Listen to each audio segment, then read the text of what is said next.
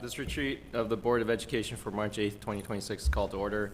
The meeting is being streamed live on PPS TV Services website and on Channel 28 and will be replayed for the next 2 weeks. Good morning. Early morning. Today we have Amy Cass and Sandy Hayes who will be facilitating. Let's start with intros. Should we just go around, start with Director Sullivan? Oh, okay. Patty Sullivan, board member.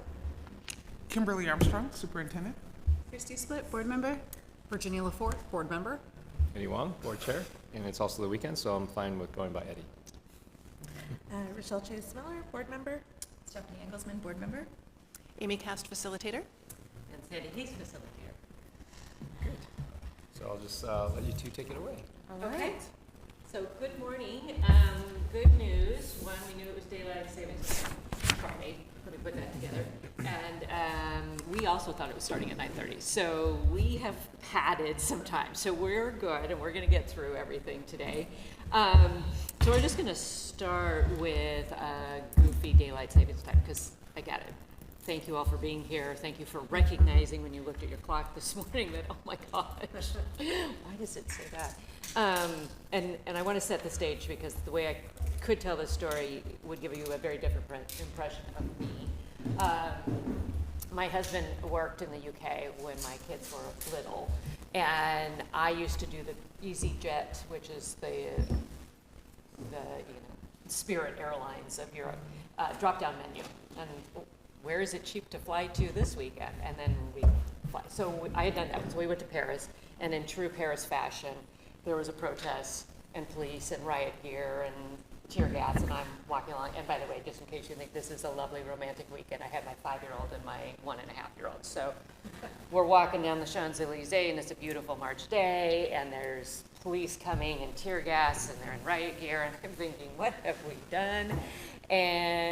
But then we look over, and the Parisians, of course, are just sitting on the bench reading their papers, smoking their cigarettes. They're not fazed by this at all, but they're like, you know what, it's a little early to go to the airport, but we're done. And this has been a lovely trip, but we're gonna head. So we got in a taxi, we're on the way to the airport, and I kept looking at the clock, and it kept going, what? There's something wrong with this clock. Why does it say an hour later than we think it is? And my husband is doing some goofy, well, maybe he didn't change it, blah, blah, blah. And I'm like, no, that would be the wrong time. And then I finally leaned in and I said, is your clock right? And he said, oh yeah, it was daylight savings time, because back then we did in April, and Europe does it in March. Oh, can you go faster? We're late. So yeah, daylight savings time always catches us by surprise. So thank you for being here. We really appreciate it. We're thrilled that we're back. We really enjoyed our time with you guys in January and getting to know you, and are very excited about this board and the possibilities of what we're going to do for the students of the Portland School District. So we're going to do just a nice, slow start here, easy, just check in. We were having some great conversations about different places and their fauna and flora and what they look like. So we're going to start with Patty. If you didn't live in Portland, where would you live? Boy, that's a hard one because Portland is kind of the best. So I think I'd live in Spain. Okay, very good. San Francisco. Oh yeah, oh yeah. Yeah, 49ers. I think I would live in like Manzanita, maybe. It's a little shishi. Something less shishi, that not coming to mind immediately. Lincoln City. Yeah, I need the beach though. Wheeler's inland. Yeah. Is Wheeler on the beach? Am I wrong? Isn't Wheeler like Nehemish? Yeah. So on the Oregon coast. Oregon coast. Yeah. Yes. Awesome. Yes. I would do Boston or Italy. Do we have to be able to afford it? No. That was the question when she said Yeah. conversation. Okay. She Then said probably San Hawaii. Francisco. That's sad. Mexico City or Panama. Bermuda. Easy. The islands. Oh my gosh. Brisbane, Australia. Australia, that's amazing.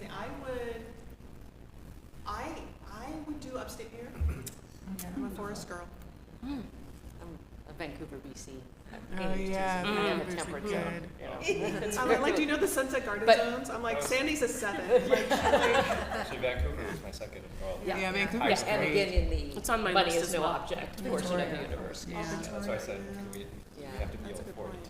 Yeah, that's, and that. I, by the way- Along with San Francisco, but we don't live there, right? I settled on my coast town. It's Astoria, which is not the ocean, but water. Apologies for not getting that immediately to the city of Astoria. Okay, thank you. That was great. Okay, so we're back. We're going to focus on governance today. That was a big topic that came up of what does governance look like? What does that mean? So we're going to, I told Amy she was clicking, so I knew I had covered everything I was supposed to on the slide, but the clicker is not working. So we can do a manual. Oh, it's all good. Here, let's try. Oh, There we go. thank you. Okay, so just a little peek behind the curtain here. We intentionally were not super structured last time because we needed to get to know you, earth issues, what things we needed to work on, so it was a little less structured. We're more structured today. So here's your agenda for those of you that need your roadmap of what is going to happen. So we're in the welcoming and setting the stage. We're going to do a recap of last time, review the elements of trust. We had just dipped our toes in the water of trust last time, so we're going to do a little more deeper dive. We're going to talk about governance. These are very fancy words, but we're going to talk about governance, what it looks like. There is lunch on the schedule, so and then there'll be a break later between lunch and the ending at 2:30. We're going to talk about different ways to work with each other as a team. And some of the best practices, and then we're going to practice that around the email conversation. So we're going to, by the end of today, you're going to have a practice of how you handle emails that come to the board from the community, and then we'll wrap up and talk about next steps. Okay, again, all pictures, just like last time, are your kids. So they're all cute Portland kids, so here we got a couple. And we got to always start with this practice in our district. We always start with a good quote. So we got John Adams sharing with us, and then we can talk about cute kids. Okay, so these were we got a thumbs up last time on basic norms of how we're going to work with each other today, staying engaged. Everybody did a great job. You don't even have your computers out, which is so lovely. We've had workshops where I've got to do the mom thing. Put your phone away. Jeez. Honor ourselves, each other, and our group. Make space for everyone. Again, so if you feel like I've probably said everything I need to say and I'm going to let some other people talk, or even if I haven't said everything I want to say, I'm going to let some other people talk. Yes and over no but. That I'm a work in progress on that one. And don't let the perfect be the enemy of the good. This is Amy and I's talk. We say this all the time. Where you get wrapped up in trying to make it perfect, and you just need to move. You just got to get going, and good enough. Okay, so here we go again. More cute Portland kids playing music. Gotta love it. So here we go. Here you go. Here we go. Okay, so we're gonna practice engaging with each other. So we're going to do an exercise that's called Waffles versus Pancakes. I am a big fan of a website of Icebreakers That Do Not Suck is the name. That is designed for the inner lawyer, right? I don't do any of those touchy-feely things. I was early on in my board, and we had to do something where we stood in a circle and we had to look, and if you made eye contact, you were supposed to scream. It's like, no, not participating in this. This is not me. Thank you anyways. Okay, so what we're going to do is this exercise is you are going to pick one of two items. We're at Hawaii, we're in Australia, wherever we are, and whatever item that the group picks, so you're going to have a discussion of which one you're selecting, the other item then disappears forever. Okay, so we're gonna start easy with waffles versus pancakes. So we're gonna go around and you're gonna explain which one you're selecting. I like waffles because I like pancakes. And then we're gonna come to consensus as a team, and then the other one, and then we're gonna have the next round. So we'll do a couple, you'll get this. So, I started with Patty last time, so I'm gonna start with Stephanie this time. Okay, so, I choose waffles because, right? Yes, Mm-hmm. please. I really suck at making them at home, and I'm frustrated when I can't do it properly, and a good waffle is really great. Pancakes feel like they're more available everywhere. And a waffle that's good, stacked with fruit and syrup and whipped cream and bananas and all that stuff just feels like a treat. Yeah, I choose waffles. I choose waffles also. I think the primary reason is because of the squares. They capture the butter and syrup in a way where you have a pocket of deliciousness, whereas pancakes are just kind of a flat plane and you can like fall off to the side. Also, chicken and waffles is amazing, and chicken and pancakes doesn't have the same, doesn't hit the same. I'm going to choose waffles also. I like them because they're tend to be cooked a little bit more, so there's a little bit more crunch, a little bit more texture. I also love as a butter lover, I love the idea of catching all that butter in the squares. But yeah, it's mostly for texture, crunchiness, toastedness. Since waffles are 3 for 3, I'm gonna have to pick pancakes.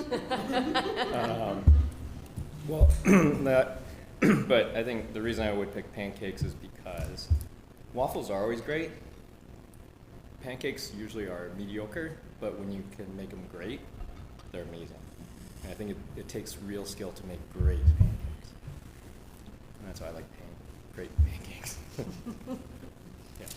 This is a very difficult question for me, as I love both and make both very well. So I'm gonna go with waffles because of the crunch and the ability of the squares to hold all that is good in fruit and syrup.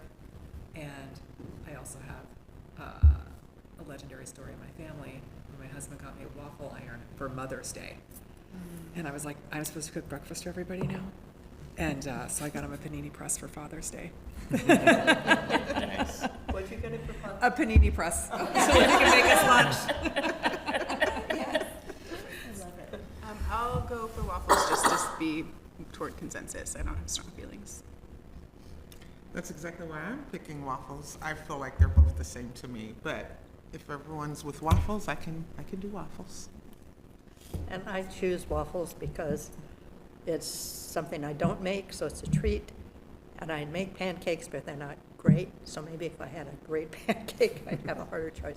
But I'm the soaking of the syrup and the butter. They're a good vehicle for butter. I think we need to trade some recipes up. I know, I'm gonna write these down and send them to everybody. Yeah. okay, let's see if anybody's mind has been changed and go along. All in favor of waffles, just raise your hand. Okay, pancakes. Okay, all right, so. It's all good. It's Proud pancake lover. That was kind of an easy. Oh, okay, so pancakes are gone. So the next one, and these aren't all going to be food, but it's easier to start that way. So we're going to start with Rochelle this time, and it's waffles versus hot dogs. Waffles. Hot dogs can be like good in a certain way, but like objectively they're pretty gross, right? Like when you think about what goes into them, I mean, I guess unless you have like a really good, like high quality hot dog, but a waffle is just delicious in a way that a hot dog isn't. And you can make it sweet or savory. You can't do that to a hot dog, that'd be gross. I'm going to say hot dogs, protein versus carbs. Also high quality. Also as a raised a vegan, and I love meat. But mostly the protein. I'm gonna go for waffles because you know, as mostly a vegetarian. And also, my sugar addiction side would pick waffles all the time. I'm also with waffles. I can't quite get past what's in it. I don't eat them very often. I am really compelled by the protein argument on hot dogs. However, we're on a desert island and we're trapped, and I feel like on like day 2 of hot dogs, I'd be like done with the hot dogs. So I'm gonna go with waffles and hope that they're some of the ones that have the protein in the batter. Hot dogs, just protein, grilling, open fire. Oh, yeah, Chicago style. Yeah, for me, it's hard because they're offered different places, different times, different mindsets. So if I were at a place like for lunch and they offered both, I'd choose hot dogs. If it was breakfast, I'd choose waffles. But I think I'll go with waffles because quality of hot dogs are not always apparent. I am going to choose waffles because even though a good vegetarian hot dog can be delicious, the contents are also questionable and equally as processed. And I was compelled by the sweet or savory comment about waffles, and so coconut flour adds a lot of protein to a waffle, which apparently I'm very bad at making at home, and maybe it's because of the coconut flour. I don't know. So waffles. Okay, so all for keeping hot dogs, raise your hand. Okay, and then waffles? All right, so waffles stay, hot dogs are out. Okay, we're gonna start with Michelle this time, and now it's waffles versus guitars. Oh, definitely guitars. Guitars can't feed you, you know, physically, but they can feed you socially and emotionally. So they can make myriads of sounds. They can be healing in terms of playing it. It's a string instrument, so the vibration's nice. Love a guitar. Yeah, I would give up all the waffles in the world for guitars. Guitar. Guitar as well. I'm a big music nut, and the community building that's associated with music, how it brings people together. That's why. So again, the context is we're on a deserted island, right? So one goes away forever. Yeah. But we're on a deserted island. Oh, I That's missed the that part. I setup. missed that too. The what goes away? The idea is you're in a place where once you've picked something, the other item is no longer an option. Okay, No so longer there's exists. still possibilities of food that's not waffles. So That is I will correct. Yes. Also go with guitar. I don't really love waffles, as you may have noticed earlier. And my husband playing guitar with my kids or friends singing is like pinnacle. So I'll go with that. I'll go with waffles because I love a cappella. I mean, I feel like the group can make sounds and music without instruments. Okay, you said we are fed, so we're not worried about Yeah, you're not starving. nobody's starving in this All scenario. right. Yeah, okay, I'll go with guitar. Oh, do I have to say why? You don't have to Oh, say why, but I think- was just Well, checking. because I know that especially that can bring a lot of joy to people, to all people, not just the waffle lovers. I will choose guitars too, because I could probably go eat a waffle once a year maybe, and barely a day goes by without the benefits in some fashion of guitars, so I'll go guitars. I choose guitars too. Yeah. All right, all in favor of guitars?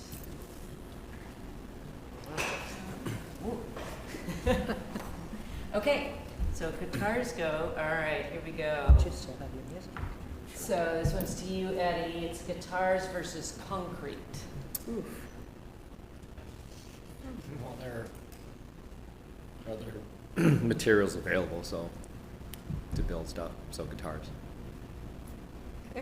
Guitars. Yeah, guitars. I don't need the concrete.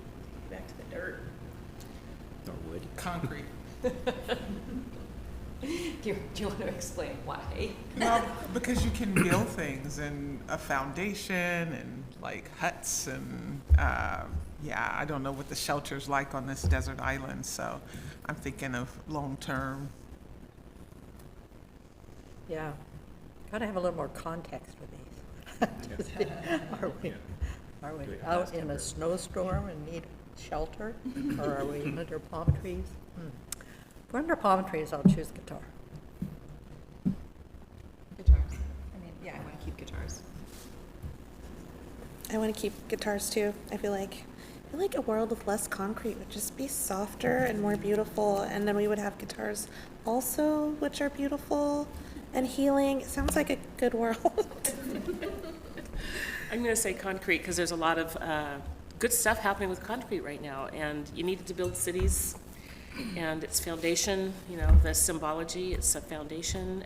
The exciting stuff happening with concrete right now is that there's a mix that can be help decarbonize the environment. So it's a climate remedy and we're actually doing it here in Portland. And so, yeah, I don't love concrete either as a building material, but it's really necessary to get cities built. And I like cities. Okay, let's see whose minds were changed. All in favor of concrete? Okay, guitars. Man, this is a musical album. Okay, so Patty, which one, I'm sorry, I didn't see your hand. Did you go up for concrete? Did you go up for guitars? Okay. Oh, I guess I, Okay. All right, so guitars are staying, and this one goes to Virginia. It's guitars versus ovens. I'll still choose guitars.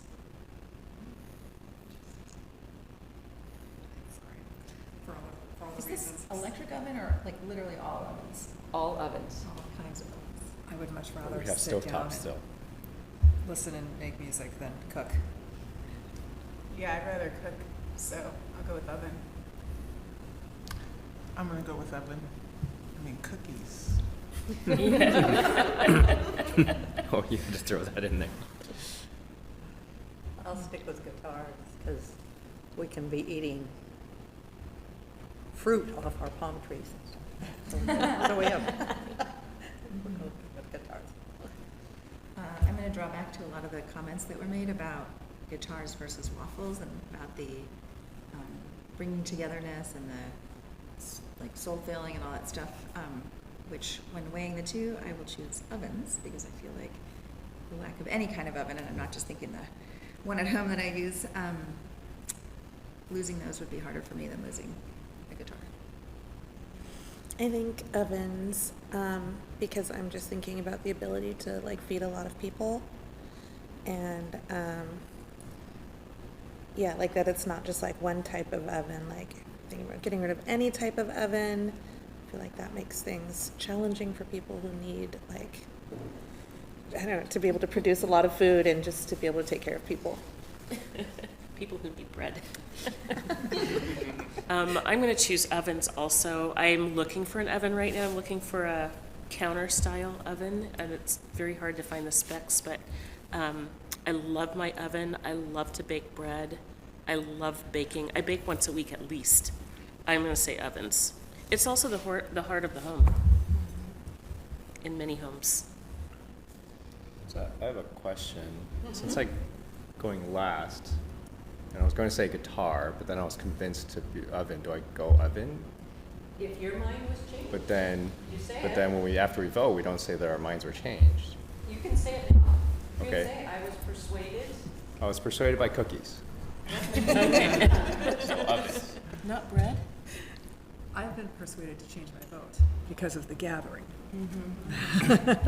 Okay, so let's take a vote, and all in favor of ovens? Okay. All right, here we go. So it goes to Christie, and it's ovens versus newspapers. Does this include online newspapers? Yes. Journalism. With all apologies to newspapers and journalism, because I value them greatly, I'm going to go with ovens because I think they're just foundational. Yep. Ovens, I think we can start our own paper. This crew? Yeah. I'll go with ovens as well, because, your reason, we could start our own newspaper, and we don't know, well, we get different newspapers, different opinions, but still, ovens, we need ovens. Clarifying question. Can we start our own newspaper? Because I thought it was gone forever. It's not forever. Okay. Oh. Does that mean writing utensils and all No, that? writing utensils stay, but it's just the concept of newspapers. Oh, okay. Go on a blog. A podcast. I was gonna say something and lost track of thought. I am squarely a newspaper.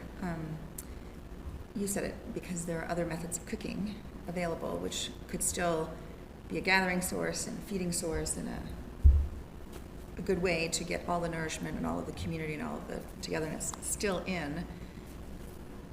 But particularly in today's world, where journalism is gone and we are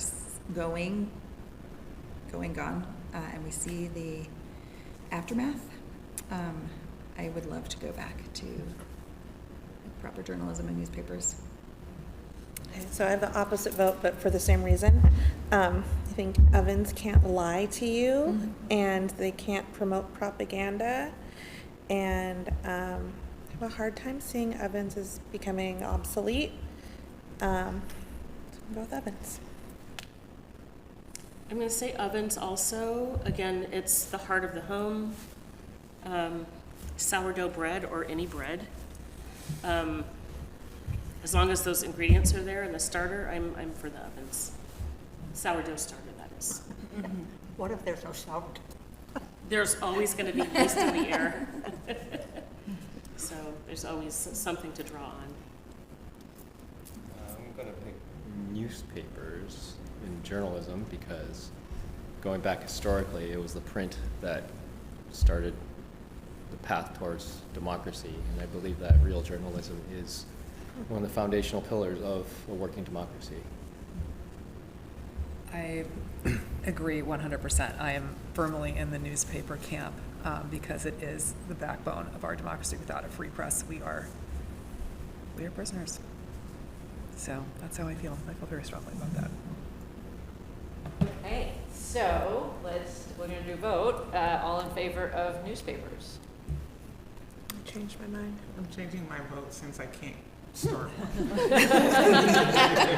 Oh, you can't start one? Can't start one. Oh, you can't even have It's the gone forever, they idea. said. Oh, okay. Okay. Let me just make sure I saw what I saw. Ovens, all in favor of ovens? Okay. All right, so newspapers. Okay, and Amy, I'm gonna trust you that, so when we have about 10 minutes left, that's when I need you to stop me. Okay, all right, so this goes to you, Kimberly. It's newspapers versus clothes. Oh, that's awkward. Clothes. Oh, newspapers, I don't need clothes. If none of us have clothes, it won't matter. We won't worry. I mean, yeah, like, I am very persuaded by that. If none of us have it on, we wouldn't know that we need it. So newspapers.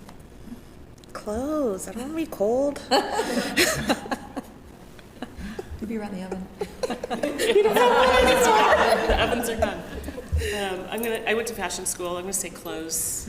I love textiles, and I like the idea of being able to cover myself in the rain. No, but now you can't have any newspapers. Well, you could cover yourself with your newspaper. I've seen a wedding dress made out of newspaper.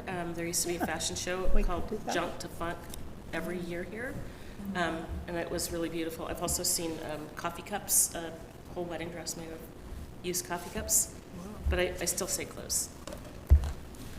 Are we talking about like all clothes? Like you can't even put on like, you found a blanket on the floor and put it on you? And we don't know what climate. I'm gonna pick clothes then because it's survival. And it's like someone who has, you know, taught biology and part of its evolutionary biology, part of human survival was the fact that we lost our fur, which meant we could stay cooler in hot weather, but then have the brains to create clothes so that we can stay warm in cold weather, which is an adaptation that no other animal had. So, yeah, that's just survival. This is really tough. Very tough. You almost had me. I'm gonna pretend it's really warm. It's a warm island. And climate with, changes. it's tough, but I, because of that, I'm gonna make that assumption. I would go with newspapers because I feel so strongly about sharing of information.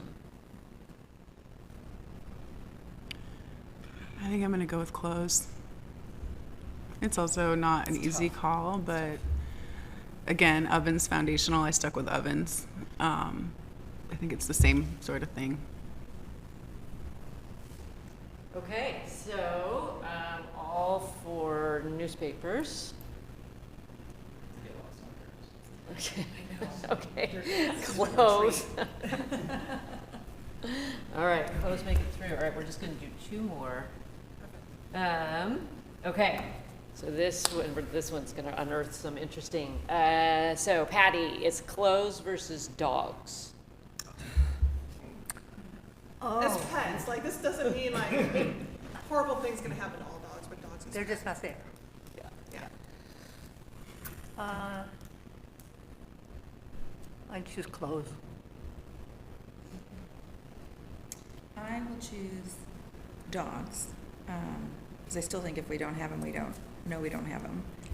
I think it would be good for population control, because we wouldn't live in the cold places anymore. We would have to migrate and stop reproducing, which would be bad for public schools.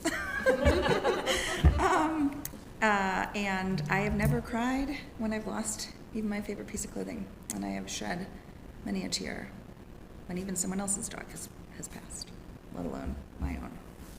So. And go with clothes. If dogs don't exist, we don't know that we love dogs and miss them. Biology. I'd say clothes also. I believe there's way too much dog poop in the world. Come at it from a climate perspective. It's not disposable necessarily. I love clothes. I would shed tears over clothing, but not dogs necessarily. There's this old TV show called Naked and Afraid. Oh, yeah. A lot of tears were shed over not having clothes in that, so I pick clothes. I didn't have to think about this for a millisecond. I absolutely pick dogs because of the companionship and loyalty and unconditional love. They can keep you warm. I have shed many, many tears over losing a dog, and yeah, get a little emotionally talking about it. I love my dog. The idea of being naked with a dog is enough to have me on team clothes. The dog pile keeps you warm. That would be taking clothes. I'm good. Living clothes. Close. Okay. All in favor of close? Okay, all right, last one.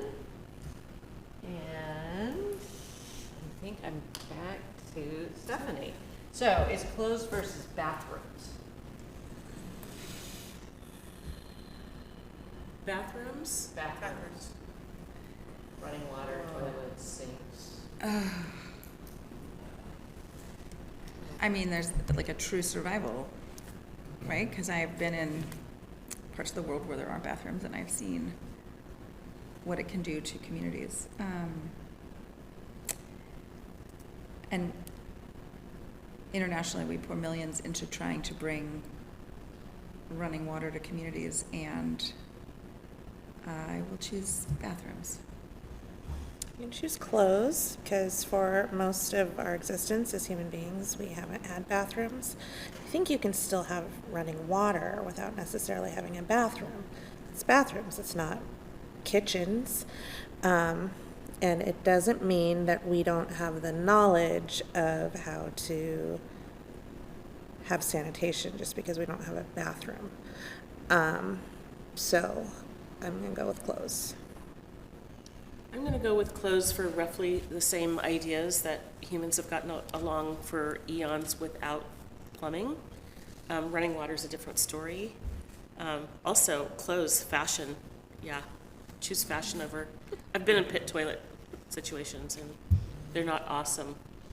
Clothes are really awesome. Yeah, close for the same reason. And, pits work.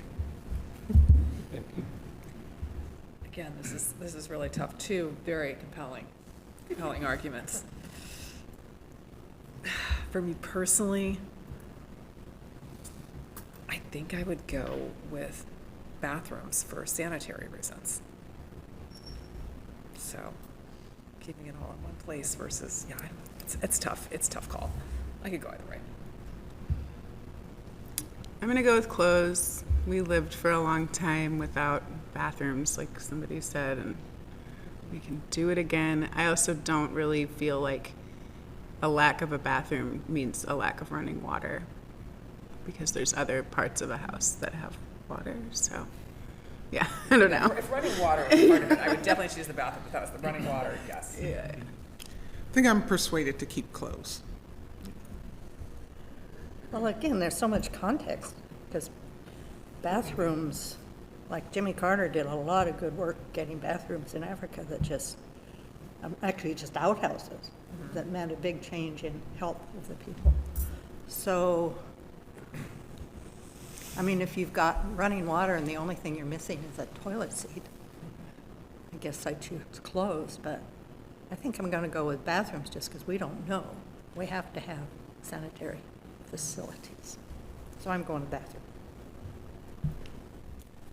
Okay. All in favor of bathrooms? And close. I was persuaded because you can wash your hands elsewhere. I don't like the idea, but you can.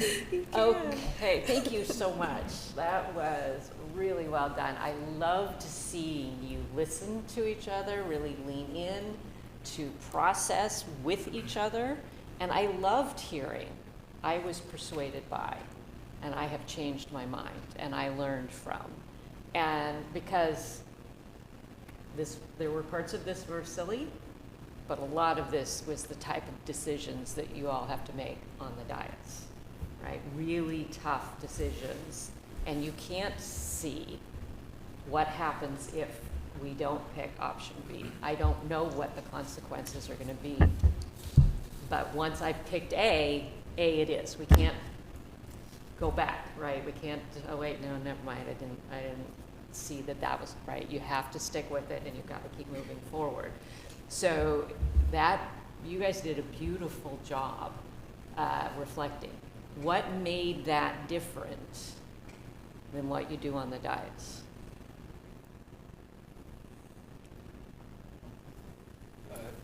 We went in order, and also because everyone knows they only have kind of like one opportunity to say their piece. Kept it to the point, concise, and yeah. They weren't really decisions that are going to affect other people. So it was a little easier to make them. I'd maybe argue that we didn't have like preconceived notions heading into the conversation because we weren't expecting to have it. So we didn't come in with like positions already kind of set. We considered what other people were saying, which I don't feel like we do when we're in there.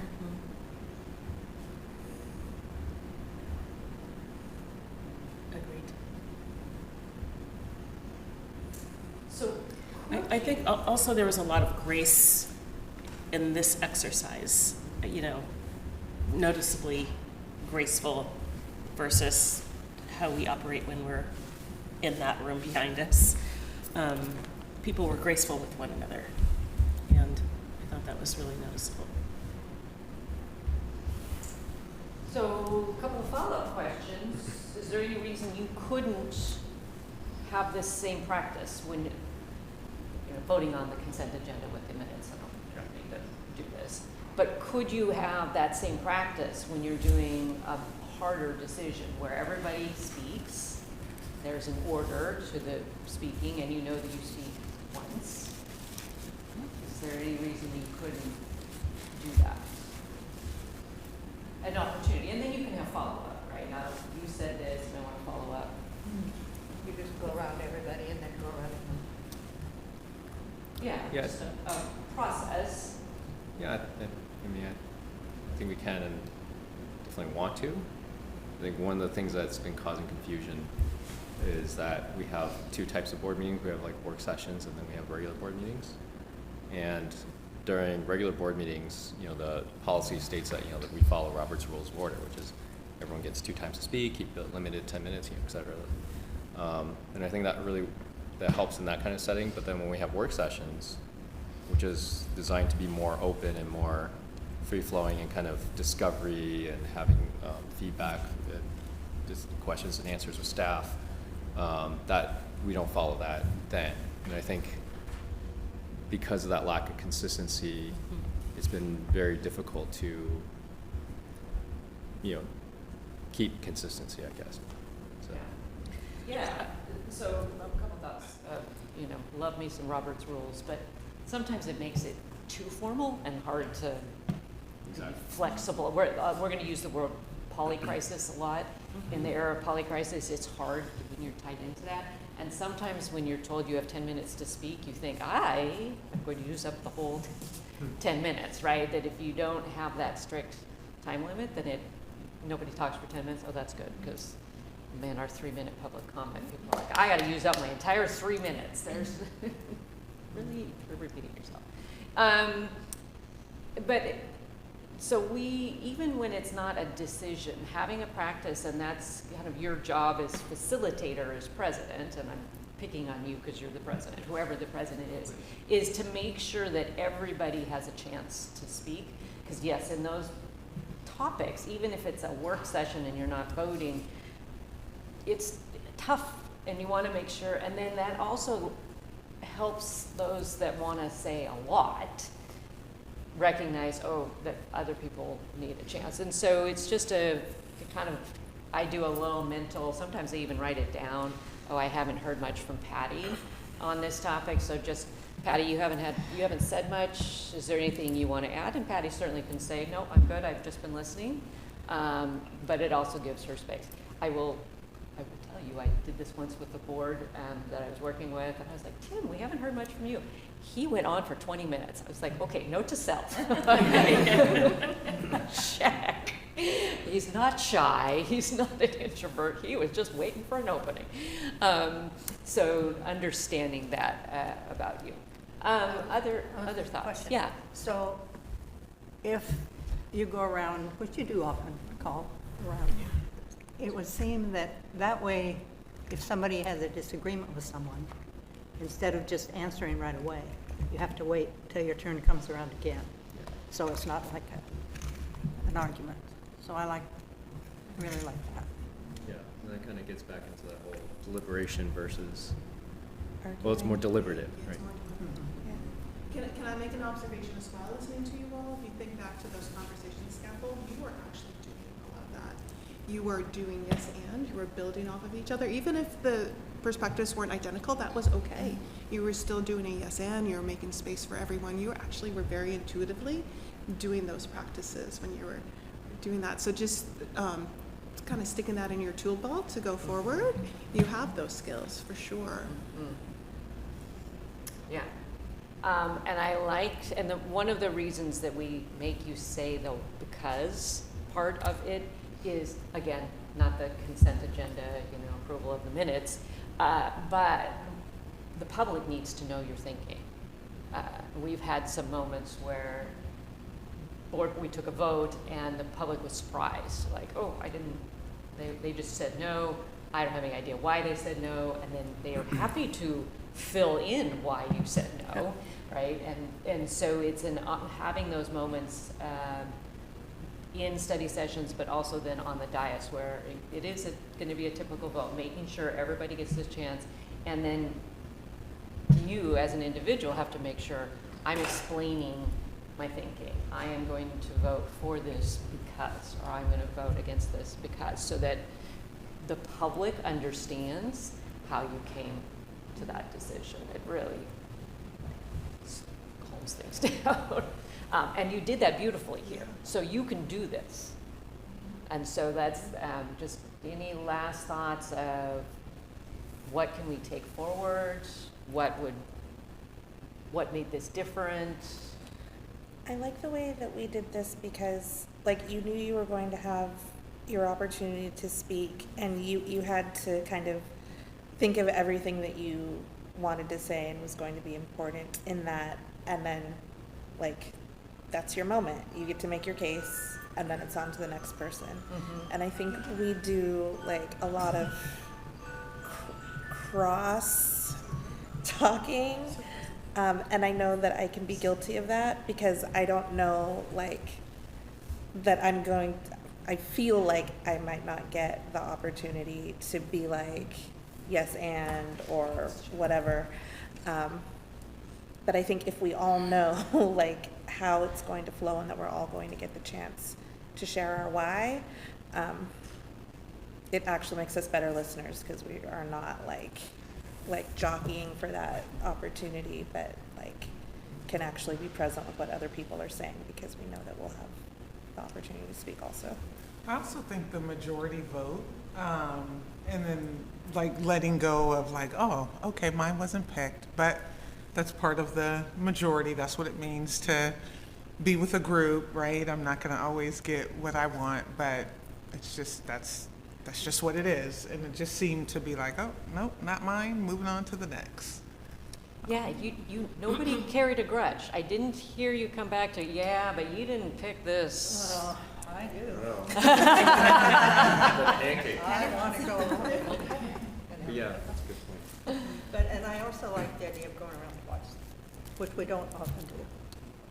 Because you can just say, no, I don't have anything more, but Yeah. like, I mean, in our regular board meetings, there should be the opportunity under Robert's rules to go around twice. yeah, and I think there are, but we aren't actually called on. I see, yeah, So, formally. do you have more, do you have more? So then, like you said, are you thinking, I'm saying too much or whatever? Just Yeah, that's a good to know you're having. clarifying point. Would you rather, because oftentimes towards the end of discussion, I'll pause and wait and be like, does anyone else have any, to kind of give the opportunity? But if you prefer to be called on, I mean, I sort of, happy to do that too. maybe everybody else doesn't, but just to be able to say, no, thank you, or, Okay. but One time it or gives you another twice? time to, One time or twice? twice. And this- Because you might want to respond to what somebody else said, but you don't want it like an argumentative kind of one-on-one arguing. It's just getting your, That is one thing that's really nice about the idea of going around twice that I just thought of when Patty was talking is like we have a tendency to like hear something and then respond to it and not be like controlled about it, if that makes sense. And so like somebody says something and somebody else is like, I disagree, here's why. If we go around in order, then that's less likely to happen. And if we go around twice, it gives that chance to respond to something that you heard, but it's not like immediate. So you actually have like a few minutes to formulate your thought and maybe like dial it down a little if you're feeling frustrated because you have some time to like marinate on it and think about how you want to respond, and it might be a little bit less, coming from me, this might be ironic, but a little less emotional. And somebody else may say what you're already thinking, and then you can just go, Sure, right, yeah, and then you don't what- have to say it again. Or, Yeah, what she yeah, said, and yeah. it helps to, then there's an opportunity, wait, I'm the only one that heard it that way. Yeah. By not having an order, it Yeah. just becomes like a back and forth, and that's just more like that's set up more for conflict than for resolution, maybe. I was gonna say, I think I liked this because except when I went first, where I didn't have the time to really formulate, by the time I got around to Patty when I went first, I had been persuaded in some instances, and so I couldn't on the drop come up with every thought that I might have. And so going around twice might be good because it would allow someone who had to go first.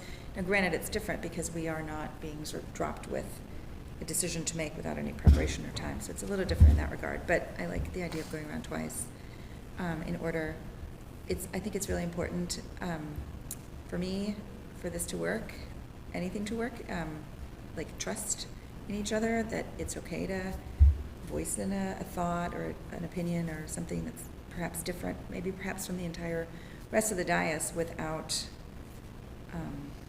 any repercussions or worries about that, because it's just sort of a conversation and a thought process, and perhaps saying something and then listening might end up making whoever's saying it, change their mind, which ties into the third part about like there just needs to be board support for the conversation and the process and the dialogue in order for it to work, because the idea of just going around twice works only as well and as long as we are also allowing each other to have the space to have different thoughts and different ideas and to be persuaded or to not be persuaded, and then to have a vote and then to move on and not have it be a personal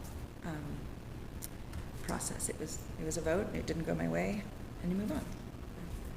Because it does become personal, and I'm thinking about sometime, you were talking, I think, about late starts or something. And I'm sitting next to you, and I responded. But if it had been going, and to me, it seemed like I was just arguing with you. But if if it had been taking turns, and then I said, oh, in my opinion, blah, blah, blah, then it's not an argument, or it's not putting somebody else on the spot. So that's why I like that. And all you have to say is, no, I have nothing else to add. If you don't, but. That I hadn't thought of, like when somebody says something and then we just respond to what they're saying, it does become an argument or a debate between two people, versus if we all have a turn and we're going in order and we're just sharing how we feel about it, it becomes less of like a personal thing and more of a opportunity just to share our opinion thing. Kind of like just what we did in this exercise. Yeah, that was And we clever. could have gone around again, and it would have been Right, you might have interesting. had different answers. I'm gonna offer my opinion. I like the idea of trying it. I've shared with some of you offline that one of my frustrations was constantly being interrupted, and I feel that this sort of format could minimize that, because that was definitely becoming a big frustration of mine. And but I would also like to consider an opportunity to ask questions of each other maybe at the end, because what I'm hearing is we're offering opinions, but like, I might have a question for Michelle or for Steph or for Christy. Where's my opportunity to ask questions? So that would be my Round two. like round two, round three. That's an interesting concept because I don't know that we've ever had that where we're, well, what do you think about it?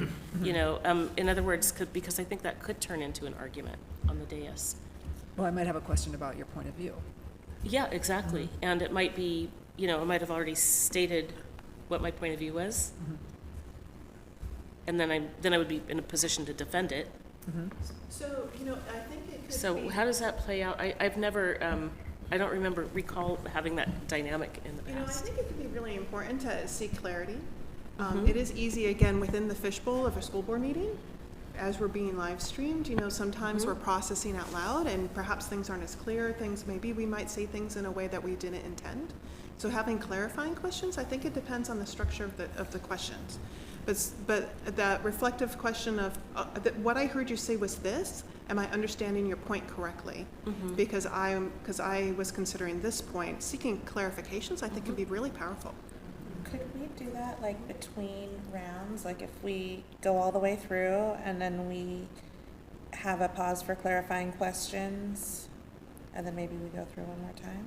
Or, I think that sounds fine, or it could just be like round two, is like, do you have any questions or further comments? You know, Yep. and then you just kind of cover both in that spot. But I do think it's, being able to ask questions, I think it's helpful. I understand your concern about how it, we just have to like trust like the intentions of the other people, I think. And just try to be as like, really try to think of how to say this, because I realize decorum is like a little bit loaded, but like, just be thinking about like, how can I ask this question in a way that's not gonna do that? Like, it's like a two-way street. Like, as you ask, be considerate, and as you listen to something being directed at you, try not to take it as an attack, but more as an opportunity to like further your message, like your point. I think it can work. I just think we need to like really focus on not being offensive or defensive, I guess.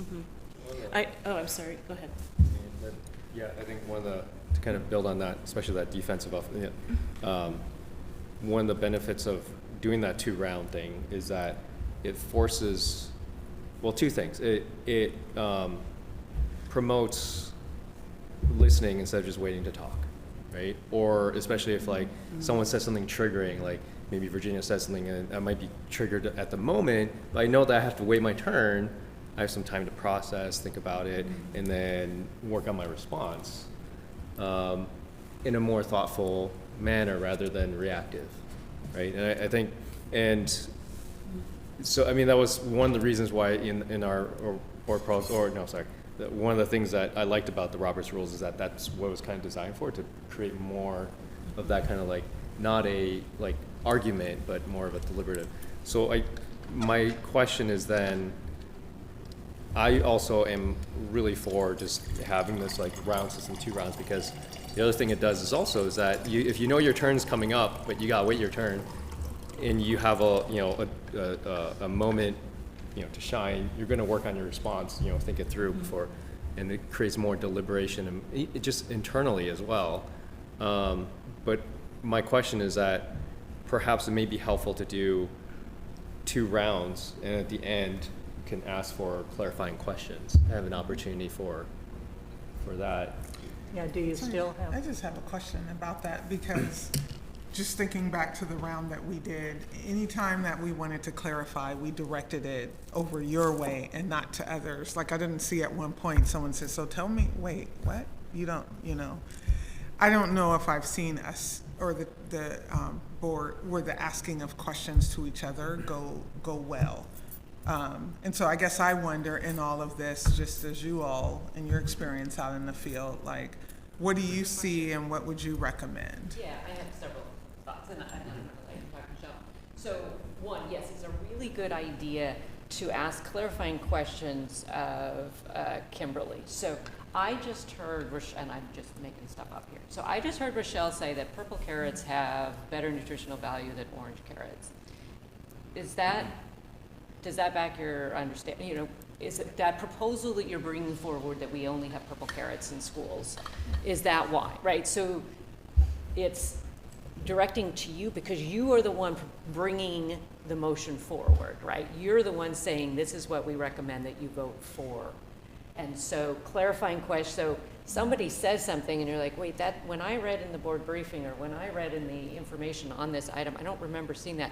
So rather than it becoming this back and forth of that's not what it said, or that's not what's going to happen, or not whatever, then you ask that clarifying question of Kimberly of, okay, so I heard somebody say, rather than Patty said, right? I heard someone say that purple carrots have better nutritional value. Is that part of the reason you brought this forward? Whatever, right? So clarifying questions. Also, then Eddie, your job is that in fact a clarifying question? Because nothing drives me more crazy. And when I both in my state role and my board role of like, no, get to the question mark. Right? You're just now grandstanding here, or now you're just using this as an attempt to attack someone, right? So, and it's that Amy gave a great example of what I heard said was, And she did this masterfully when we had a board member that had no filter between brain and mouth, and so they Even with the best intentions here, no filter. And so, and there were some spectacular moments, and she stayed so calm. It was amazing. So what I heard you say was, and that is a good when something really off the rails has just come out, right? So what I heard you say was that carrots are terrible altogether, and we shouldn't, they're poisonous for kids. Oh, no, that's not what I was saying, right? So it gives them an opportunity to like, oh, is that how that was heard? The other beauty of having time before you respond is then you can hear what other people have heard, right? If other people are saying, oh, I'm really concerned about what I just heard, then you're like, okay, I'm not alone. Or if nobody else heard it, then it's kind of like, oh, maybe that's not the way it was intended. Can I tag on real quick? Yeah. And I'm sorry to interrupt the flow here real quick, but I'm using a reflective question because I need to, but did I hear the proposal be that, okay, we're gonna have everyone weigh in twice and then go to questions? I don't know if maybe it would be better to have, if there's clarifying questions, to have them in the moment to clear up misunderstandings. And again, if they're clarifying questions, like, okay, I just want to make sure I understood you correctly before you go around, because otherwise the context could get lost. Maybe in the middle? Yeah, no, or just as before it's time to move on to the next person, if anyone has clarifying questions, they can, whatever process you have on the dais or at a work session, say, oh, I have a question. But you might not, and it can keep moving smoothly. But I think for clarity, it might be best to ask it when that person, And I think, to Kimberly, I think the clarifying question, until there's... Depending on the context. Yeah. Except we Yeah. were talking about asking each other, and so I wanted to weigh in Yeah. that I had a couple of concerns about that. One, I have a question about how race and gender dynamics play into that. It's just a question, open question. I can have my own opinions about that, and I do have strong opinions about it. Just curious if individual board members say something once, then it sounds like we would have the opportunity to clarify. I'm just curious about that. The other thing is, as I understand it, our meetings aren't conversations, and so if we get into this kind of back and forth, like, what did you mean about attendance policy? Then it turns into a dialogue versus a board meeting, and our meetings are already really long, and I'm looking for ways that we interrogate how long our meetings are, and some of the ways that we show up for our meetings could be shortened by a little bit if we didn't have as much dialogue, and maybe verbal processing on the dais, which I'm guilty of as well. Anyway, it's just a question I have about that questioning the board. Like, if I hear from somebody, I'm going to believe that. I'm not going to want to interrogate them. I want to believe what I heard them say about an attendance policy, about a late start policy. I'm not going to question them on or try to change their minds or really need more clarification. I could be alone in that, but I'm wondering where it stops being a board meeting and starts being a dialogue about clarifying, Actually, Stephanie, and then... Oh, sorry. I think I heard Christy say in the middle, because I think if you were to ask me a question in the middle, then our round table is gonna fall apart really fast, because I might have already gone 2 times, and then we get to you and you ask me a question, and then suddenly it's back to me to respond, and then I think we're gonna fall into what we've had happen before. And so I like the middle, driven by our chair, and directed with a question to our superintendent, who should have the information, because if someone is saying something that's contrary to what I thought was the attendance issues, then presumably you have the answer. And so I can say, oh, I heard Virginia say that we don't actually have a dip in attendance with, lunch being at 3 p.m. Is that right? I thought for sure we would, blah, blah. And then you could say, well, actually we don't, or we do, or I don't have that information, we can get it to you. And so it allows for a clarifying question with the person or your team who has the information or can provide it to us without our hopefully newfound roundtable procedure falling apart really quickly or feeling defensive by someone asking a question. And if you don't have any clarifying questions, fine, and a clarifying question that you ask of Kimberly might help me formulate that I either have nothing in second round, or, wow, I've been persuaded in second round, or, you know, I thought of something else in second round. Like, it could be a chance for a formal process, getting answers without, I just see it quickly falling apart if we are just having a moment where we're all just asking randomly of each other. Or I'm just imagining myself like wanting to go around, well, how do you feel about Yeah. it? How do you feel about it? How do, you know, I want you to clarify your stance. That's pretty much going to say what Stephanie said. And if, we're not going to ask each other why you think that way. Well, we might. But if it has to do with a policy that we just don't understand, then we can ask Kimberly what it is. So we're not arguing with each other about what the policy is. We're finding out what the policy is, and then we can either question it or not. But I think that's, in a nutshell, the challenge of this work, because at 7 people governing, you know, a many-million-dollar, 50,000 student, there isn't really space for a genuine Socratic dialogue, right? And so you have to have structures in place in order, to your point, Michelle, for the work to get done in a way where you can all do the job that you were elected to do, right? I'm representing the community, here's my voice, but in a way where things move along, yeah. I just want to second what you two were they're saying. One thing I do want to add, and I also want to hear what your experience, because Amy, you brought up like sometimes clarifying questions, you know, should it be at the moment or should we wait for 2 rounds? I know that sometimes some people have a hard time, like there's benefits for it to happen immediately, because I know that sometimes like people might get hung up on a confusion, and then it stops them from listening for the rest of the conversation because they're hung up on it. But my big thing is like, I just want the process to be clear and fair for everyone. And the reason I want it clear is that because, you know, it's like if you have a basketball game, right? But you allow one team to double dribble, not the other team. It's an unfair competition. And, you know, there's some of us that may be good at like, working the system or barging in conversations or whatnot, or speaking their piece, and others may not so, and that's not necessarily fair. So I think I like this I like where this conversation is going around twice, but having time for clarifying questions. For me personally, I would just like to have clarity on what the process is for that, so it can be enforced evenly on, enforce is a hard word. It can be, we can practice it, fairly, consistently for everybody. Does that make sense? I'm going to trace it, and Michelle, I don't know if I can make you off, but Oh yeah.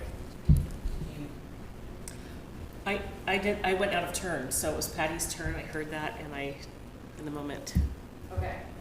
yeah. So something we do is I have no skill in interrupting people. I would be I just never say anything because I can't get a word in edgeways. So we have a thing in our district where we turn our name tags on the side. It's kind of like raising the hand, and then the board president knows. And so that may be something as you're going around, that if you have a clarifying question, you turn it up on the side. I would really encourage, as the team is building, and there may be a point where you can just ask clarifying questions, but as you're getting started with this process, that clarifying questions go to Kimberly. And then that takes it out of the attacking each other, and then you're forced to really do clarifying questions. Right. If I'm asking her, I heard this. Okay, and Michelle, and then Michelle, and then This is a little bit off track, but still a little bit in line. I've thought for a long time that we should have agreements, like the agreements that we talked about at the start of our session today. Like as a teacher and as a director at a nonprofit where I work now, like we have agreements that everyone is familiar with, so that when stuff starts to go off rails, we can say, hey, like, let's remember our shared agreement to whatever it is. But it just kind of gives us all, like, we're operating out of the same manual, basically. And, I mean, depending on what they are, like, we are assuming good intent. So when somebody says something that doesn't land quite right, we have that check for ourselves to be like, okay, I didn't really like that, but I'm gonna like suspend judgment and listen to the rest of the conversation and maybe ask a clarifying question later, and that gets us to a different place than it does where we're like, I can't believe she just said that. Oh my God. You will bring many fonts of wisdom. We've written a lot of things down. We're in a parking lot at, my husband is an engineer, so he listens to our school meetings. So I got him when I was like, you guys don't build parking lots. Why are you talking about it? In the engineering world, you know, probably don't say in the parking lot. That is just weird. Use the words that you need. Okay, so we're in a parking lot because that is a great idea. I'm impressed that your husband listens intently enough to hear the word parking lot over and over again. Well, I think you just kept hearing parking lot. He's like, what are they doing? Also have been a strong advocate of developing, especially as this new team has formed, we've been together since July 1st, creating a set of operating agreements that we can all agree on. Maybe that everybody picks one, or we agree on a set of ways that we can operate. And I think that, I mean, I know in my own job we do this in front of every single meeting. We talk about what we agree to. We tend to impact versus intent versus impact. We talk about, you know, interruptions. We talk about holding each other's to a high standard, and I think it would be helpful in this group to review it in front of every meeting. I do. I think it would help. I mean, I can see some of, again, parking lot. Parking lot. I have, yeah, no, check with Lydia. I'm checking with Lydia. Yeah, okay. Oh, I was just going to respond to the name tag on the side. Oh, okay. During board meetings, I often watch for people's fingers on the, You do a good job. You are good and at it. that's my hint of who wants to talk next. I know City Hall, they have their hand raising thing on the computer. I think it's through Zoom, but I'm not sure. And so, yeah, it does help. But just so everyone knows, that's what I watch for, is when you have your finger on the button. You're also good at eye contact, like. Yeah, and eye You're contact doing as a good well. job. If you're going around, just around, you don't have to Yeah. even look. Yeah, but one of my suggestions about the clarifying questions is that I think it would, I like that, I really like the idea. I think it is helpful to have it in the middle of the round or even after the round or both. But I also think it's very important that we, like I think you mentioned this earlier, that when someone has a clarifying question, it needs to be enforced that it is a clarifying question and not another chance to talk, right? And so like, if someone says like, you know, Virginia's asking, hey, Michelle said something, or maybe, you know, like it's another one of our words that we use, like point of order or call a question. We have clarifying question. It's like, okay, allow it, have a clarifying question for Michelle or Kimberly. And the answer also has to be also not an opportunity to talk and to the point. And so my question is like, what does that kind of enforcement look like, and what would people, am I jumping and getting ahead of myself? Part of, again, at the beginning, I think clarifying questions all go to Kimberly. Like contextual, factual, technical Yes. clarifying questions, Yes. as opposed Yeah, I to, think I misunderstood. There's context where we have staff too, Yeah. so if you often, if the staff get asked, you will say if you want to be the one to answer it, in my experience, right? Does that make sense? That it's like, if there's other people in front of us that were, then it might be those people. So I just don't want to say it has to be you that But answers, that- right? Yeah, no, I appreciate that. You guys, Yeah, go ahead. just really quickly, you probably noticed that after all the presentations, the team kicks it back to me. And that's pausing for like, if there's clarifying questions, ask superintendent, or, you know, I'll kick it to them or whatever. But they're intentionally throwing it back in before going to questions to see what clarification you So all you're need. the quarterback? Yeah. Does that make sense? And then if you don't want to answer it, you call on the staff? Yes. Okay. Yep. And that also helps diffuse the question, right? And there will be moments, all rules have an exception, right? All lawyers know that, you know, except for. So there'll be moments where that's not going to quite work and you'll have to figure it out in the moment. But I think to begin with, that forces you to then ask a clarifying question because it's going to Kimberly. And so then it's not I'm attacking Virginia because I didn't like what she said. I really am. I'm just, whoa, that's new information. I didn't understand the reading when I read it that way. I need to get clarified. The other is, what are we doing? that is also a really good clarifying point. Why are we having this conversation? Where is this going, right? Yeah. And that goes to Eddie, right? Is this, are we asked that we're having this conversation because this is going to be a vote that we're having? We're just prepping it, right? What? And so you have to be, that's your job as president, and that's the hard work is to be really clear why we're having that conversation. Our board is having a tough conversation on Monday, and I am doing a lot of guardrails beforehand with our superintendent and staff of, no, we're not doing that, because this is the goal of the conversation. So that also can be a clarifying question, because sometimes, and you're like, wait, what are we talking about? Why are we here? Yeah, I'd like to add a +1 to that, because in terms of the very valid point where you don't want to have board meetings going on forever, if you understand that, okay, this is a very, you know, like the example of later start times, like that's a complicated in so many ways conversation.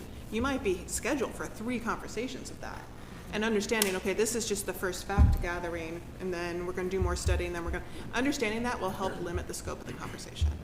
Also to add a +1 to board norms, I was, or agreements, creating agreements, I was trying to dig through my computer, because you all have a board protocol policy, correct? You know, it might be something to think about for May, maybe opening that up and talking about that, because that would be a perfect tool to help support creating agreements. Well, I think that is on to do for, I think we were planning to have that conversation in June. Perfect, So close perfect, there. because I think that's a great tool to use to get some of these things down. I just have one thought, because I want to, Yeah. if that's okay, and then we can wrap up. I'm not trying to be the last word, but if you are trying to wrap up and I'm talking when you don't want me to, sorry. But I was thinking about Eddie and like the sort of discomfort that comes with having to like regulate on us as our facilitator in meetings. And it might be interesting to like figure out what are some deliberative bodies that you could just kind of watch how other people do it. I always think about what are other states doing, you know, to like get ideas. So that's one thought I have on like enforcement. It could be worth like a contact to some of the national groups, like, hey, like who's like a really experienced and like, because I bet people will kind of know who's really good at running meetings as a school board chair. You two might have ideas too, to just watch those meetings and just see what they do. The other thing that I think is really important is like just making sure that you're sitting back in that conversation, and this is like hard to do, but like I think you have to like put down your own feelings about an issue and make sure that you're just being really equal in how you do the enforcement. And like it might be, you know, you might feel really uncomfortable reining in your vice chair, you know, but you have to do that to the same extent you would anybody else at the table. So I think that's the 2 pieces of advice from kind of watching a lot of committee meetings for 20 years now.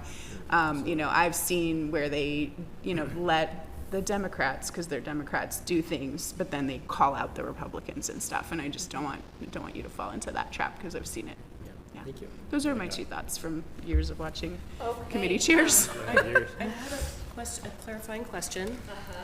Did So to us, Well- we're gonna model that. So you're gonna ask us, and then we'll, did we solve the question about if you have a question from a colleague, not the superintendent? I was trying to make sure that your question had been addressed. And I think we're gonna have to do it to get a feel for it. I think, I mean, that feels unfinished. so I was gonna finish, and I was gonna say that, it would be great if there was some trust that it's actually just a question, and I'm gonna use the word that you used when you said you felt like you were being interrogated. When I'm saying I'm asking a question, I'm just asking a question. I'm not interrogating anybody. So, and I think that's why I'm really harping on questions go to Yes. Kimberly, because then it doesn't become an interrogation. And so that's why I was like, for now, until the trust, you know, we have a brand new board, but our previous iteration of the board, we had gotten to the place where we could, what, did you say 6? You know, what? But for now, and that also will help you frame the question in your head. If you're realizing I'm asking Kimberly this question, then it's not going to be an attack Michelle question, right? It's going to be, I just need to clarify. I heard some information, it doesn't match the information I thought I had. Okay. Yeah. And I think without saying, I heard Virginia say, blah, blah, blah, you know, I heard X. That's good. Yeah, instead That's a of great like, idea. Yeah. Yep. Yeah, you That's a don't good even have idea. to say, I Thank you. heard Yeah. so-and-so say X. You Yes, just say, exactly. I heard Oh, and X. I always do the, old lady, poor hearing, brain not working. I thought I heard, I could have misunderstood. But I did hear that. Is that true? And then I heard. Well, Stephanie did that well with the newspaper when I said, I'll just write my own, and she was like, wait, clarify, wait. Yeah, that was Exactly, and it went perfect. to, and And so Perfect then when modeling. it got to me, I was like, well, then I changed my vote because I Right. thought I could write my paper. So, I mean, it was a great example. Right, and versus Kimberly going, you can't use a newspaper, that's not fair, right? So, and that was great modeling. this will be ongoing as well, because let's acknowledge the tension between the fact that you all have to do your work together. And so it forces a lot of conversations during formal meetings because that's the law. And you have to also get your work done. So it was something, a suggestion I would have is I would, again, that idea about making space for others, I would make space for the scope of the thing you're talking about. Yes. Right? And so if the margin of action necessary by the board is not very large, then maybe self-monitor your time there a little bit and be realistic about it, as opposed to, again, something really large and systematic that you're talking about multiple meetings. It's just a suggestion I have. I think it'll help the meetings move a little further.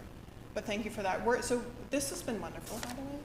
But we're going to keep going, and because Sandy and I again built today off of our last conversation, we're just going to recap a little bit so you can see the roadmap of where our brains are. Yes. 5-minute bathroom break. or 5 am I the minute only bathroom. one that needs to, I just need your key. Yeah. No, that's totally great. And then we'll I'll be right start when you back. get back. Sorry, my phone was buzzing. It was Rob. My phone's on Do Not Disturb, so if it buzzes, it's spam related, and they actually need information. It's like, where's that gotta be? For where we are setting up today. So when we got together last time, we reviewed the Oregon State Board Association standards, right? We know that you are getting ready to schedule a board self-assessment review, which is awesome. So we have purposely designed today to support that conversation when you have it. We reviewed the article about science of student achievement, board best practices, had a great conversation around that, and then touched on the Truth Matters books and those elements there. So Can I ask when our self-evaluation is, because we had to cancel it, right? I think it's being rescheduled, Roseanne, right? Yeah. think we landed on March 31st. Okay. Before the next work session. But wait, but you haven't shared that yet, have you? No. Okay, But great. I did confirm with, Thank you. OSB that they're available. That's awesome. Sorry. All right. And so this is some very, very high level takeaways. Of course, there was a lot of nuances, but as we went through our notes, we had photos of all our charts. We wanted to bring this as a summary forward. So there were a lot of strengths talked about in vision-directed planning. You know, this is pulling off of both the standards conversation as well as the article conversation. Strengths identified for the Portland team in vision-directed planning, innovation and creativity, community engagement, financial leadership, data-driven improvement, and accountability.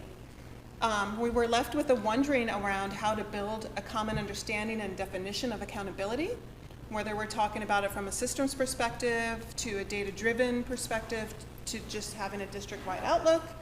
We were also walked away with a wondering around what is Portland's governance approach and philosophy, and how do we align the board's work with the superintendents and the districts to keep those gears moving well and on behalf of services students, and also how to work as an effective team during an era of polycrisis. That's why we sent the article. We're not going to unpack the article today, but it's really helpful context to why you all are feeling so busy, because you are feeling the impacts of this polycrisis era, and so we're going to reference that. It takes different leadership skills and mindsets and approaches than school district work needed, school board work needed 20 years ago, certainly even 7-8 years ago. So that's something we want to call out, like the pressure you all are feeling is real and being experienced by school boards across the country. Okay. So, and also too, we wanted to bring this back. So remember when we were having that yes and conversation and I started writing down what was sounding like a bit like a vision statement for the board's work. I'm going to read it out loud for you. Having students at the center of decision making with a commitment to data-driven improvements lighting the way forward creates a focus in all the diverse areas of governance responsibilities and allows the board to focus on strategy while the administrative team focuses on implementations. So this is an artifact. I like to call these artifacts. So I just am bringing it back into the space. Again, we're not going to dive into this, but it was really great work and just something I wanted to make sure we have in the room. So we, again, like Sandy said, we just touched on the elements of trust. Do you mind passing out the worksheet real quick? So we're going to just bring it back up again because it's really important to, and even already the concept of trust has come up.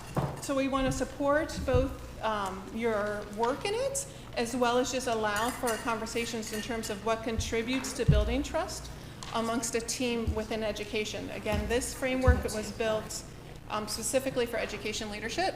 Thank you. And why it's important to think about the elements of trust. First of all, public education is by its mission just people-centric work, right? We are not creating widgets. We're developing little people into successful older people. And so that's very people-centric, so trust is really important. Also, in order for a school district to be successful, there has to be sustained support from the public, from the employees, whether just on one-on-one or with organized labor groups, with students and then partners.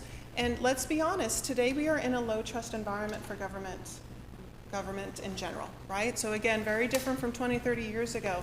Just a factor of where we are today. Trust is not given. It used to be very much taken for granted that everyone trusted their public schools, and it's not the same. And it's not just about schools, it's about government entities in general today. And also, because of these two elements, goals are only achieved through interdependence with each other. And interdependence is, by definition, vulnerable work.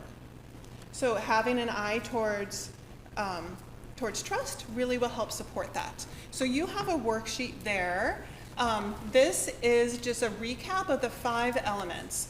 And again, and I'll just recap them really quick. Is a recap helpful? Do y'all remember this? Because we went really fast on this last time. Recap is helpful. Recap is helpful, excellent. So the first idea is what the author calls benevolence. So in order to engender trust with someone, and actually the book is written from the point of view of principals to teachers, the power dynamic is woven into this framework. So the idea that the leader is caring, extending goodwill, demonstrating positive intentions, supporting the team, right? And from the board's perspective, that means supporting the superintendent and administration. That idea of that caring benevolence is important to build trust. And not just within the team, but within the broader community. Or were you raising your hand? Sure. Okay, just double checking. All right, so honesty, the idea of showing integrity, telling the truth, keeping promises, honoring agreements, that is actually what a lot of people think of when it comes to building trust, that honesty component. Pretty self-evident. Well, that's important for building trust. And then openness. And this, again, is a part of the power dynamic, right? And we were just talking about this. How can we support openness in sharing important information, delegating, right? Because you all have your committee structures. And so how that works in terms of delegating work to committees, really important for supporting openness and sharing decision-making. So that's what the author categorizes those elements as. And then there's reliability, the consistency idea. And anyone read the Stephen Covey, right? Like his approach, he weighs heavily on this, he calls it competence, right? So the idea that you are dependable, right? And there is competence here too, but the fact that you are going to consistently do what you say you're going to do really builds trust. And then the competence. So, and it's not that you have to be perfect in what you're doing, but having standards that everyone understands, that you show dedication to the mission of the district and you're working hard and problem solving and doing that iterative work, those are the 5 elements of trust. So in order to kind of break it down and add some context, we have a news clip here, and I'm going to set this up a little bit. This is a news clip from Minnesota about a school district. This is about a year old. You'll recognize the context, but this is a news report about a board meeting that's about to happen. And so you'll hear pretty quickly what the scenario is. But as you listen to this, first of all, you have a worksheet with the 5 elements. We'd love you to think about if you see any elements, and we have to kind of guess, it's only a 3-minute clip, we don't know the full story, but if you see any examples of this, just call them out. And also, we're going to talk about this scenario as a case study throughout today.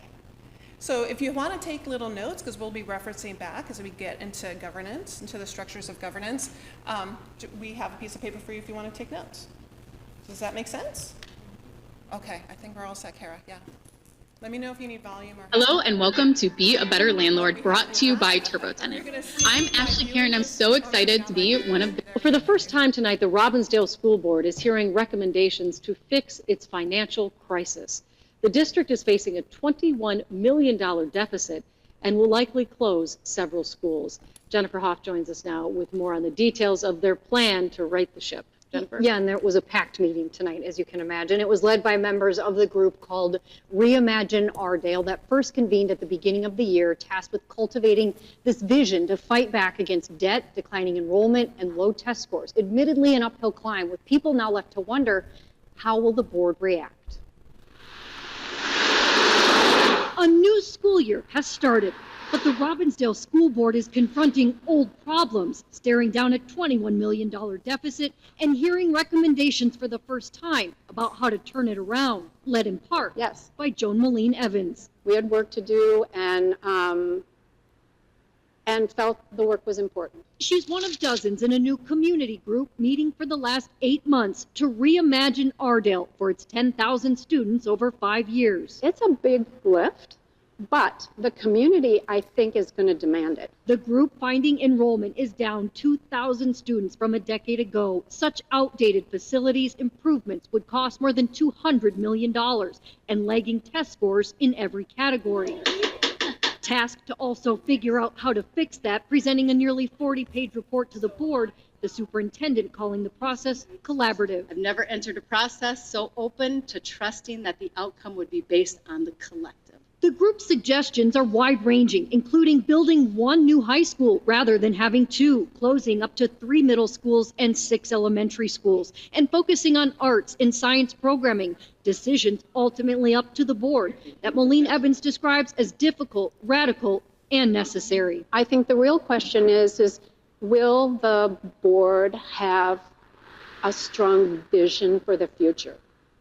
The group also recommends asking voters to approve a building bond, a levy. That's something that hasn't been done in the district in 45 years.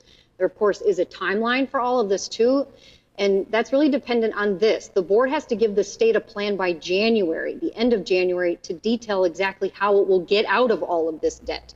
Therefore, any cost-cutting decisions around the plan from tonight will likely need to be made before then. So, of course, they can get the ball rolling on all the other things. And only one board member would give me a reaction to all of this plan tonight, saying she supports this and says this is the first time they have seen a real clear path forward as a more destination district. Well, and you have to have courage as board members, too, because they are going to have to make unpopular decisions no matter what they do. And a lot of this was because of an accounting error, right? It started as an accounting error, which is what essentially almost tripled the debt that they had. So frustrating. And it's a board that, frankly, hasn't gotten along for quite a while, so they do have a lot of work to do. Thank you, Jennifer. So, any similarities to anything we might have felt in this neck of the woods? No, At least our test scores. Financial stressors. At least our test scores are moving in the right buildings, having to consolidate. Need to pass a levy, need to pass a I had a question. I couldn't hear super well the whole time. And who crafted Reimagine Ardale? Was that community or staff or what? I couldn't tell who they said wrote it. We have inferred from this that it was a district community-wide task force that they pulled together. So because there was a lot of active community, it sounds like the newscasters inferred that it was a community-led task force, but it was convened by the district.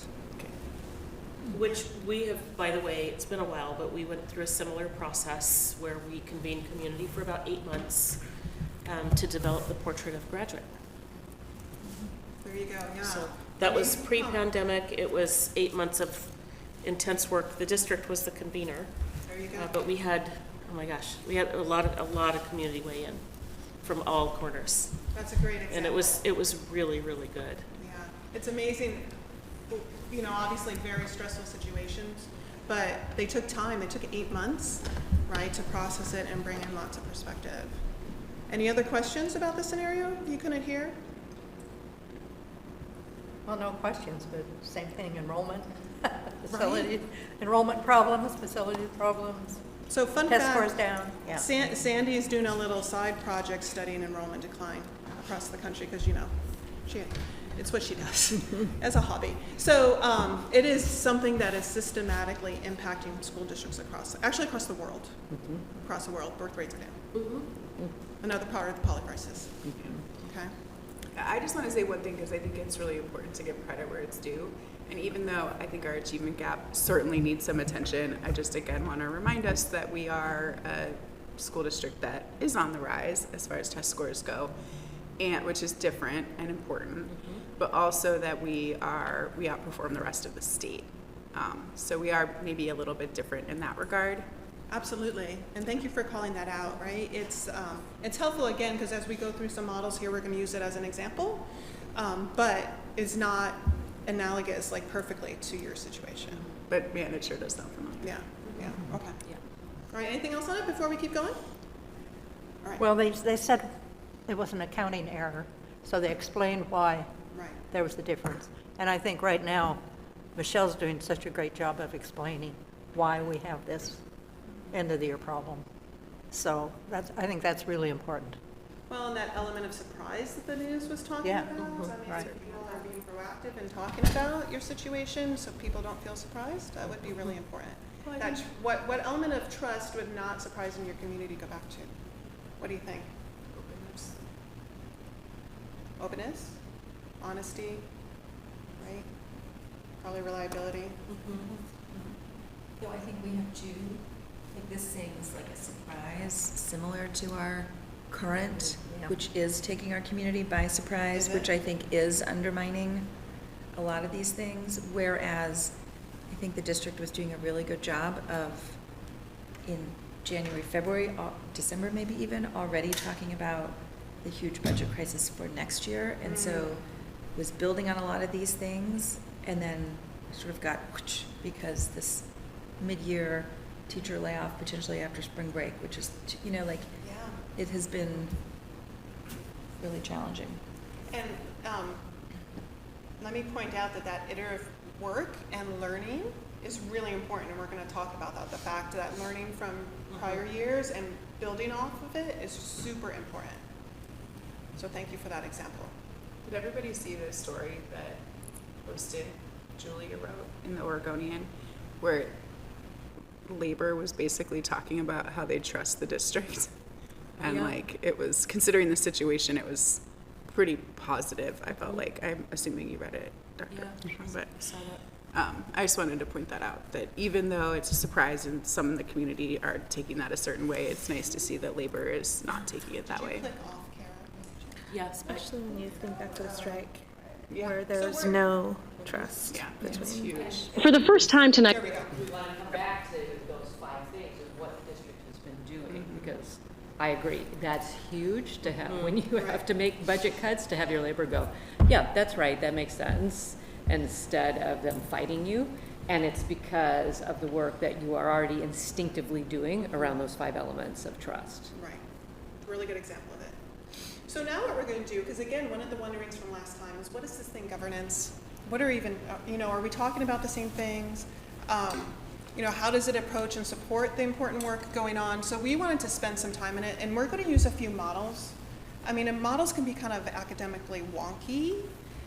So just to reiterate, like, this is just a way of kind of organizing information around how school boards are effective and can move forward through challenging times. Of course, there could be variance, not the end-all be-all, but it really can be helpful to add clarity to the work And again, we constructed this an idea, it's gonna really pivot well when you have your board self-assessment conversation. And again, we're not selling any type of governance model. Nope. This is just a way of thinking about governing. Right? To help you all like get the gears really clicking along, because you all are very busy. So this is based off of, for the people in the room who their love language is research papers like me. So Douglas Engelbart did an organizational model he called the ABC model, and we've applied it to school board work. Okay, so I'm going to just describe the framework really quickly and then explain, and we're going to think about how it's applied here in Portland. So element A is the actual work. So within, he did create this for profit organizations, but it has been applied to the government sector. So the actual work is in element A. B's are support. So in the original model, it was like managerial work. It could be administrative work if you're thinking about it from the school level. From you all, that is governance. The supports, the practices, we're going to go into it in detail. The support area lives in B, and then the how people interact, how the climate is, how trust is going, that lives in C. Okay, so I wanted to give you a little roadmap before we start talking about each element. So if we were to think about what the work or the what of the school board, what do you think falls in this? Give me some ideas. Just popcorn them on. Superintendent, support, evaluation, hiring. Absolutely. Anything else? Budget. But the financial health of the district, absolutely. That's a big school board responsibility, yeah. I'm thinking the what, so I think of the board's responsibility, and I'm maybe not hearing the question very well. That's okay. We decide what the what is, and the work is it's not our work to do. It would be the district's or. Very, very helpful clarification. So I'm thinking very specifically what the school board's work Just is. the board? Yeah, just from the school board's perspective for this one. Thank you for that clarification. Yeah, I mean, it's up to us to decide the what, Yeah. but not how to implement. What would be some more aspects of the what? Vision statement? Representing Policy would be more of a support, because that would. If we set our policy. Right, Yeah. right, representing the interests of the community. right, Approving a budget, right. not setting it, but approving it. What was that? I didn't hear that video, Are sorry. you in order looking for? I don't think so. The goals? Yes, strategic goals, right? The desired outcomes for students. Very much the work of a school board. Engaging the community. I was really struck by what you said recently when you said you don't need board members with educational degrees. You need them to be dialed into their communities and what they need. Yeah. Thank you for that. All right. You all. Everyone expected me to talk. I already talked enough. Yeah, no, absolutely. But No, I think everyone had a chance to weigh. Did you have a chance to weigh in, Patty? Well, I did budget. There we go, right? Easy one to know. So this is what we captured the same things you did, right? So goals for students, absolutely. The operational responsibilities. So overseeing the healthiness and well-being of the facilities themselves, financial health, etc. And then there are some legal responsibilities.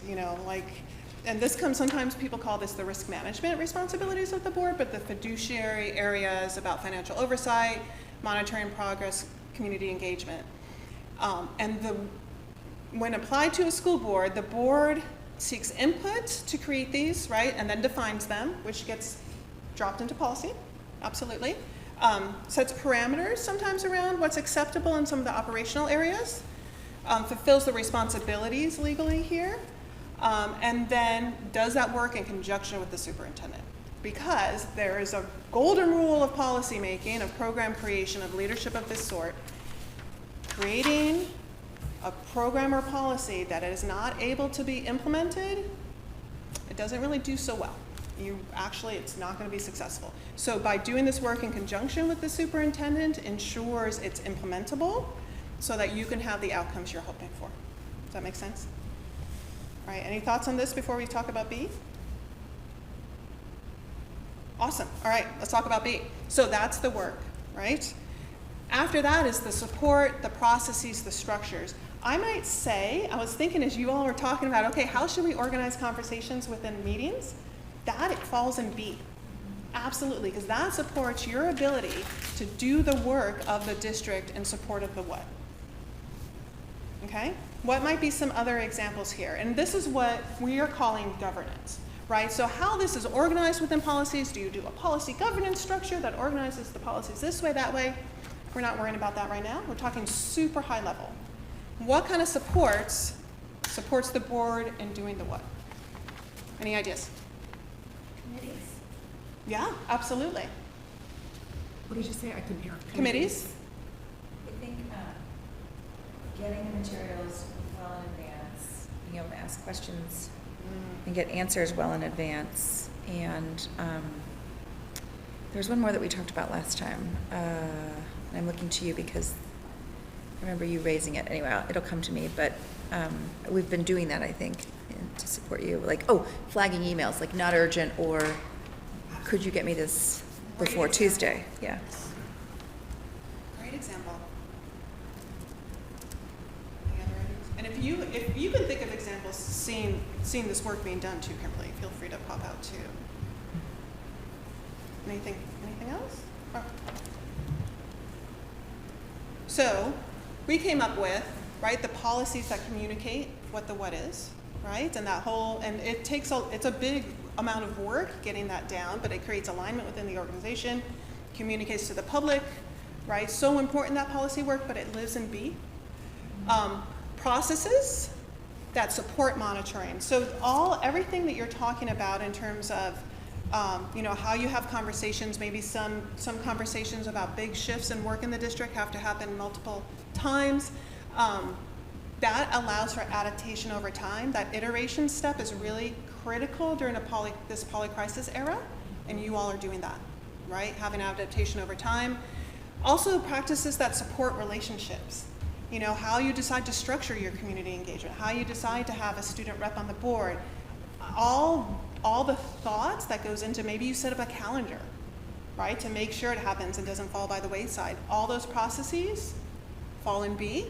And then also, this is where clarity for the board and superintendent relationship would live, right? These conversations about, okay, this is when we pivot off to staff, right? Board has set direction, and then it goes over here. This all lives in B. So the board in this area of the model promotes processes and approaches that support growth and outcomes. Again, it's all about the what in A, in conjunction with the superintendent. Because again, if we want these things to work, they have to be implementable with fidelity. Okay? Any questions? All right. So now let's talk about C. Okay? So this is the how, right? How we approach the processes, how we approach doing the work, how we think and interact with each other and everyone else, not just with each other, how we take action. Can we think about what lives in C?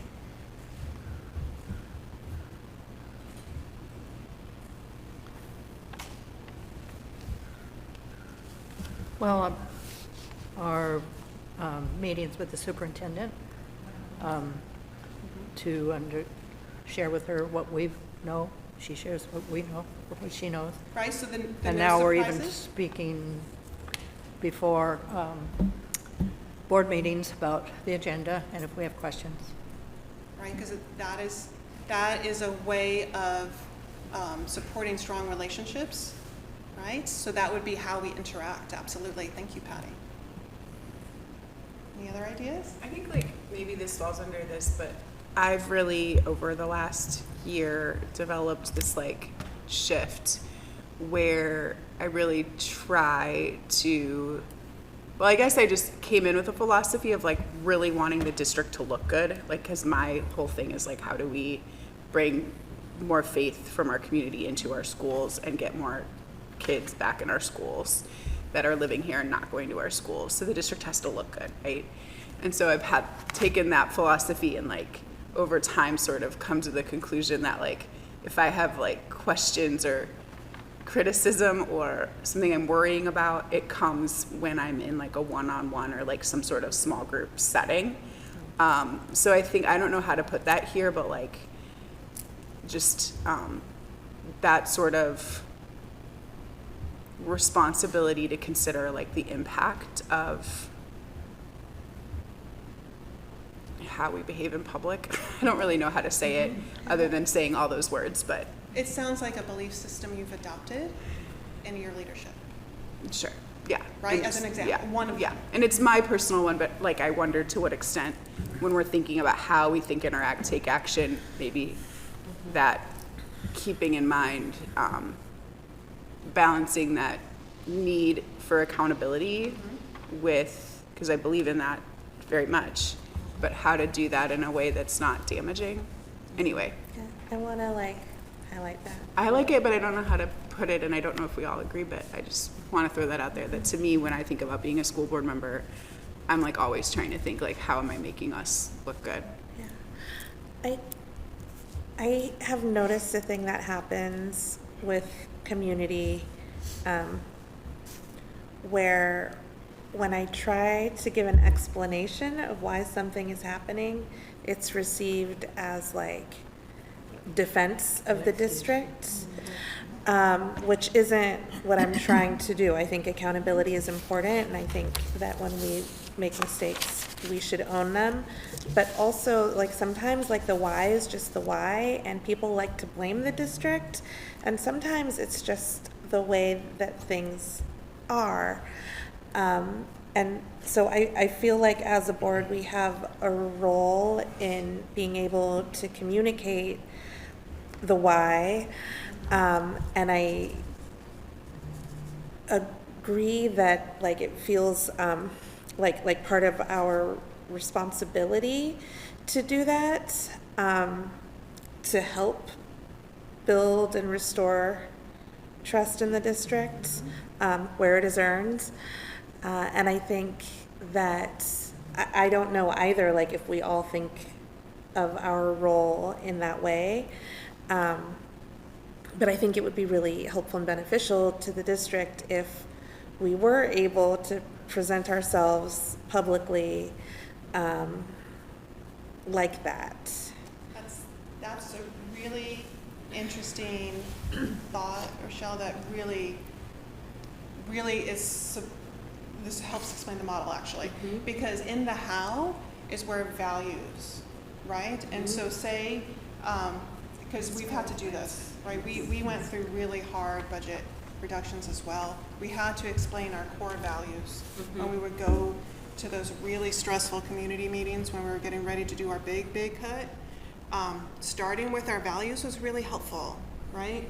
And having, thinking about, and this is what Christy was getting to, the culture and climate to support, this idea that we have to constantly be iterating to grow, right? How do you do that in a way where we can keep improving? It lives in C, right? Trust, right? Trying to back, when you're having those conversations, thinking about the 5 elements of trust and how to strengthen those lives in C. And there are some unspoken commitments. Like, I was thinking a lot about this after our conversation in January. Your all unspoken commitment to transparency, and sometimes it was spoken, but it wove through everything you did. And sometimes spending time to think about what your all unspoken commitments are can be really helpful, not just to help your work, but to help, when you're having tough conversations with folks. And then thinking about equity and justice, it lives in C as well. Okay? So I'll just. Really quick, and then Michelle. And then Michelle. To what you were saying, because we just did this, like she said, the same thing where we had to go out to our community, explain why we were cutting 25% of the budget. And yes, part of it is the vacuum, right? Until you get out there and are explaining what's going on, then people are going to fill that in with all sorts of very creative ways of what's going on. So it's about that trust of getting out there, and then trust from the staff, because we had to work with our staff of we need to be out there and communicating with the community. You need us in front of them, explaining what's going on, And it took some work with our staff, I'll be honest. They were like, ooh, I'm not sure that we trust you out there. But getting out there, explaining what was going on, and then we were very empathetic. We would start with, this stinks to high heaven. We hate this. None of us got into this work for free to hurt teachers and kids. That's not why we do this job, right? And so reflecting back the pain that your community feels builds that trust with them. And because I think it's tempting, you want to start in explaining. Let me explain what's going on, but start in acknowledging the pain that they're feeling and reflect it back of, yeah, we get it. We're feeling that same pain too. Here's how we're gonna get out of this. And what were you thinking? Yeah, Michelle. I'm sorry, Michelle, really, do you And mind? then, Yeah, Michelle, then Patty. Michelle, then Patty. I really like that we talk about values as a kind of a leading, you can't be wrong on values. And I also think what the community needs from us. Even when I've gone to schools that are even a couple of them outside of, the zone that I represent, they've appreciated even the worst news being presented from a board member, from a member of the community, in a way that, yeah, and a lot of it's you're saying, I don't agree with this either. I'm having a problem as a parent digesting this, and here's what I know. And they expect honesty.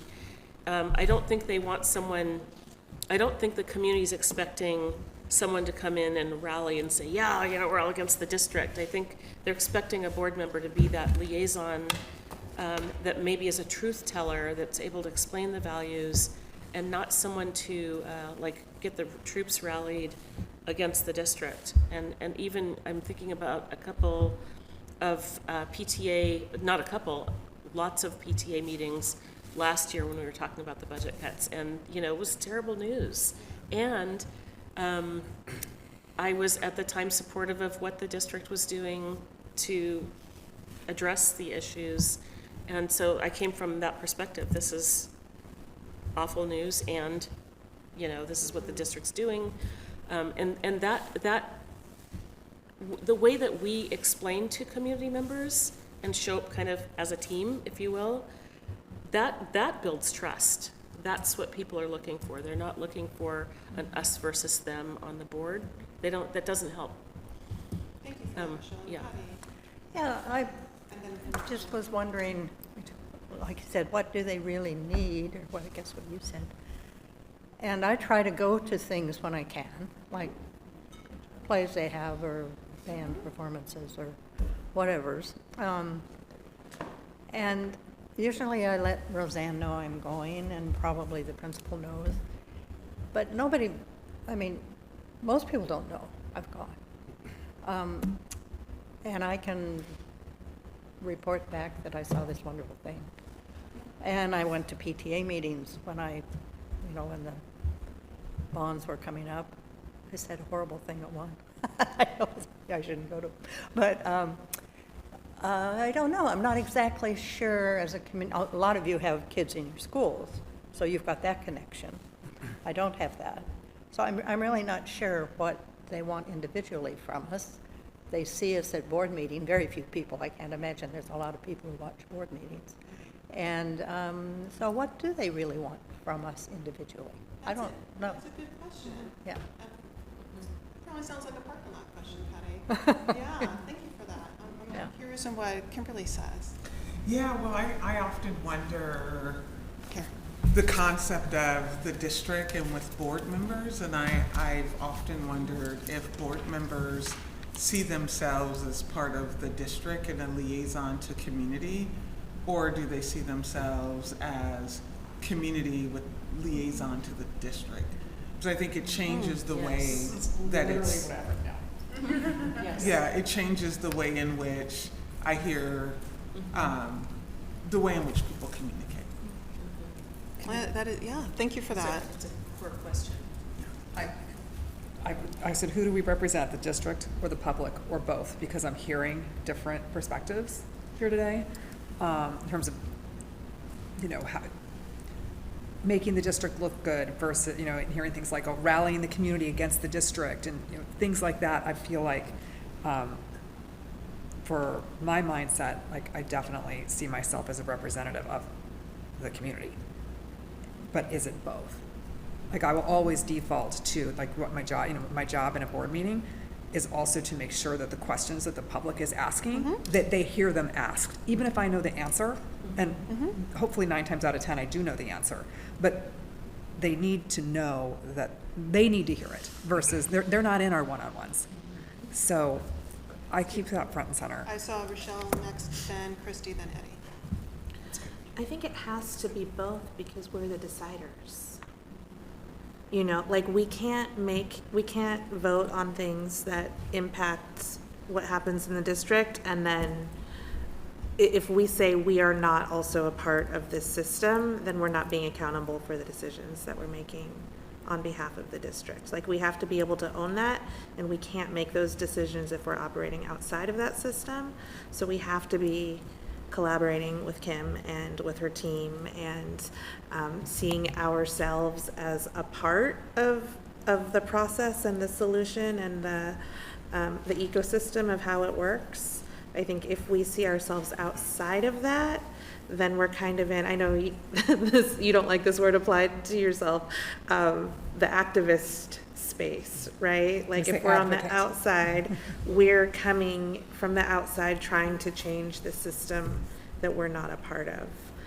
But I think if we see ourselves as a part of it, then we have ownership in it and we have that accountability stake, and then we're working with the system, within the system to improve it, versus like being like kind of outside agitators with like undue influence and power at the same time. And I really quickly as a segue, a wise person once pointed out to me, wanting something to happen and finding a way to make something happen are two different things. And so to be effective school board members, think about, again, with this model, how, where is the effective space? Christy. Will you go back a slide for me? Sure. Thanks. So I hear So both to of this one? Yeah, I hear both of you and I'm yes-anding. But like, I think when I think about how I make the district look good, that includes, to me, accountability. And it includes, like, I'll give an example. Like, I think the bond audits that we have and getting the things done on that list help us to look good, even though they're clearly accountability. And bulking up the work of the bond advisory committee, where there's experts on construction projects that can help hold us accountable. That's that support monitoring. It's like we set up the systems, and like, to me, it's like what I want to see is like a model where like it's like, okay, district, how do we hold you accountable in a way that feels productive and ding ding ding makes us look good? Because if the accountability structure is set up where those mistakes and issues don't happen because you know exactly what's coming and what you're going to be held accountable to, then you're like ready to shine when that moment comes. And if you're not, that's a whole other issue. But I think it's setting up the supports processes and practices, including that like supporting monitoring, that to me is where that's how you set up the system so that it doesn't have to feel like an either or. It feels like I'm coming in because I mean, if anybody has ever heard me talk about why I ran for the school board, it's because I felt like the district really was not hearing from the schools, including my own, and how frustrating that was. And so I come in and I might be the kind of person who you would think would want to be like doing whatever would be like most beneficial, most like us versus them versus the district. But I think for me, it's like my understanding of how I can get the district to do better isn't by like throwing bombs. It's by holding hands and figuring out like how together we can like improve outcomes and make the district stronger, not make the district look good because the district isn't good, but making the district look good because the district is good. So I just feel like that's like a whole like two-way street, like what you're saying. And I think what you said, I think if we can figure out how to be both of those things, people that are working with the district, holding the district accountable, representing community and standing with community. And by the way, in the end, you get the district standing with community. Oh my gosh, like that's the dream. And so I feel like you get there with, it's just like the old cliche of like you get there with honey or whatever. And I'd love to point out that the community standing with the district is proven to boost student outcomes. And so many, we probably could spend an hour talking about how that would happen. Yeah, exactly right. So that and then is the community want to send their kids to our schools, and then the enrollment gets better, and like you just see the cycle improve. So that's like what, like the longest form mission statement of me as a school board member that I can find is like right what I just said. So I think it's like both, and we need to figure out how we can do the accountability and ask the questions. I'll give another example, and then I will get off my soapbox here. But I had a lot of questions that I heard on the Jefferson piece that I wanted to get answered on the record. So I was like, hey, I'm gonna talk to Margaret about some questions I want to ask at the meeting, not in our spreadsheet, because they're not for me, but they need to be they're for the community. So then I went and kept everybody in the loop, talked to Margaret so that day she knew I was gonna ask 2 tough questions. And then I even think I gave you a heads up so you wouldn't think I was like trying to like make trouble, but actually I was trying to like put something on the record. So even though we had this process for questions for our own understanding and learning, that was how I handled it, to like ask questions that I felt like the community needed answered on the record. So that way it wasn't like anybody felt defensive or attacked. It felt like we're all doing this together. And I would, go ahead. Yeah, I'm just gonna give you a visual, because I'm hearing this swirling around what's our role. You're the bridge. And if you think about the bridge over the Columbia River, and I know Washington's the problem here, but so I'll own that. But it's not Washington's bridge, it's not Oregon's bridge, right? It's the bridge. You don't belong to one side. You are the bridge connecting your community with your district. And so you are not the communities, you are not the districts, you're the bridge. And the reason why we're introducing this to you, we're going to keep unpacking it, is sometimes it's what you just described, Christy, talked about the work, talked about supports for the work, and then talked about underlying values woven into all that. And sometimes that's really hard to unpack when you're trying to improve things. So by thinking, okay, if there's something, for example, how we're deliberating in meetings that we're getting stuck on, oh, that's the support. Let's think about it from a structural standpoint, not from a, oh, people don't value deliberations. It's not a how, it's a support. And so as you're starting to go through, it'll help you, and let's point out, the state associations don't make this any more helpful, because if you think about the Oregon state standards and how Washington did this too, they wove the what and the how together in the standards. So, and that's why last time, remember, we broke them apart for you. This is what you're doing as your responsibility and how, you should, they're suggesting you do it.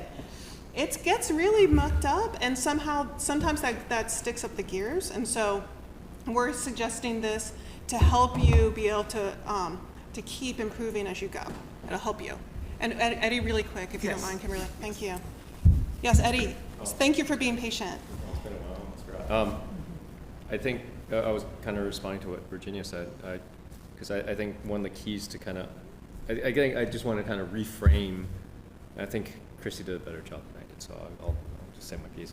I think values light the way is kind of like, I think the core of that, because one of Virginia's values is transparency, and that goes under openness in our 5 facets of trust. And that's a big thing, and that's why, and I go back to the philosophy of elected governance, right, where the people elected Virginia because one of her values is openness, and that's what she brings to the district as a decider, as someone who's obviously represents community, but is ultimately responsible for the direction of the district, right? And so I think, kind of reframe it that way, I think the bridge analogy is better than what I just said, but I think just being very clear about what our values are. And I also find that helps a lot when doing community outreach, like we were talking before, like even during the strike, when I visit a lot of PTAs, create a lot of trust, because I was like, this is my value, these are my morals and what I center, and just be very open and honest about it. And these are the problems we're facing. And again, openness and honesty. But yeah, I think that's, for me, the values is kind of the bridge. So one key thing, if we can go back to A, Absolutely. the work. So when you look through all of that, right, one of the things that I have felt and understand from the board is that one of those things that may have them, deciding on either side of the bridge or being the bridge always comes back to this thing on holding the district accountable. And when you think of the work or the what, and I know I've said in other public meetings, is that, I am the accountability that you all lean into, right? Like, that's why it's when you think of the evaluation of the superintendent. And I think sometimes that's missed, and I think we kind of go around accountability like with all the different things. I'm going to hold the district accountable. It's really you're holding me accountable. Yes. And I think that if I'm not, and I've said that before, like I have high expectations for myself. I want you all to have high expectations for me. And if there are things that are not getting the outcomes that you need as a board, then it's the board's purview to go a different direction, right? If it's not working out through our evaluation conversations and it's like we are not moving, we are still kind of stuck, then that's why the whole hiring, evaluation, and termination of a superintendent is one of the primary duties. And I feel like we don't really get at that. It just turns up in all the other things, like, oh, we have this structure to hold the district accountable. We have this to hold the district accountable. And I'm like, you have me, hold me accountable. And I'll make sure that all the things that we're planning and visioning and putting together under the work and the what is happening in the way in which you all have discussed and decided. Thank you for that. Yeah, I think it's, can I just add to that really quick? Or like, and I guess and also. So I hear that. That's also why I think partnering with you on some of these like things that we can do within B specifically, but also C. But like setting up the structures that, yes, hold you accountable as the final tool, but don't have an accountability structure that's just like you, because it's a huge district. You know what I mean? So like, what do you want to see staff bring to the public? Less like almost even the board. But like, that's kind of where I'm like, there like some processes where we're like shining light, holding teams accountable in public places, like that then make us more likely to hit the targets you have too. So to me, I feel like it's kind of like a two-way street a little bit, if that makes sense. Like, how can we be a tool for you getting what you need from your workforce? Before you answer, I want to kind of add on to what Christy's saying, because one of these slides, I saw the words support the superintendent. And I think that holding you accountable and supporting you go together. And at my day job, the people who report to me, like I see my job as not just like giving them a task or a project and then sending them out to do it and evaluating how that's done, but being a partner to them along the way to make sure that they have the tools and resources they need to do those things successfully. And when we, the language around holding the district accountable and stuff, it often feels like that's like a punitive thing, like when they mess up, we're gonna get them, and like that's it. And I don't think it should be that way, and I don't want it to be that way. I really want it to be us as a board holding you up and supporting you and making sure that you have what you need, because you are accountable for all of these things, and you need to be supported in that. But when I saw those words on the slide a while back, it really stood out to me, because I think often being seen as supporting the superintendent is seen as co-signing everything that the district does. And I don't think that that is the case. And I also don't think that we would be doing our jobs well if we did not support you in doing your job. And that doesn't mean co-signing everything you do. Sometimes it means disagreeing with you and telling you why. But that framing of support, I think, is an important like partner to the accountability.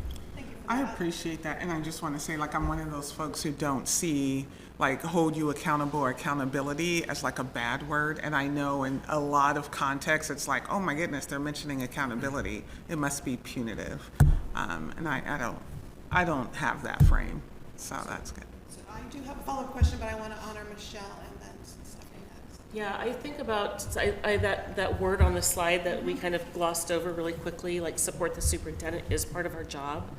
I take that part really seriously, and the accountability too. I think they happen together. But I also look at like many of us have had jobs where we had a manager, and a good manager like we're the superintendent's, we evaluate her performance. When you think about having a manager, you think about being provided the supports to do an excellent job. You think about how you show up in public, either supportive of your employee or not, or challenging the employee. And so I think about that too. Classical. If you have an employee, you send them a birthday card. I mean, acknowledge their milestones. Ask them, have conversations about the supports that are needed. Or professional development or other tools for them to do their job well, and hold the superintendent accountable at the same time. I don't think those are at odds with each other. I think we can do both. In fact, I know I can do both. Stephanie, you want to? Yeah, thank you. I think for me, some of what I see our role is being clouded for me by the idea of like equating it to a manager within an office, because we aren't within the office. We aren't like a paid manager in an office or a head of a nonprofit, or we just aren't the same as being employed probably by a board of your nonprofit has employed your executive director. They're separate. You would never say the board of my former law firm is an employee of the law firm. Like if you start thinking about it outside of this perspective, if you think about the board of your nonprofit or the board of this, whatever's in charge of this, I don't know, the mayor of the city, like they're separate. And so I am feeling like we're clouding it a little bit by saying, we're a manager, we are, but we also aren't. And so that's important for me to say because of this bridge idea and like who are we to what, and trying to be both. And the executive director of a nonprofit is going to be doing this, the board of that nonprofit is going to be doing this, and I don't want to suddenly suggest that we are PPS employees, because we're simply not. So I wanted to say that. I also have struggled, like I think your point, and I didn't realize that you'd done that with the Jefferson. I think that's fantastic with those questions for the Jefferson community. Most, if not all, of the questions that I'm asking in advance are because they're coming from somewhere. Someone is asking, and I love that our community is maybe reaching out to the board. I don't know what used to happen in boards past, but our inboxes are filled, and that's great. And I think if our community hears us asking the questions that they're asking, that I believe transparency comes and trust will grow, because they feel like they've got a conduit to get an answer that maybe they could Google or AI or something, but they're like, oh, we have a way to get this answered. We may not like it, but we get an answer to it. And so I have struggled with asking the questions in advance and having them in a spreadsheet that is not given to the community, and I believe should probably be part of our board packet so our community can see what we're asking, see the answers, and it would maybe cut down on dialogue on the dais if the community can say, oh, Stephanie didn't say anything today because she asked blah, blah, blah, blah, blah, and got blah, blah, blah, blah, blah, and just simply said yes or no on a vote and moved on. But because those questions, even if I'm getting answers that I like and others are reading, or I'm reading other people's questions and I'm thinking about it, I believe they need to be in the board meeting, because not everyone has access and they deserve to know that these questions are being asked. So it's sort of like a how and a process and all these things. I don't know. Thank you. That was my question.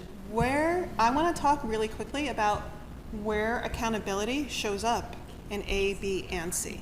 How it shows up. And I actually want to start with C. So, you know, I could repeat back what I've heard, but I would love you to say for accountability and how you all are defining it, because it varies very much by board, I have to be honest, and I would venture a lot of your community, what is accountability would vary as well. But if you just want to think about what values, like I've heard openness, transparency, supporting the growth of the superintendent, and therefore outcomes for students. Anything else you would think about from how we think and interact with each other that supports accountability? I think knowing that my fellow board members are doing the work in advance, right? Like reading things, showing up, having thought about them, it makes it a better process. Sounds like reliability. Yeah. And trust, yeah, thank you. Any other ideas about, because let's be honest, the how sometimes is hard to think about, but the how is actually critical. We're going to get to this. We talked about being a learning organization last time. Yes. It's the how that allows any organization to be a learning organization and be able to react to things. When your how is strong, I'm going to say it, when ICE agents show up at a school, something unforeseen happens, totally a pandemic breaks out, right? Something you haven't even considered is inside your what, and all of a sudden it's a polycrisis, and now it's your what. It's your how that allows you to respond thoughtfully because you already have this, right? So and this is why having it tangled up in board standards across the country is really, I think, a detriment to school boards' work. So let's just talk, I mean, because you all have thought about this, right? What kind of climate are you trying to create with accountability? Yeah, Patty. Well, we just spent a lot of time talking about it, about how we will interact at board meetings. So everyone gets a chance. And so we're not feeling like we're arguing, but we're learning And having that additive. Yeah. Thank you.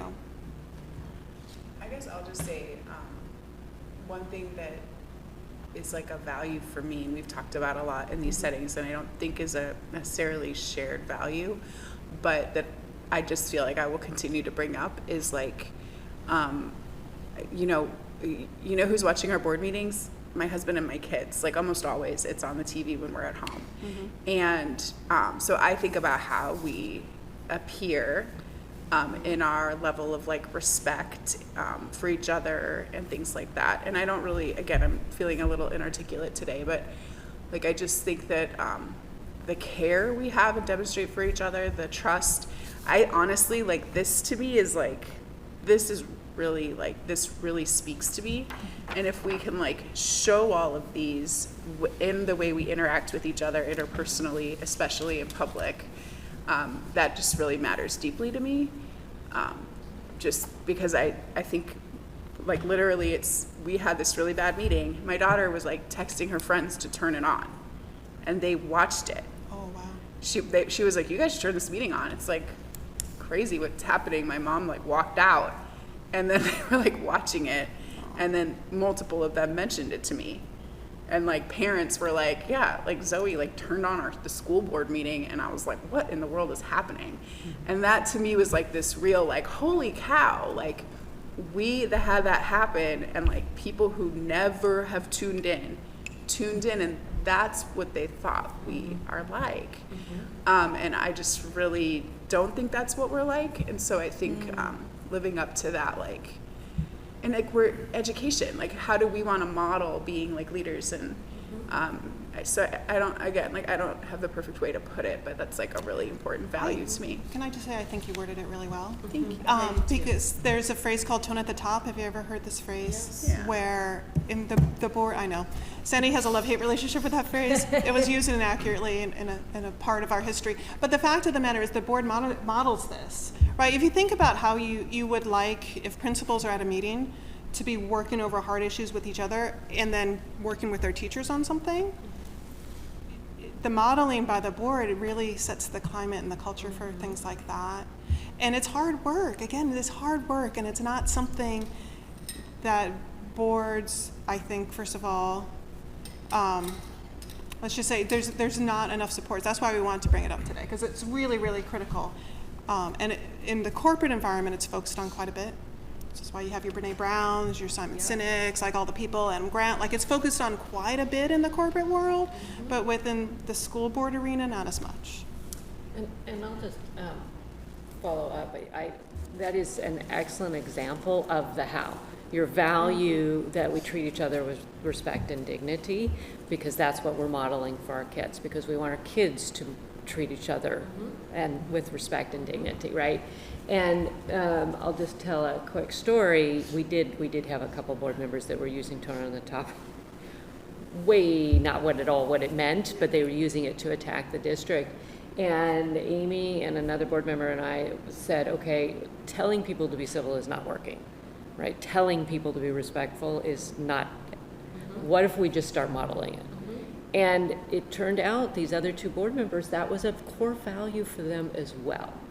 They just didn't know how to get there, right? And so once we came to an agreement as a board that we weren't going to tell people how to behave, we're just going to model the way you behave.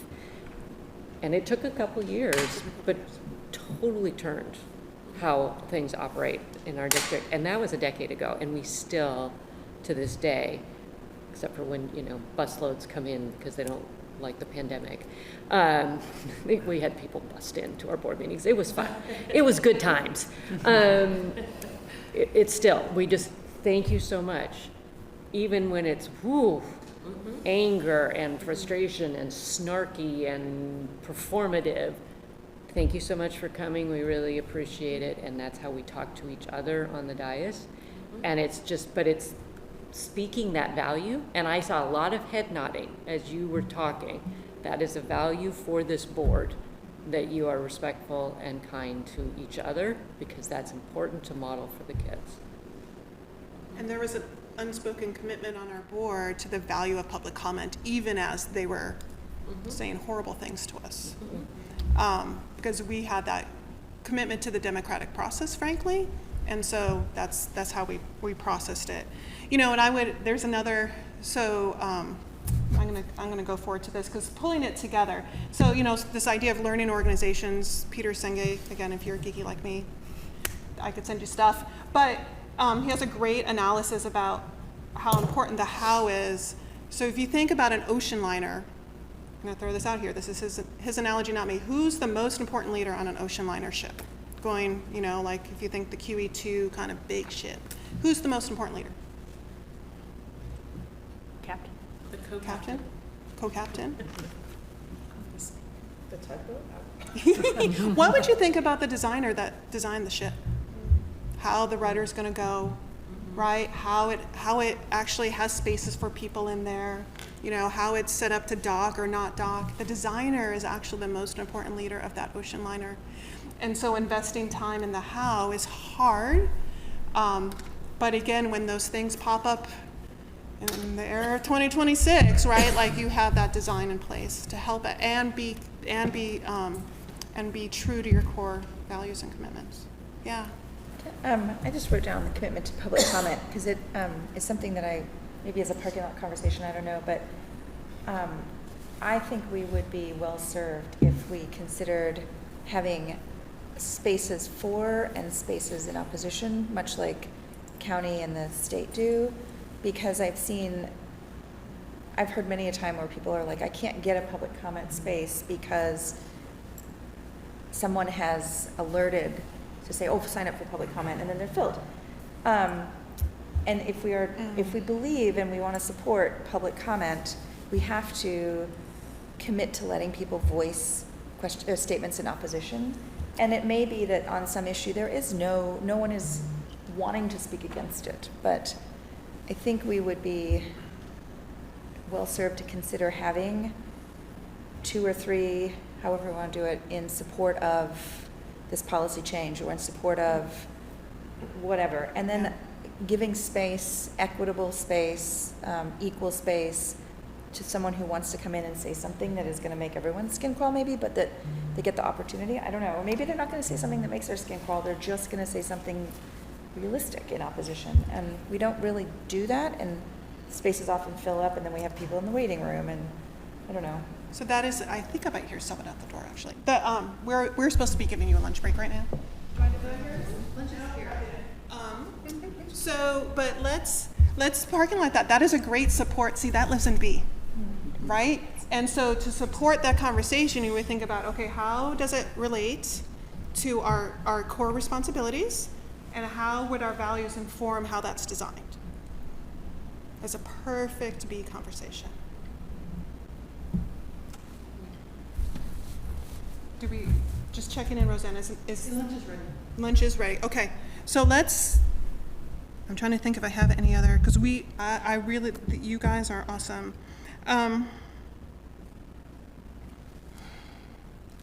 We are right on track. We are, this is, yeah.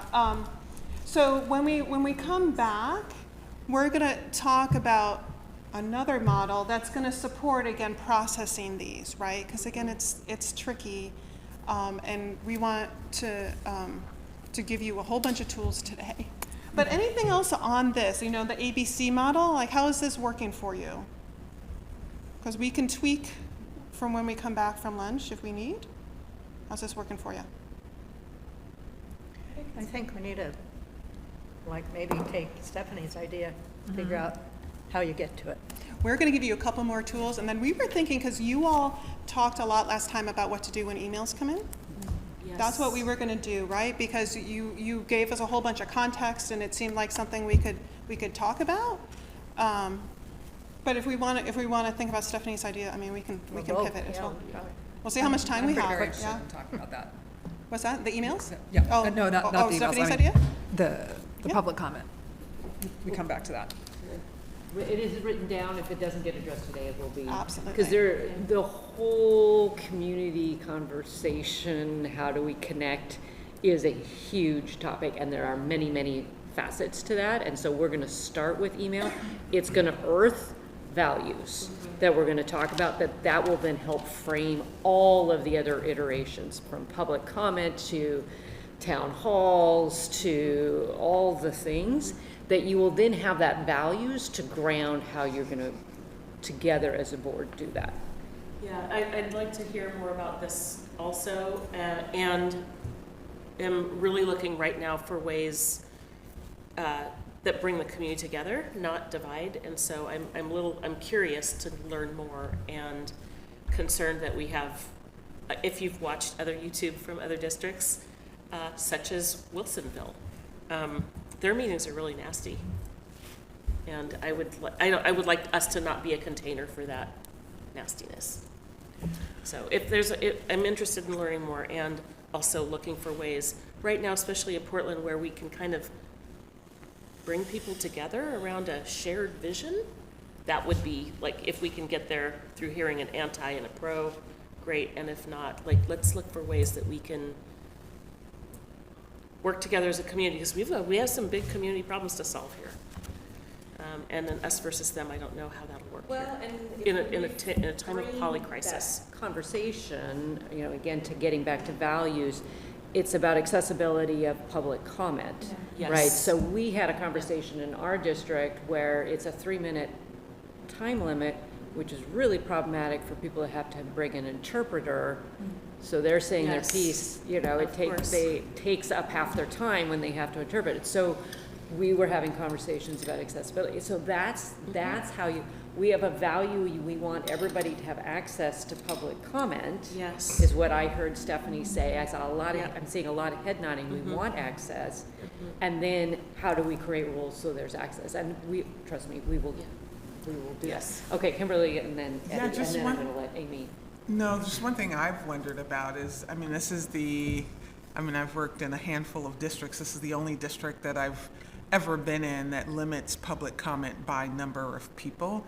And I wonder if there was some point in time when maybe that happened, and then I look at the flow of our agendas and we're still there until 10 o'clock at night most times, and I'm like, wow, I've been in districts where public comment is unlimited, Yeah. where you sign up as soon as you arrive, so it didn't depend on in advance. Now, I Yes. have been in places where it's been like capped by time, but never like 3 people only and that's it. So for me, it's like, Yeah.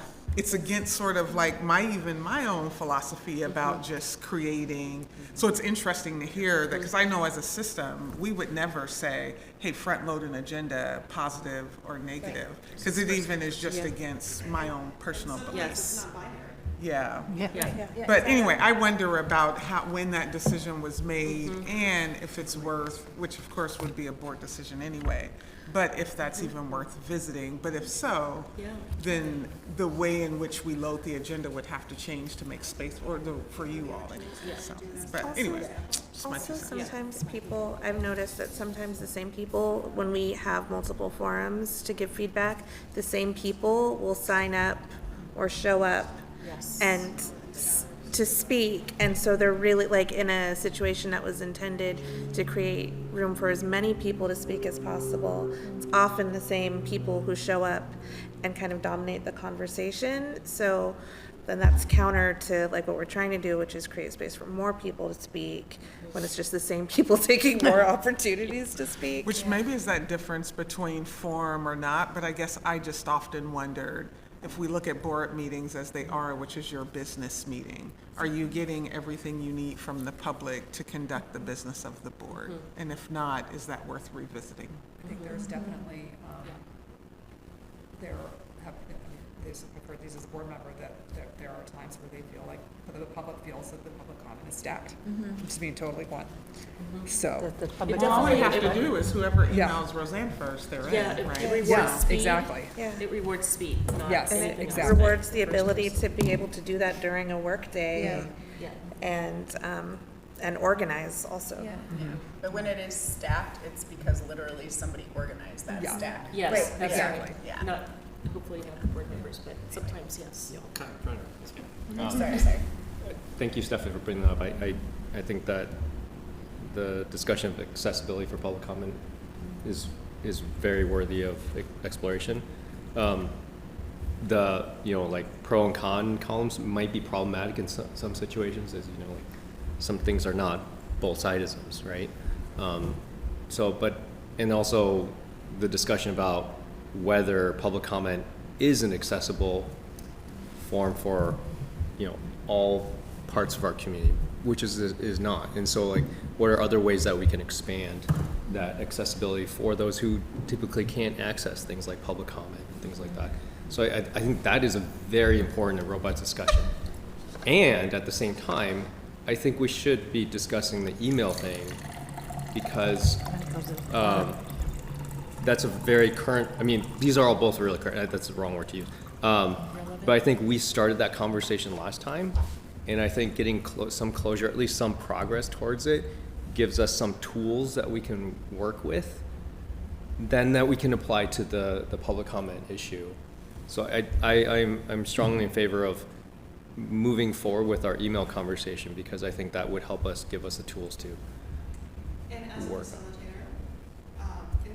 these are all the good discussions. I don't know if we have time today to talk about public comment, because it sounds like a very universal strategic conversation. And we'd want to want to honor it by giving you enough time and the structure to really process that. The email is more cut and dry. And we were using it as an example of a process flow you can use to start optimizing, to start pulling apart, what's the work, what's the support, what's the how, just as an example, and it's something you need help with. So, And it's planted a great seed. I Yeah. see a commonality of Yeah. interest in accessibility, and I suspect it's more than just the public comment of your business meeting, right? It's how do we hear from the community in a way that's meaningful, and we get a sense of are we really hearing from all the perspectives and what people have to say on this topic, and that is what I call a forever conversation, right? That's always work that we're going to do, and we will, I promise, continue to work at it, but it's great that you've earthed it as a value and put it in that language, and that's a great way to start that work of here's a common value that we have, rather than it being about something very specific. And yeah, it's that accessibility component of how to, it's important. And you do surveys and then you question, did who did we hear from? Is it really representative, right?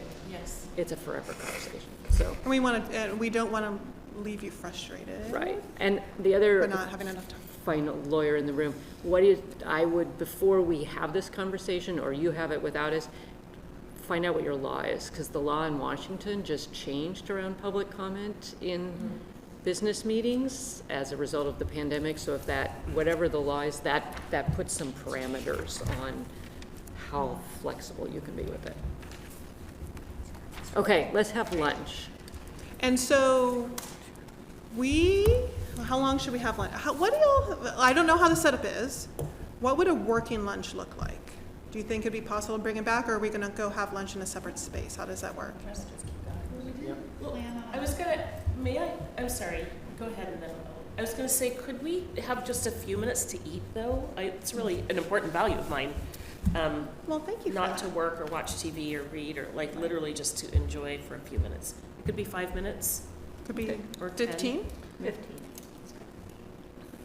Taking a mental break is I important. like the idea of like a break Yep, for eating, and then we can finish as we resume. yeah, so we have more things for you. Okay. Half an hour, then 15 maybe, and then 15 for eating, and then we'll keep eating, and we will be okay with chewing and. Yes, yes, yes, thank you. Sounds great. All right. I mean, already our kids' lunches are so. Okay, thank you. All right, we're gonna come back. Me on the very first time. That was amazing. And please keep eating. I also, I don't like the character, it's not, so, I'm going to set them here. How about? We can pause them too. Yeah, I also don't like bacon, it's the whole thing. Okay, so we are building towards having some really great problem-solving conversations. We want to give you some more tools and ways to think about it, ways to frame those conversations that keep it at the strategic level rather than personal or in the weeds type work. Again, adorable child in the Portland schools and their first day of pre-K. Look at that, cute kids, love it. You good? I'm good. And a Michelle Obama quote, because you can't go wrong with Michelle. Okay, so very common, you get stuck. You're doing a how conversation. How are we going to do this? How? And you get stuck. So we want to, again, look at those cute kids. Oh, are they adorable? So we're going to give you some questions to ask. So we have 3 questions to ask, and then we're going to dive into each question and ways of thinking about them. So Amy is going to pass out the sheet with the 3 questions so we can kind of refer back, and then the ways of thinking about them. So question 1 is, where are we putting our focus as we are, you're going to get a paper copy of this, and I think we're going to make our slides available as well. So all of this will be available to you. Where are we putting focus? Is it on the problem itself, or is it the goal of the outcomes? How are we relating? Are we stuck in our status quo, or are we envisioning empowering others? Are we working to empower others? And then what actions are we taking? Are we reacting to the situation, or are we responding to the situation? Oh, yay! I want chips. Oh. Thank you. Best thing to have it all day. There we go. So excited, thank you. Me too. Hate for food to go waste. I was telling Amy a story last night. This is my family, my lived experience. My mother, you did not throw food away. And when my parents had their 50th wedding anniversary, it was at a space, there was a buffet, and they were like, you cannot take the food home. And my mom was like, well, then what's happening to the food? They said, we have to throw it away. So she brought Ziploc bags to her 50th wedding anniversary and handed it to the grandchildren and instructed all of them to put food in the Ziploc bags, put it in their pockets, and take it home. That's hilarious. That's my mother. Anyway, okay. So right now she's very, very happy that the potato chips did not go to waste. So I can hear her, and good job. Okay. So those are our 3 questions, and then we're gonna dive more into the first one. Where are we putting our focus? On the problems or the outcome. So when you focus on the problem, that feeds into that anxiety, and then you're reacting to the situation. Great example, we all experienced this last year. The Department of Ed is going away, and we're only funding school districts that we like, right? So we are all stuck in this moment as our community's like, what is happening? And we're like, so if we focus on the problem, there's this problem of Department of Education is disappearing and we're not going to get funded because we're not on the good district list. I know we're all on the same list, right? Now we're creating anxiety, right? And then we're reacting to the moment. Do we make a stand? Do we make noise? Do we write a letter? What do we do? So in our district, the way we dealt with it is we focused on the outcome. Okay, so if the Department of Ed goes away, if we don't get our federal funding, what does that mean for our school district? So we focused on the outcome, and we did a deep dive into the budget, and we're like, you know what? We can do this. We will be okay, and we will keep doing it. So then what, as the board, we went out and said, our passion is educating kids. We're focused on making sure that third grade still happens. And that was the message we sent out. Third grade is still happening. School buses are still gonna roll. Your kids are still gonna learn. We're still teaching physics and calculus in our high schools. We will monitor whatever the heck it is that's happening in DC, and we'll let you know, the community, when there's something that needs to, and just brought the temperature down. So we focused on the outcome. We want kids to keep learning. We don't want the national whatever to be a distraction. And so then we iterated it of, okay, here's our job. Our role is we're going to keep monitoring, and we'll let you know if there's something that you need to be involved with, and we'll just keep monitoring, rather than fulfilling that anxiety loop. So that's just an example, because oh my goodness, there's so many opportunities to have a full-on meltdown in this work, right? And so changing the framework and stopping for a minute and say, okay, what's the outcome that we want to have? Pandemic. We want kids to keep learning. We have to keep teaching. What's the best way with the environment that we're in that kids can learn? Right now, the best way kids can learn is to be online. The outcome is kids keep learning, rather than focusing on the anxiety of what the heck do we do in a pandemic? This isn't in the guidebook for being a school board member, right?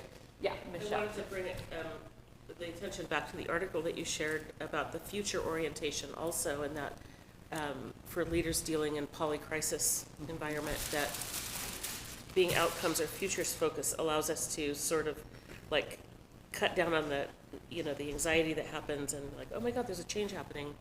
And instead, like you said, kind of be that unflappable leader that says, third grade will still happen, the buses will still run, they might be on different routes, we might have, we're still going to be doing the work. In a calm, I point out the emotions still happen. Absolutely. Right? It's just about the yes and, right? Right? The emotions still happen, and it's good to acknowledge emotions when they happen. There can be grief involved, right? Certainly there can be anxiety, but then if you're able to start talking about, the light post instead of freezing at the stress of the problem. Future orientation. Yeah.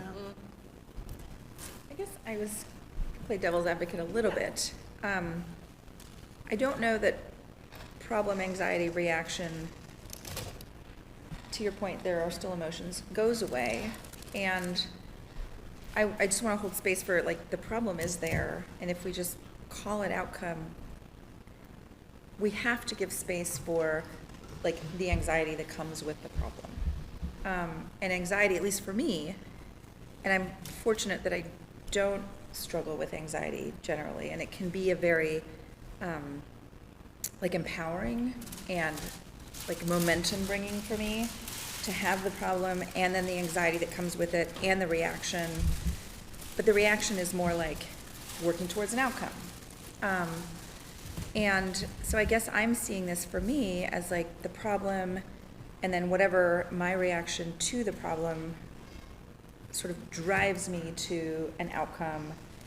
I don't know, I guess I don't know that supplanting it just changes anything, and the anxiety is still gonna be there, and so anxiety, perhaps like anger and rage, can be short, and a burst of energy to drive some personalities to do something, hence an outcome and a passion, and I don't know, so I don't see these, and maybe this is good as we're moving forward, I don't see these as separate or simply like, oh, just vote for outcome and problem goes away, or vote for passion and anxiety goes away. I think they're so intertwined.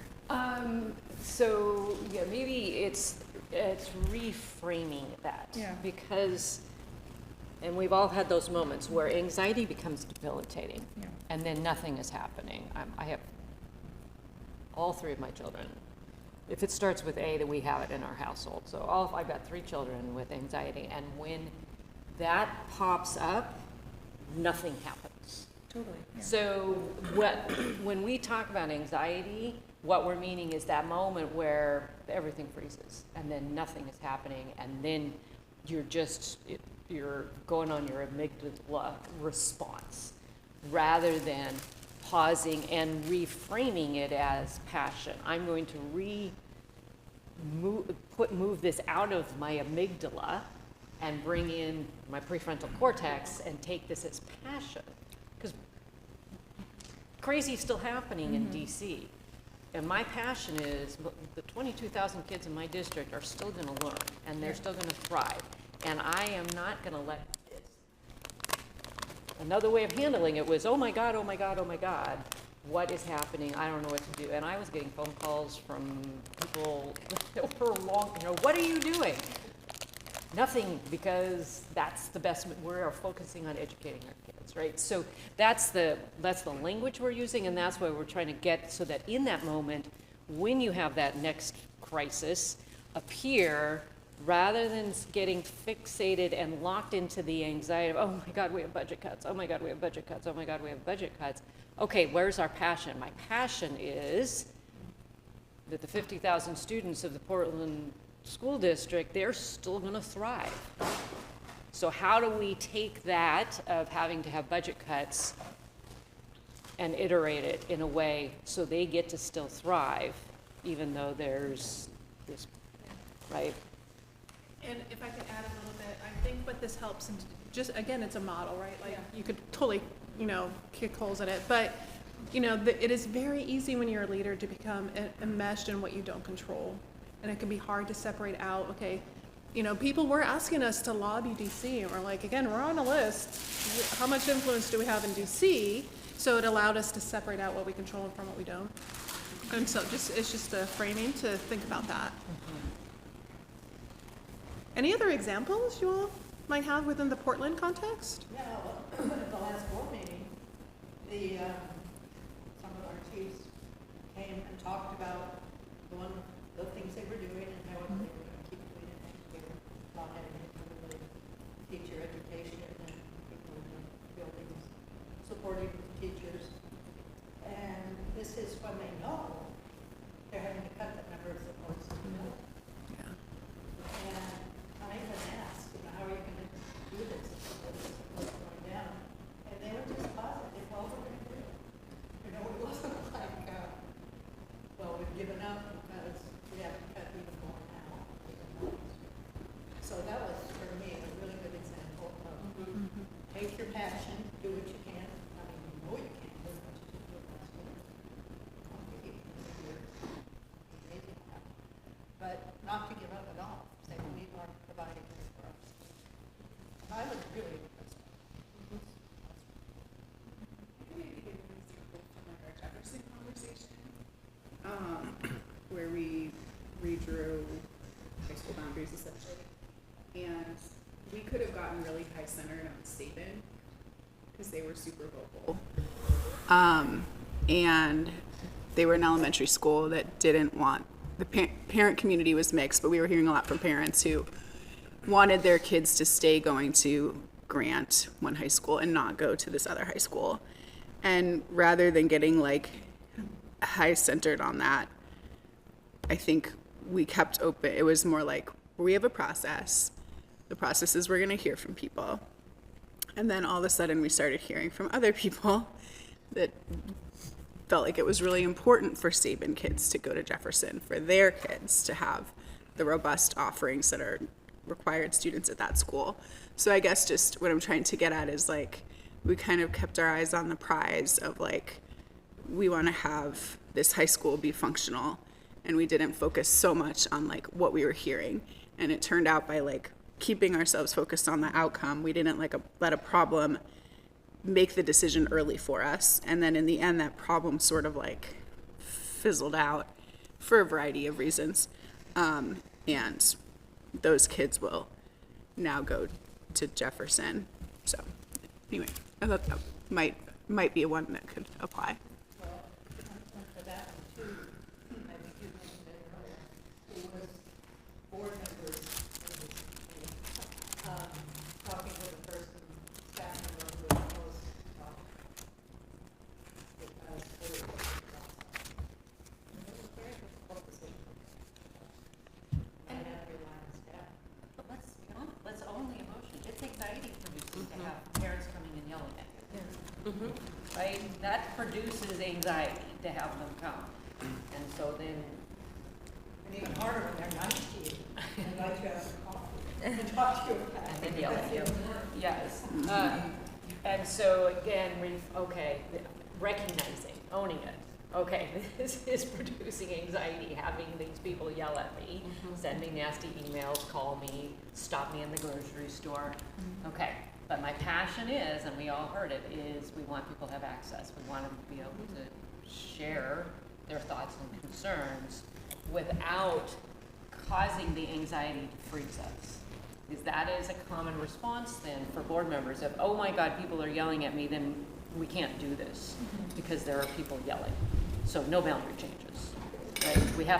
We only are gonna do boundary changes if nobody yells at us. So never changing boundaries ever again, right? So this is just a way of thinking of, okay, this is good, people are understanding, and we had a fantastic moment where we reboundaried 2/3 of our district. 2/3 of our kids were going to start school in the fall at a different school than where they were at in the spring. We did the whole thing. For a lot of reasons, but yeah. For a lot of reasons. And we had the boundaries finalized a year and a half in advance of when they were going to be implemented. So we had it done in the spring, that fall, whole nother school year, so everybody got to get their swag and their and all the things and join the PTAs and all the things. So 4 months before this is going to start, we have a town hall, and this parent is talking, and then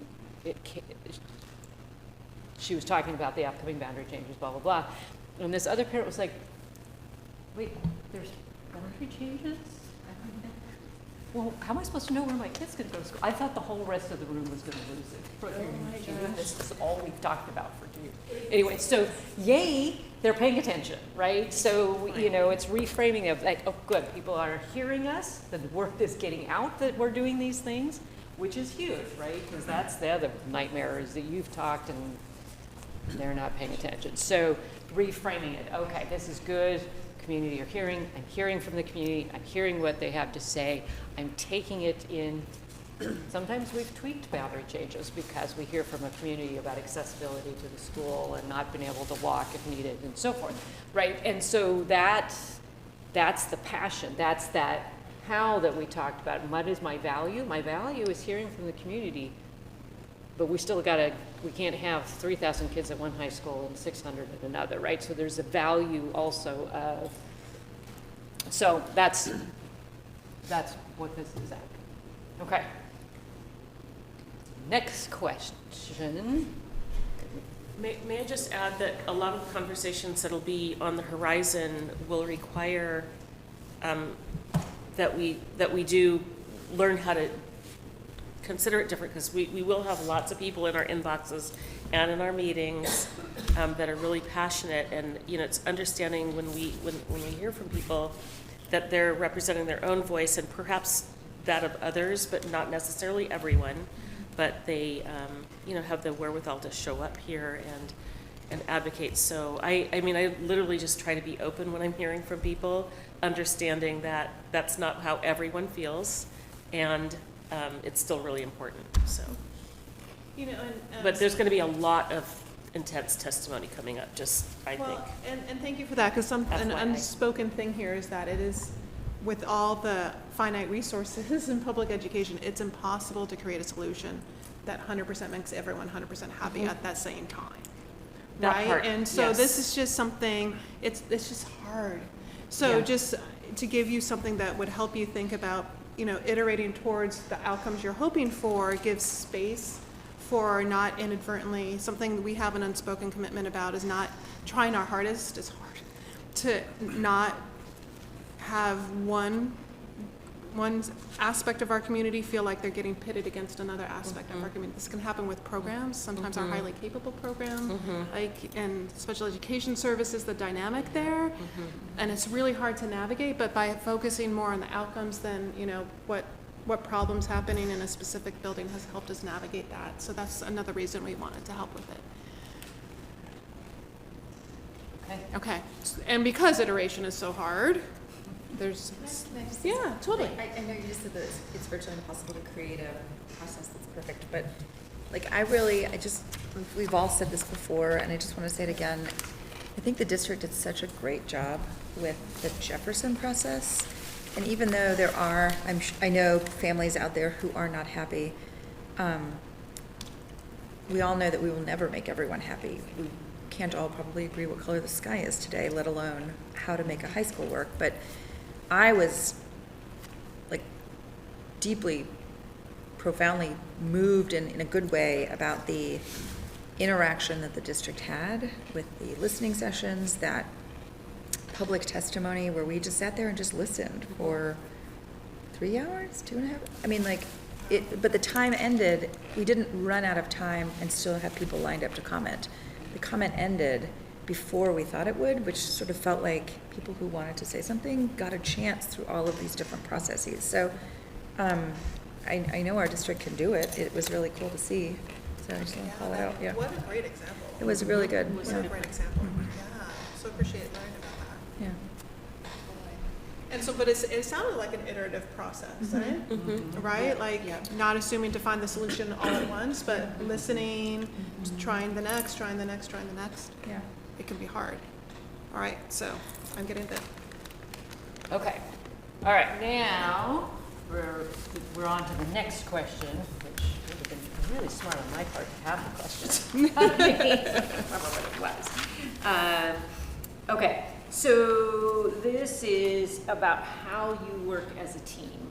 And something to think about, and for me, one of the gifts of being elected from a director area to a board is that means you're not in competition with each other. Nobody is going to take your job that is on this board, right? And there's no award for best individual board member, right? There are awards for best boards, but no best board member. So it is in the best interest of the board, it's in the best interest of the 50,000 students in Portland schools for you to empower each other to be the best. You're not in competition with each other. Sorry, no Oscar for best board member, sorry. Although we actually have little Oscars. We brought them out, it's a long story, but we have got them during the pandemic, and now we kind of waive them when there's a particularly fantastic public comment performance. You know, that was an Oscar winning. Anyway, okay. So there are three roles,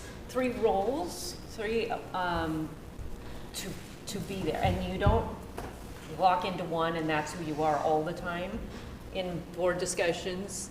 And it isn't, Eddie isn't always the challenger and Virginia isn't always the coach, right? It just naturally, as the situation, the topic, the setting, that will flow. So one of them is the creator. That one is the one that's like, okay, where are we headed? Where are we trying to go? I'm trying to figure out, takes responsibility for choosing how to respond, right? Gets that to that value statement. Let's be thinking about, I feel like we've gotten off topic. That's the creator of, let's think about, what if we did X? Could we do this? Is this an option? right? That's a creator, that's playing the role of the creator. Okay, then there's the challenger. This is not adversarial. This is, I also, do the softball. I let our superintendent ask some questions so that our community can hear. But it's learning how to ask questions to gain understanding without that underlying I'm angry mode. So when I first came on the board, we had tried, before I came on the board, there had been they tried to close a school. It did not go well. It was a complete disaster. We could dive into the processes that were used and how that didn't go well. I did not come in as a result, but the other two people that were elected, we had a turnover of the majority of the board, absolutely came in as a result of this disastrous school closure situation. They didn't actually end up closing the school.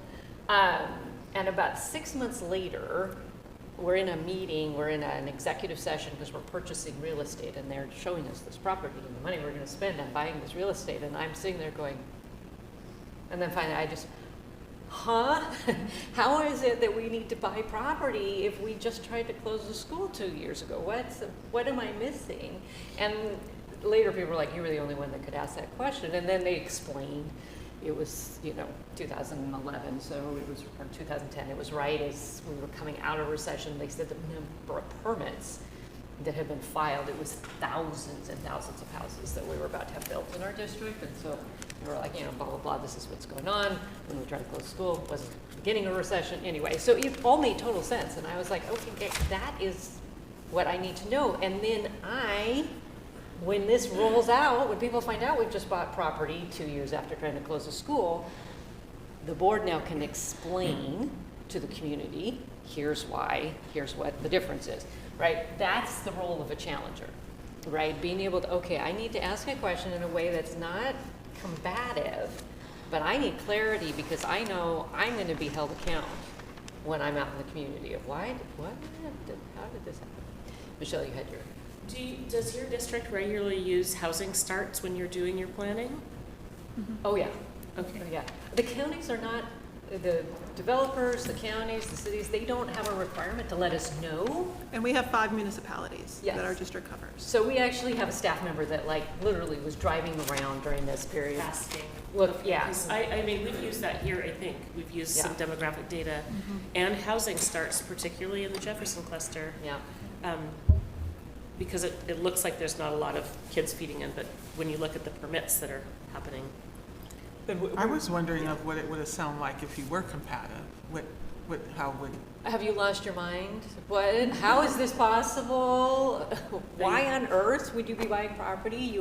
We just had a whole debacle over a school closure. Okay. Yeah, and then kind of with what are you up to? You're hiding something. They're hiding something, yeah, Suspicious. asking that question, yeah, very suspicious. Why would you be doing this? Versus curious. It sounds like when I first read Challenger, it's like that's a negative dynamic, but if it's someone that's kind of using that like appreciative inquiry, I'm curious about this. Mm-hmm. Why would we be buying property when we're trying to close a school? Yeah. And last time we got together in January, we had this conversation of is conflict good or bad? Right? And so the nice thing about this dynamic, the power dynamic that David Emerald named it, is that that question needs to be asked. It absolutely needs to be asked. But again, it's outcome focused, right? So it keeps the process growing. Mm-hmm. Mm-hmm. There's so much distrust from the community. If you look at the recent budget gap that we're dealing with for this year, and just the suspicion and the things that are thrown out there, like unauthorized spending. I don't know where that came from, but that's not the cause of this issue. But so when we foster that same sense of suspicion, I think it just fuels that from the community, which doesn't mean we shouldn't challenge, but when we're coming out of that orientation of curiosity, then we're getting to an answer and we're not just kind of feeding the the toxic mistrust. And it's accountable, right? You're being accountable, but it keeps the process moving. Yeah. Right. Yeah, because absolutely you need to ask questions. This is a huge system and it's complex and there's a lot of moving parts and nobody is going to know everything about everything at all the same time. And so learning, it's question asking is an art and a science. Learning how to ask those questions and developing that trust of, I just need to understand. Right? 3 months ago, we were a balanced budget. What happened? Why do we now have to cut $20 million? Right? Well, not that, and learning how to ask that in a way that doesn't sound like, who needs to be fired? Yes. Yeah, who is embezzling money? It's just, okay, what has changed in the last 3 months? What did I miss? What don't I understand? I want to just mention something that is a little tangential but related to like the sort of toxicity in the community. I think everyone knows that I basically got off Facebook because I was so anxious on December 2nd because of the Facebook chatter and like all the tension. And so I basically like have gone on to like do a couple things. Like I went out on my birthday and said thanks to people who, but otherwise I didn't like completely get off it, but I don't look at stuff.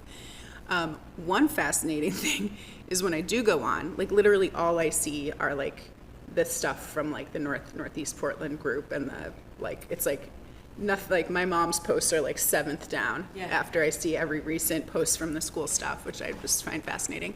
But I do read our email that we get, and it's just kind of interesting to think about, and maybe this, again, I know it's tangential, but like we need to figure out like what, like how much credence to like give the Facebook chatter, because I'm off and I'm not hearing it.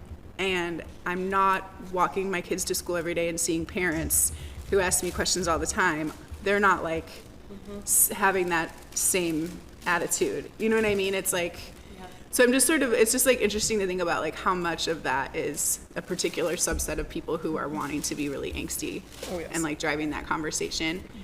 And then how much is authentically in the community, because if I'm not hearing it at all, then it's not coming via our email, it's not coming via the 30 or 40 parents I see every day, or the teachers I see at school when I'm there Fridays. So I don't know. It's a great question. I'm just throwing it out there. I don't know the answer, but I'm glad other people are paying attention to it, because it's really important that we hear it, and have people who are thicker skinned than me to hear it. But it's just an interesting thing to think about. And I'm sorry, it's like in this focusing on the problem versus outcomes. Yeah. And I'm kind of what I'm trying to get at is I think it's like the focusing on the problem versus the outcome. Like if we get sucked in too much over there. And Facebook is a gift that keeps on giving, social media. And we actually, part of the workshop around how to engage with community is who is the community. And so we do work where we have everybody spitball and popcorn out, popcorn's probably better than spitball, popcorn out, who is the community? And that brings up, and then we talk about, okay, who aren't we hearing from, right? We've got, the Facebook group, yep, we hear a lot from them, email. Okay, who are the communities that we are not hearing from, and how do we meaningfully engage with them? So, right, and that is a multi-hour thing. So I hear you, and you are not alone. The reason it is a workshop is because it is very, very common. How do we understand what we're seeing in social media? How representative is it? And it also has a tone. And is that reflective of what's really happening? And it's great that you're finding ways to be out in the community outside of social media, because that does help keep you balanced. Of like, okay, the bus stop, because we've got a board member, the bus stop is more upset, right, than social media. So that helps of like, if the bus stop is upset, then we know we've got a problem that we need to talk about, right? So that's all, we absolutely, Did you have something? Oh, I was just going to say that I think it's similar to your comment about the Sabin.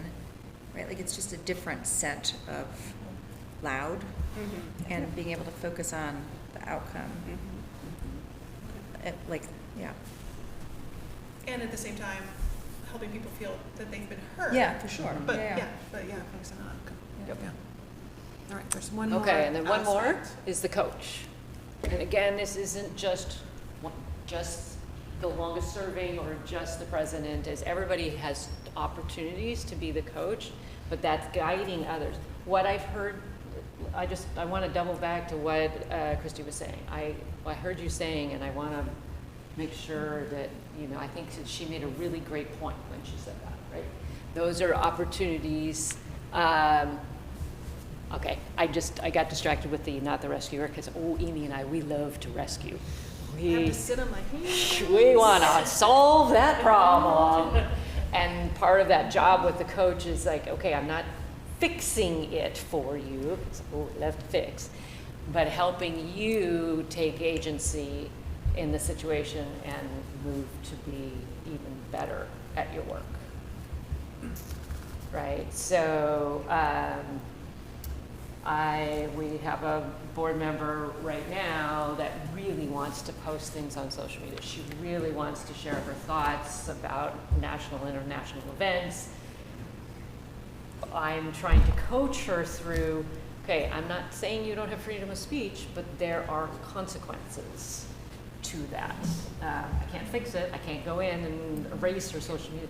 So just getting her to be a little proactive with, okay, if I post this, do we have families in the district for whom this may be a hurtful statement, even though, right? So it's hard to not want to jump in and say, but we have another board member that Amy and I both got worked with, lovely human on the Human Rights Commission, made some very strong statements about the situation in Gaza. Don't disagree.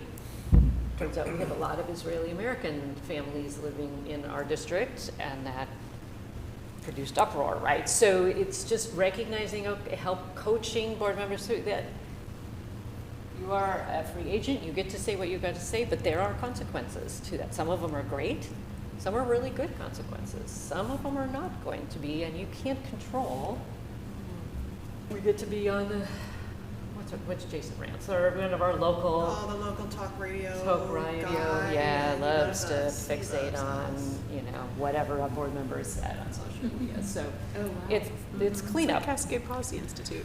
We have an organization that's oddly focused on us. Yes, exactly, right? Yes. So, yeah. That's paying a lot of attention. Yeah. Very And they, weirdly in a way.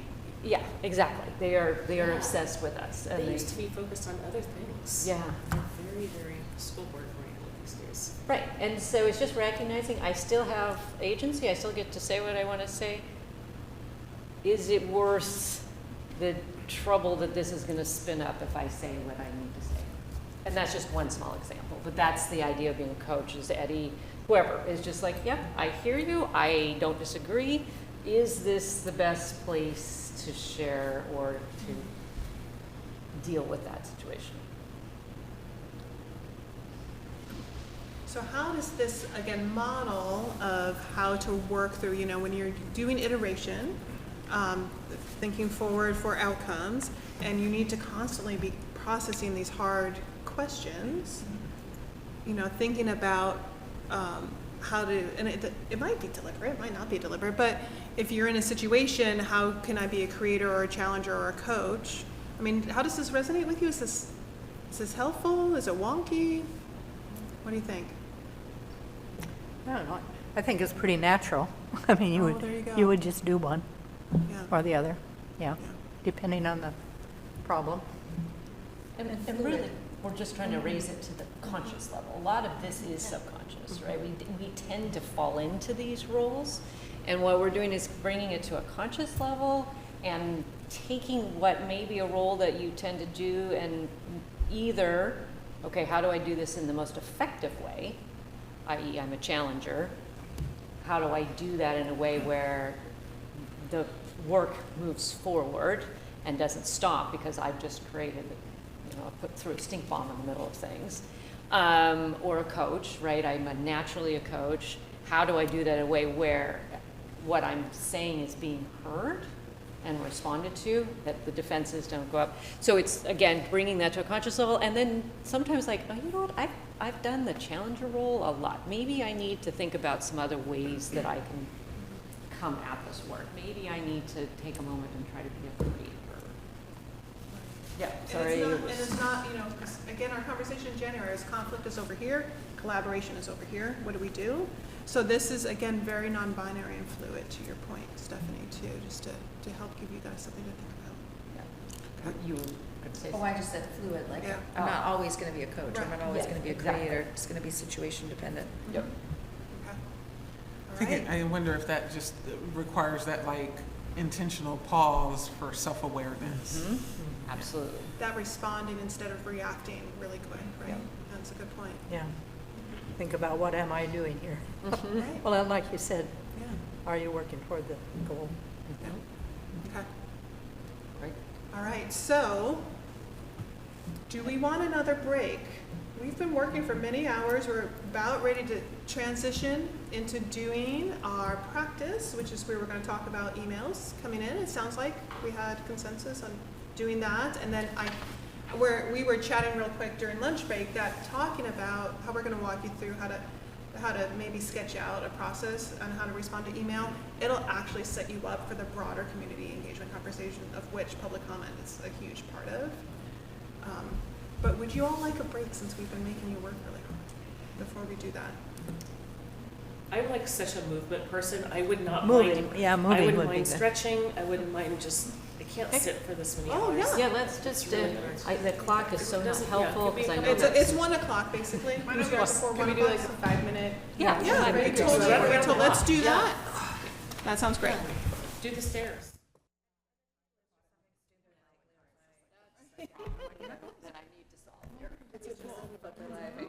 Math or whatever, you know, but it's like, okay, it's fine, but it's like. All right, is everyone ready for the home stretch? Let's do it. All right. So I was very happy to find this graphic because of the little Rubik's cubes that we put in your baskets. Oh, can I? See, right? So, so here, this is going to be the time just to consciously thread everything together. We talked about the elements of trust, right? We talked about the ABC model and where the different aspects of the work live. We talk about how to, you know, focus on an outcome orientation to keep the process moving, and if iteration needs a little support, what kind of approaches we can keep in mind to empower our team to keep that work moving.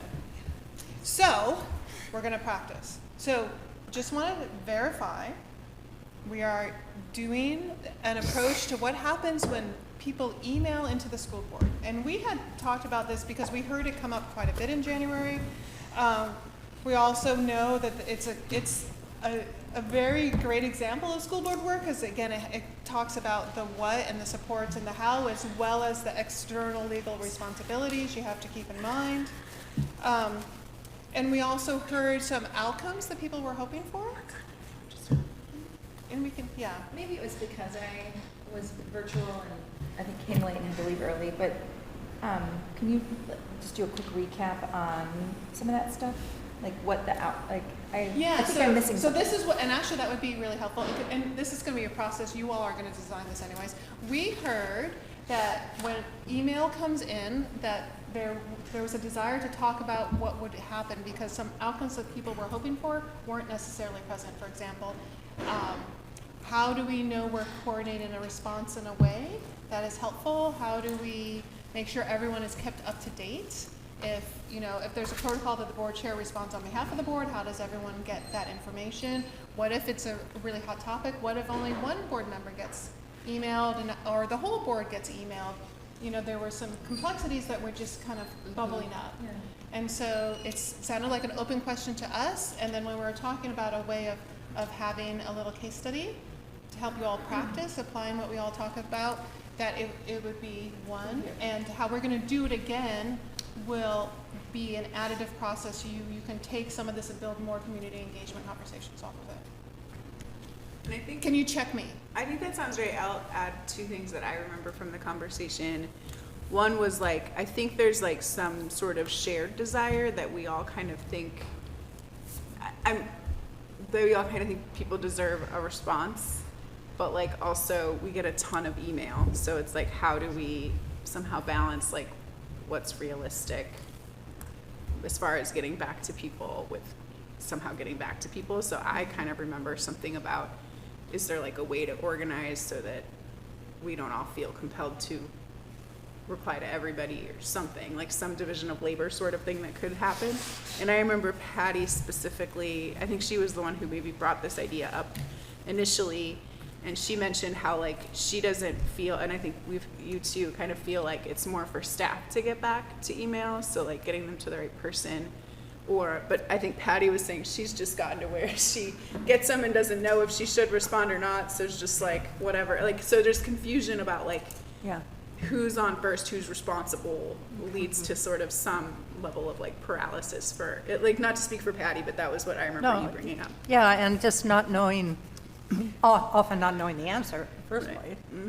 You could just say, you know, I got your email, I'm sending it, I usually send it on to Roseanne to send to appropriate staff. And Roseanne did have a point, but Eddie, do you want to have Roseanne go first? Yeah. I want to clarify a question. The board gets emailed directly to them as individuals, but they also get an email where it goes to all of them at the same time. So they could, I think that's also where some of that comes in. I just want to share those. Yeah, very helpful context, thank you. I think my remembered, I mean, I knew that was one of the issues, but I thought what the main issue was kind of the emails that the board sends to staff. That's what I thought. I was confused as to what we were talking Right, about. and in terms of like the email triage was what we called it, where some emails are like good to know for, you know, for information, but what are some, you know, versus emails that are necessary for like an upcoming board decision or whatnot. In terms of like the load of emails, the questions that come to staff is overwhelming, and so how do you prioritize which one need to be answered and which ones can wait? You know, that's what I thought was the main crux of the issue. Can I also ask, or maybe ask a clarifying question, is this also, yes, what do we, I think it'd be helpful to map out all of the inputs, all of the ways that we get emails, and what the digestion process for that needs to be, but also sometimes we get a single board member that'll ask a question and that might require staff resources or will require for certain. And do we need to understand if there are more than one board member that's interested in it? Yeah, so. I mean, I'm just curious, and I'm also asking, like, I think it'd be helpful to map out, so we get things that go to every single school board member. We get, as individual board members, we get information coming in. No, this is great, So and this is why. it's how to map out like the process. And that's exactly what we're going to do. Our next Yes. slide is the process. Excellent. So, but first we're going to start with an agreement on what we want to talk about. Very happy to talk about when school board members have an information request, because we had talked about that a little bit, the triage concept. We talked Yes. about that in January. We can start with that and then go into what happens when, so that's an outgoing email from the board as opposed to incoming. Is that what you wrote down? That is exactly. We've worked together a long time. So incoming versus Okay, outgoing. okay. Perhaps outgoing email, since we had started that conversation in January, would be a good place to start. And then we can flip it over because it is a more complex, but we have a way of getting through the complexity. Michelle, thank you for pointing out the complexity of all the ways to flow chart what happens when email comes into the board. But we'll do the outgoing first. Okay. Sound great? We decided, I'm sorry, I thought we decided that in January. Well, I and misunderstood, we did like talk I've about it, been right? trying to do that when I send emails. I've not been great at it, but I'm like just assuming that makes a whole bunch of sense and. Well, you know what? This could be a little practice for the process, Yeah. and then we can maybe get to the outgoing. All right, because we did talk about it. Email information requests. All right. What And did we so- decide last time? It was like to say, share like an urgency level? So what I'm going to suggest we do, because it was our intention, Sandy and my intention, that triage idea with the information level, what would be a first step in defining the process. Would love to hear how it went, because if it went well, we'll put it in the process and keep building on it and make sure there aren't gaps in that. But let's get to the process. Yeah, Eddie. Well, I thought maybe this is where we could practice the iteration part of that process. Absolutely. So So we have stated, absolutely, right? So we've stated that what we're going to talk about here, we're going to design a process around, and this is, first of all, let me just say as a disclaimer, everything we're going to do this afternoon is going to be a draft. We will organize it for you, pass back the artifact, right? In case you want to think about it overnight, you want to deliberate on it a little bit more. So no pressure that today's the final, okay? Sometimes that helps with the process. So first of all, Can I just underscore what I think I Yes. heard you say? That while we're talking about email as a case study, you want us to be leaned into how we work our way through this process for all the other things that we'll address later. this is meant to be a supportive process. It will have different levels of complexity, but yes. Okay. Yes. Great. We have found this flow has worked well for us over the years, right? And sometimes it takes more study, more iteration, but this flow in general has worked out. For us, it was adding agenda items. That was really what kicked off for our board, what we had to really fine tune, and so it worked out and it stood the test of time. So first of all, let's talk about, clarity is so helpful. So we're talking about information requests outgoing from the board to staff. So let's start with the how, the what, the desired outcomes, and then we're going to talk about the how that pulls in the values and commitments that support that part of the work. But in terms of how information requests are part of the board's work, let's talk about what desired outcomes board members are hoping for when they send an information request. My back is turned, so either Sandy can help me. So Calling people. information requests that we send. Yes, That we that's send what out. we're going to start with. What's the goal? What do you want when you send an information request? There's no wrong or right or answers. Why are you doing this? Information, you want an answer to a question. Should we practice the first part of what we talk about, like going in around? Oh, yeah, sure. And Then then shouting. taking turns? You're Steph just started. I mean, if I'm practicing all. sending a question, it's because I'm curious, and so I would like a information and an answer, which may not be a full stop, may come back with more, but I'm not doing it because I'm not interested in the answer. I'm looking for an answer. Yes, and I think, like, sometimes it's a question that I have. Sometimes it's a question that has come from the community. Sometimes, like, there are different types of questions, so I guess, like, ultimately the outcome is always for information, but to what end, right? Like, is it to inform my own decision-making, or is it to be able to relay something back to somebody else, or is it because I'm thinking something, like, broader, but I need to fill in some gaps first? I would say that too. Sometimes things come from the community only to me. Other times, things come in, I wonder if the entire board might be interested in knowing what the answers are. I have very few, like, process questions, I think. But yeah, it's rare, but if it's either something I need further clarification on or something from the community. Can you go deeper on that for me, Michelle? So you said it's not often a process. And For then- me, but it the is questions I have usually- are more like somebody asked me, for instance, what the costs for transportation for one of our lottery schools. Okay, so So that's not something I'm necessarily curious about, Right. but I was like, oh yeah, maybe I Okay. would like to know what that is. But that's something that's initiated by a community member. But it's outside, if I'm hearing you correctly, it's information outside the scope of board work, so you don't have access to it. Well, I know that there's no way to know everything about the district, and I also am very careful, like, I'm sort of curate what I do need to know. So I guess I'm saying I don't ask questions necessarily because I'm curious about it personally.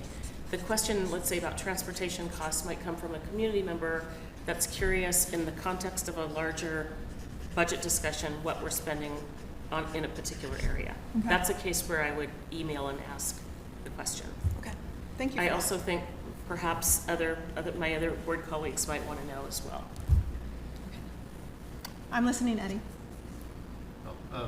Okay, I think 90% of my emails fall into or 50% of my emails, 50%, 90% of my emails, whatever. I basically have two generally types of emails I send. One is information for an upcoming decision, Okay. like whether that's more details, numbers, statistics, whatever. And the second type is emails so that I can help better represent the information to the community. So usually it's like, for example, clarifying questions about process or whatnot. You know, like recently a lot of emails about boundary and things like that. And so I'll send in questions like, hey, how can I represent this or share the information so that, yeah, sort of. Thank you. Virginia? For me, mine are generally in response to something that's on the agenda or was on the agenda. Sometimes I have the questions after a meeting that I want to follow up on, or in response to a significant community concern. Like I try to filter, so I'm not forwarding every question along. If I know the answer, if I can get a quick answer, I'll get it. You know, I can think of, you know, a couple out there for me right now. One is, you know, we did our Division 22 presentation last fall, and I have questions about, you know, the number of exemptions for our high school seniors and whether or not they're less than 40% are fully scheduled. That's a real concern of mine, so I'm looking for that data to better understand what that looks like, you know, at school level. And then for the budget questions we have right now, like a budget to actual, so we can see the detail on where our issues were with the, you know, the 22 million right now, and then, you know, we're getting ready for the next budgeting season, what that would look like for us, because part of our job is to understand the budget and approve it. So Right. those are Part the of that tens of, might probably tend to be bigger questions like that. Okay, super helpful. But it sounds like, if I'm hearing correctly, around supporting the decision-making. Yes. Okay, yes, okay, thank you for that, appreciate that. I don't think I have anything to add. Okay, thank you. Great modeling. I seem to get a lot of questions relating to problems with hiring and firing Oh, staff questions. and staff questions, Okay, which I obviously cannot answer. right. And so I send them on to Roseanne with the, please send this to the appropriate person, which passes it off to me. And I do not respond to them because I do not have the authority or the So you're talking knowledge. about, if I'm hearing correctly, questions coming in from community. In terms of your choice to ask staff for information, is there anything around what informs your background to ask staff for information? Like, is there anything besides what we've talked about to support, you know, an upcoming conversation in a meeting, to respond to community members when it's in the administrative realm and outside of the board's purview? Anything? I think I was kind of told to do that when I first joined the board a couple of years ago. Okay. Not to go to individual staff, like not to go to HR, Right. but to right. send it through. Okay. Okay. Super helpful. Can I say one thing? I was thinking of an example, actually. You just reminded me of something in August when it was super hot. Probably everybody was hearing, but I was getting direct to me pictures of thermometers from teachers in schools that I'd gone to, whatever. And Right. obviously not something that I can directly respond to, except to say thank you for your response. But I was forwarding them on to Kimberly because I knew she was trying to make a bigger, important decision about what to do to keep all the, you know, schools safe, which is going to anger a lot of people who had air conditioning, blah, blah, blah.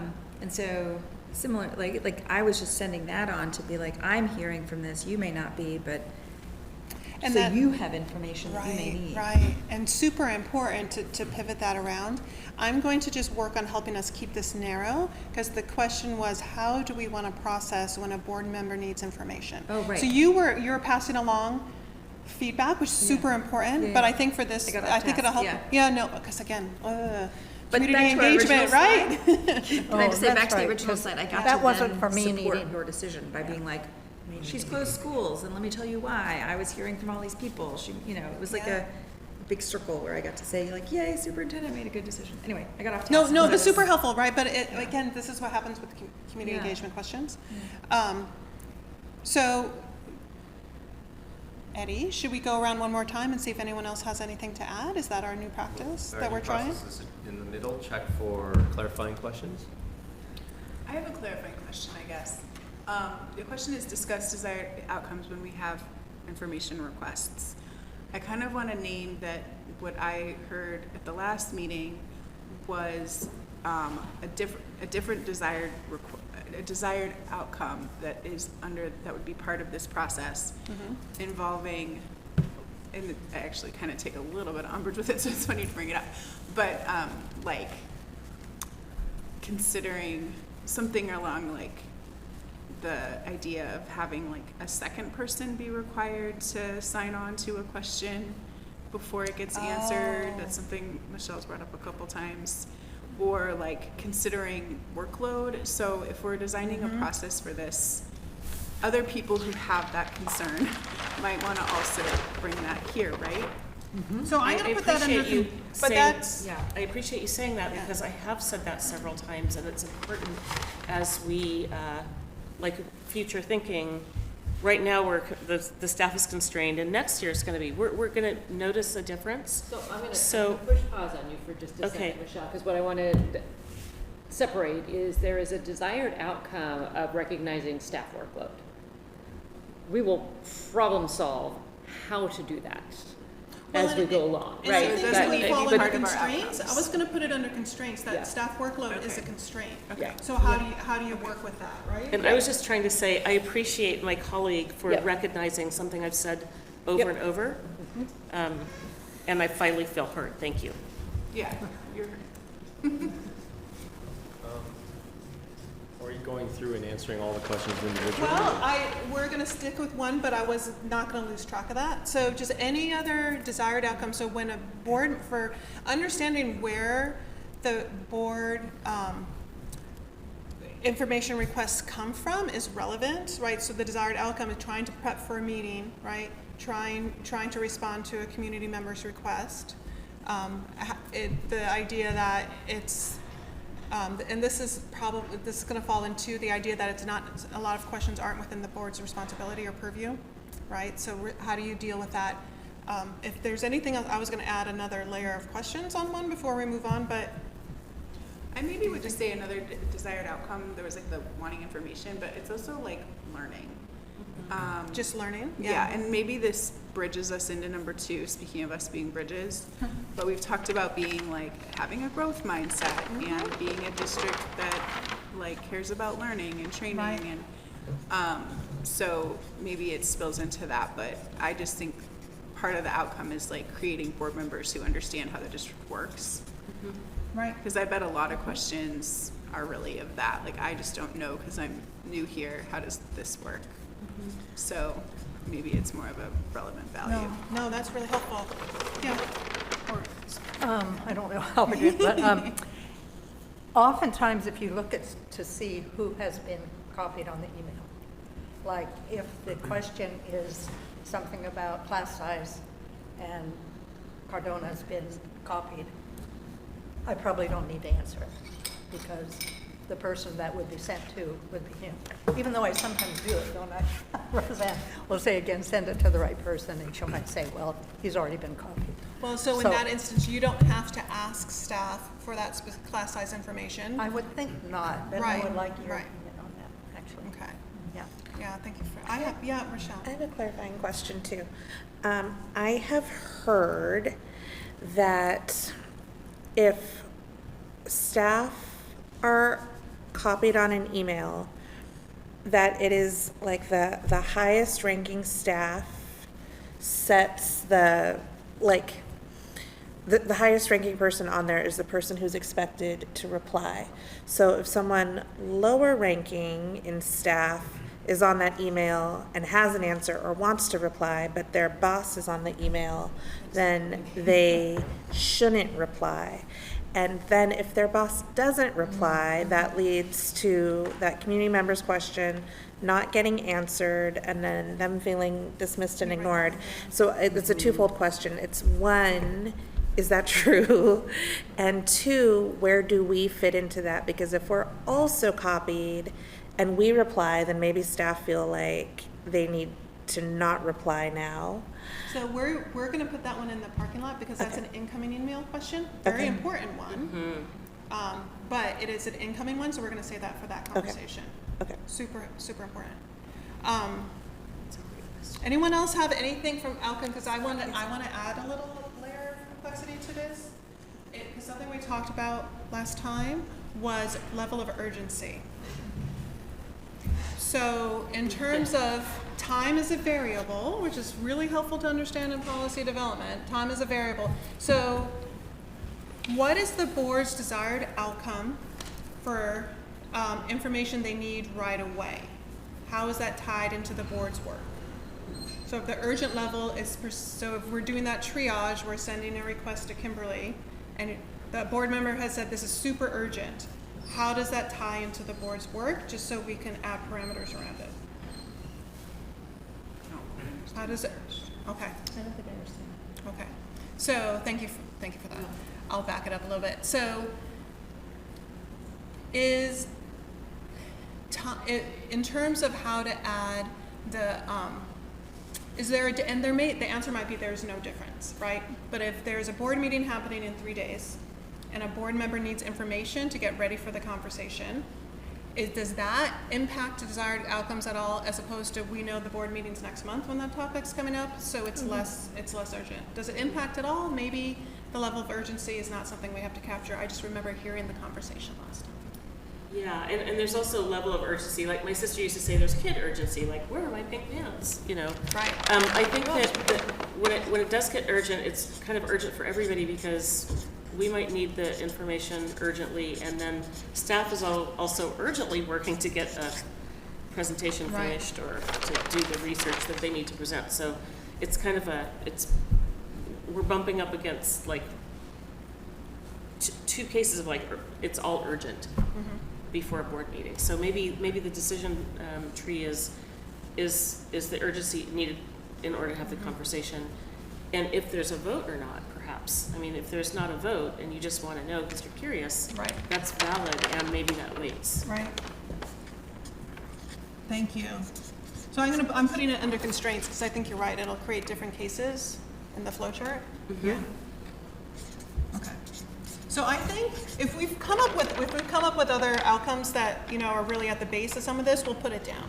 It just helps us think of every scenario as we're going through.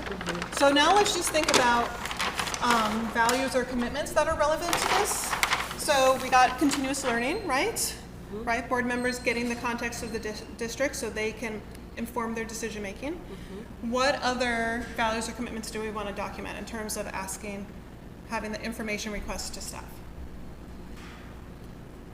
Anything else we want to call out? As an outcome, we really want everyone. Or just values and commitments. You probably can't see. So I'm on number 2 now. I'm on number 2. Yeah, Eddie. So one is democracy, so that every board member has, I don't know what you want to call it, like equal opportunities or getting their answers, versus like, I'm thinking worst case scenario. Let's say like we have one board member that just sends hundreds of emails a day, and they dominate staff time. That leaves less time for everyone else. Okay. Equal Again, access. that's like worst case scenario, but it's I think it's And like it's a not test happening. case of like how to balance priorities. Transparency. Transparency. How about access as a value? Yeah.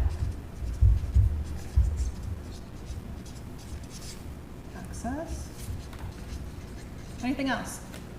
Well, part of democracy is also like how to prioritize. Like, for example, if there's a big question that's going to take a long time to answer, if it's just coming from one board member, or maybe there's 3 or 4 board members that may be interested, how do we do that?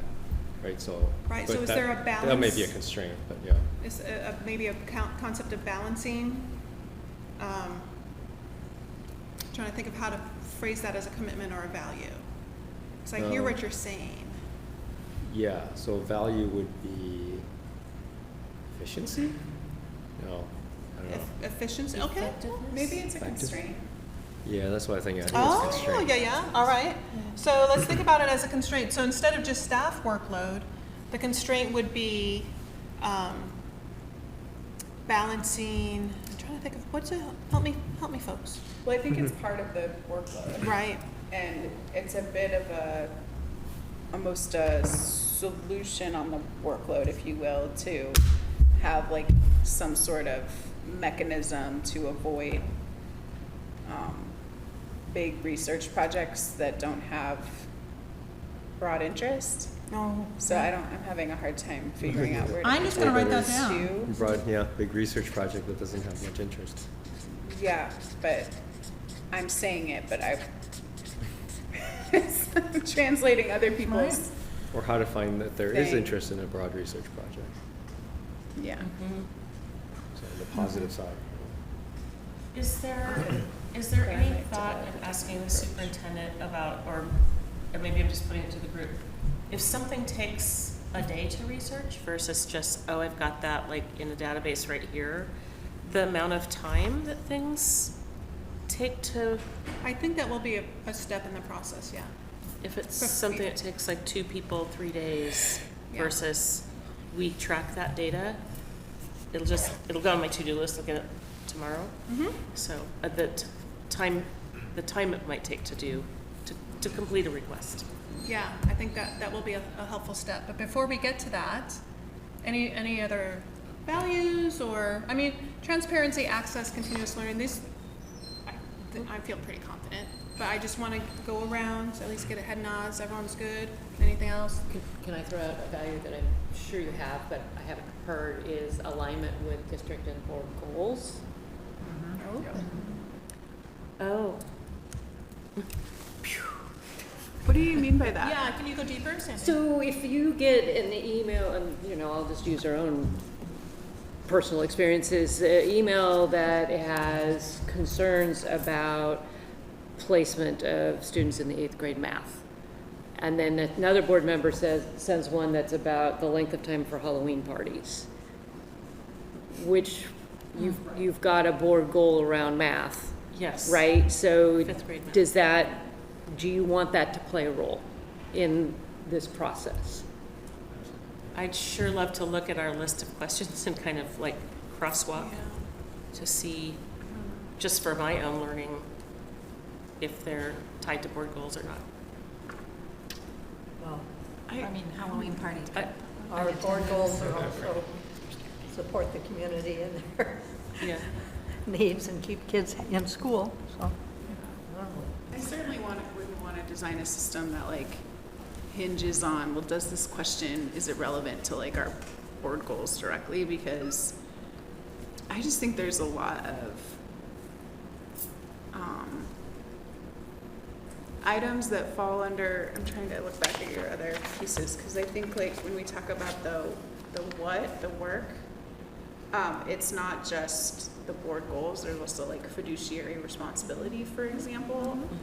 And so if we don't, our board goals are very focused on like academic outcomes, and I think that we just need to be open to, I guess I just don't want to put a constraint on what we can ask staff about, that it has to be tied to board goals. And none of this is saying you can't ask a question. We're trying to figure out a process for staff's understanding of, the word prioritization hasn't come up yet, but Like I get at the no Halloween point party is less urgent. Right, has Maybe anybody that's a said you criteria. cannot ask this question? Unless it's It's just as there's a deluge, do we want any of these values to play a role? Yeah, I guess urgency, that could be a criteria in that urgency question. Yeah, and I was not trying to like constrain anybody, but more like to use the connection to the board goals as part of a decision-making on how staff responds. Not to say that the all questions are good questions, and not that some questions aren't going to tie directly to board goals, and those are important questions as well. But when we're weighing 2 questions that come in, could that be a decision factor in terms of prioritizing a response? It's just kind of an open question. So, in terms of the number of questions, I hear a lot about that from you, in terms of like volume of questions. I haven't heard anything from staff. So I'm curious, like, I mean, I see the list of questions. It doesn't look massive to me, like in our tracker, and I don't know what other questions are out there that aren't in the tracker, but is it a significant problem, the number of questions coming from the board? Is there, I don't have visibility to what everybody's asking. Is it the place to answer now? Yeah, I will, so that's tough to answer. I would say in the beginning, it was definitely sort of like the Wild Wild West. I think it has gotten tremendously better as folks are seeing Roseanne and knowing that it's going to the tracker. So I think we've had some things that clear up. I think what is more impactful is not necessarily like the number of questions, but sometimes the detail of the question. And then also just bringing in positionality, right? Like, because everyone in the organization kind of somehow flows up through me, through their direct reports. And so when you all are asking a question that has a whole lot of detail, the staff has this, like, they're compelled to like answer as fast as they possibly can and make sure they have like all the detail. So many folks just kind of stop whatever was prioritized to get that answer because they don't want it to be a negative reflection on their supervisor, because their supervisor ultimately either reports to me or somewhere along that line. So I think it is more of the perceived pressure, and I don't know some of the things that were agreed upon in the past with, you know, who responds and whatnot, but I think it's mainly that. But I mean, I will say since our last retreat, you all have been very open when, because I've said to staff a number of times, like if it's gonna take time, just communicate that. And folks have been very open to like, okay, about how long or whatever, and that's been helpful. Yeah. I appreciate. I don't know if that answers your question or if that was too vague. No, I think it does. I think when I'm hearing like, it feels like, or like, it's a big problem, but I'm hearing that there's been a lot of improvement. So. Yeah, and maybe let me call Roseanne in, who actually receives. Roseanne? Right, she's right here. Yeah. So I do think, yes, I'm thinking you should look at and ask any questions as you're reminding me. Yeah, I do feel like I appreciate that people have flagged that when something is for a purpose, like especially upcoming, I think that's gotten much better. It helps, to Dr. Armstrong's point, staff know when to prioritize. It's really helpful if you can say in an email, and I think many of you do it, for upcoming board meeting or information for an upcoming decision. Like, so the packet goes out on the Tuesday, you have a week, right, for the board meeting. That's been helpful. People have flagged that because we know that we need to get your questions ahead of time. I know you said some questions, Stephanie, that were, you know, we have some time on this. And I was appreciative because they were more budget more, yeah, and takes more time to gather that information. Especially, I think some things are still in flux too. And it sounds like our budgeting software is terrible. Yeah. But it's gonna get better with Yeah. Within 5 weeks. Is that helpful for you? I mean, I don't know if that answers. For me, it does. For me, it certainly feels like there isn't a giant problem that we have to solve for. That Yeah. maybe with Okay. some, I don't know. Can I ask another clarifying question? If we go to staff with a question and it feels like a problem to them, are they going to tell us that? No. No, they're not. They're Because not. of the position. Because of the position. And because they want to support their boss's boss's boss. And we're in a position of power where we evaluate the response that we get. It reflects directly on the superintendent. So it's kind of like you're in a bind. The staff is in a bind and they're in no position to push back. And I would also say it's And the I've type. heard this for 6 years. Yeah, I would say the type of question is what's overwhelming, because when it sounds like it's a question that is maybe calling into question somebody's like job, or maybe they didn't do their job, or like it's into the management thing, I think it just like can be a little unsettling, and then folks kind of spin on that, like, Yeah. oh my goodness. And it could be simply like, hey, I have a connection here. Let me ask you this question about this thing.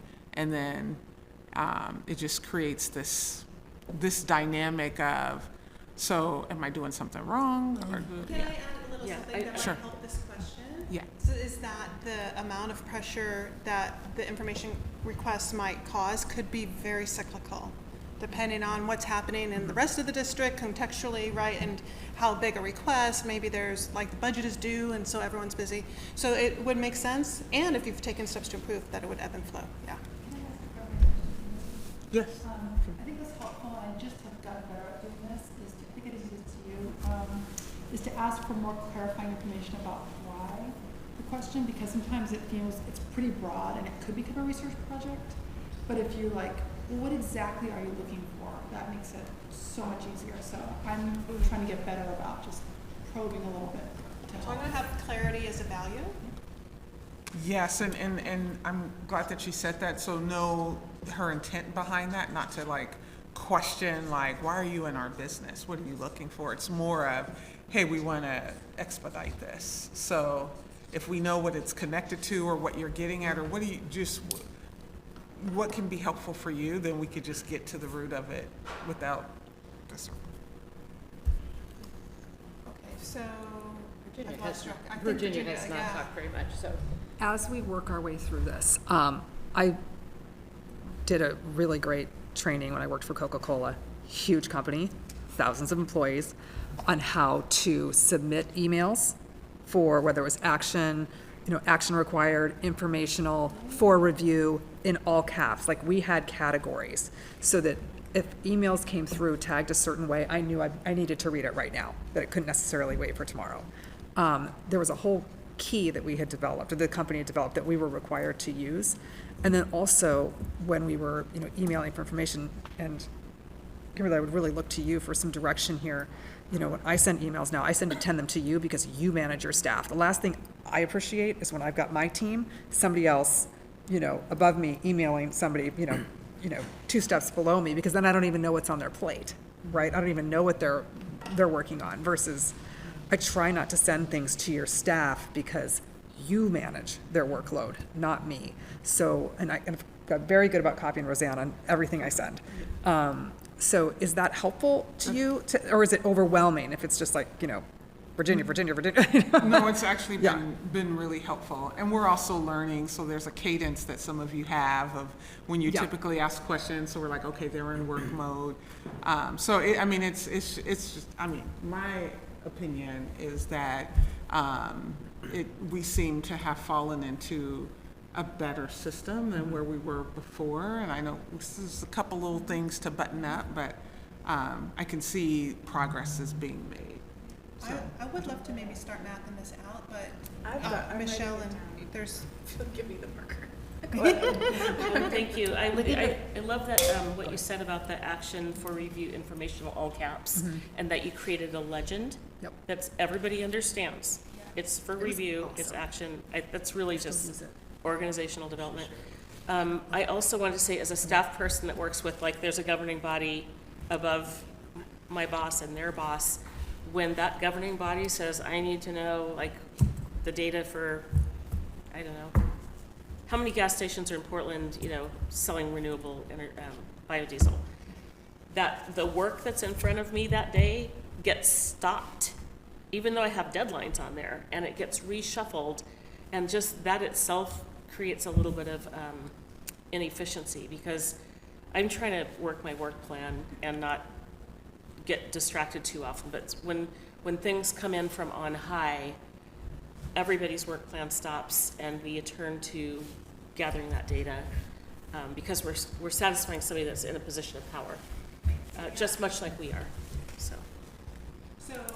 Virginia and Christine, then maybe we'll start flowing, like a flow chart. What do you think? Yeah, doing something else. No, I didn't have anything else, sorry. Oh, okay, sorry, thought I saw a hand. Christine. I'm flowchart helper here, because I have something, I think this might. Is everyone ready? Help.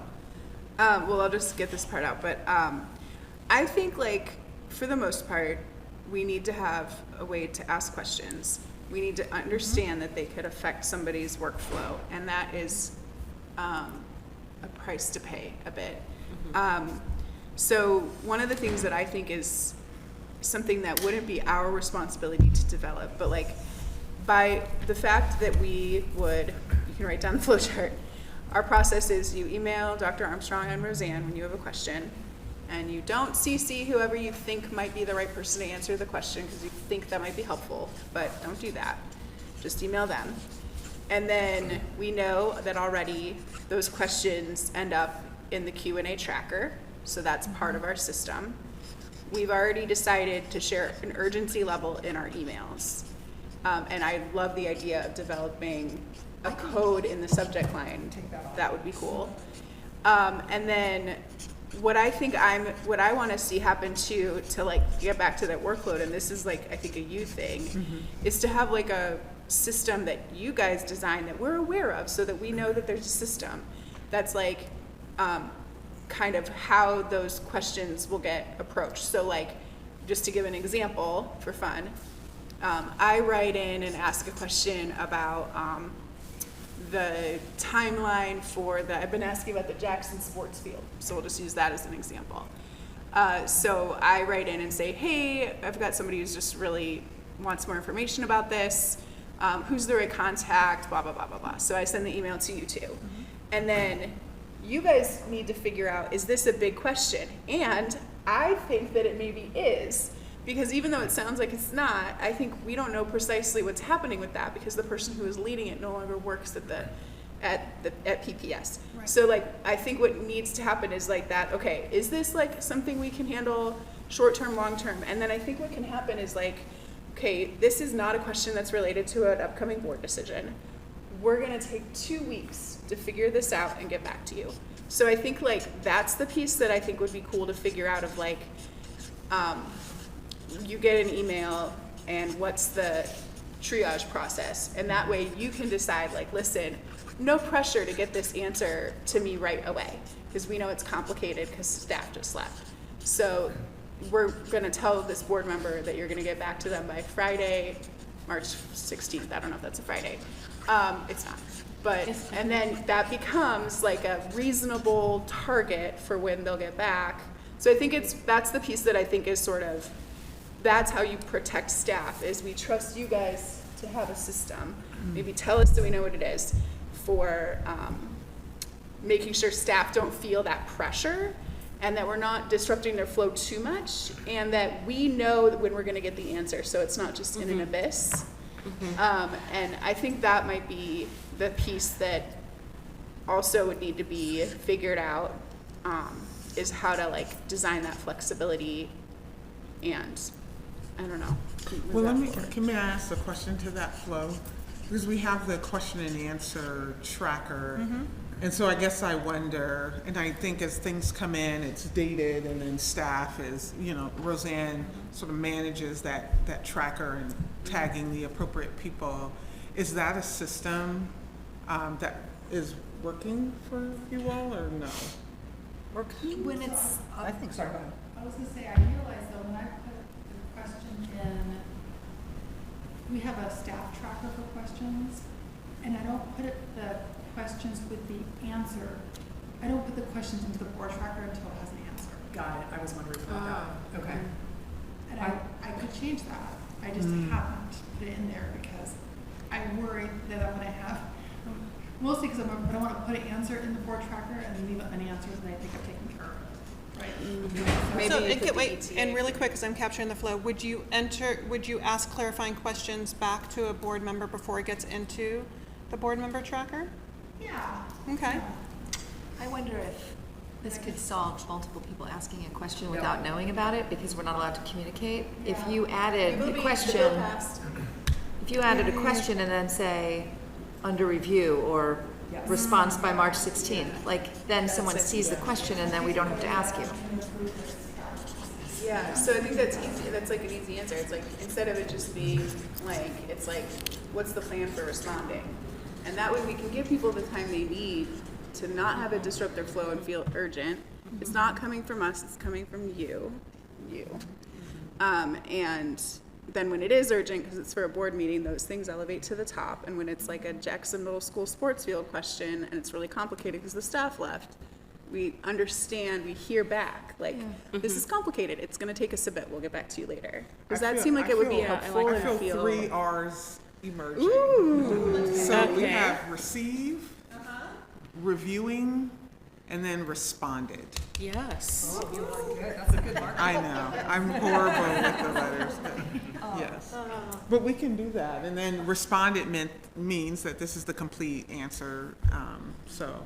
And can I ask another question? When it's responded, do you typically share it with the entire board? Because that was one of the desired outcomes. It's on the Q&A, yes. Which gets shared with us weekly.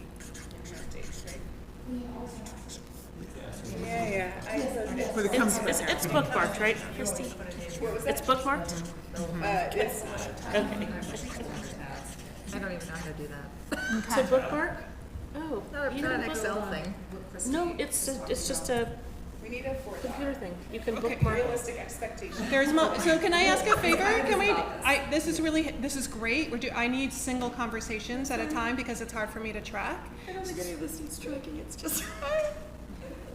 Okay, so, help me. For systems. Yes. For this type of communication, I'm curious how the group would feel about something like this, because this is another thing done at like the larger companies, because especially with people working remotely, it's really hard to, when you're not all in the same room together.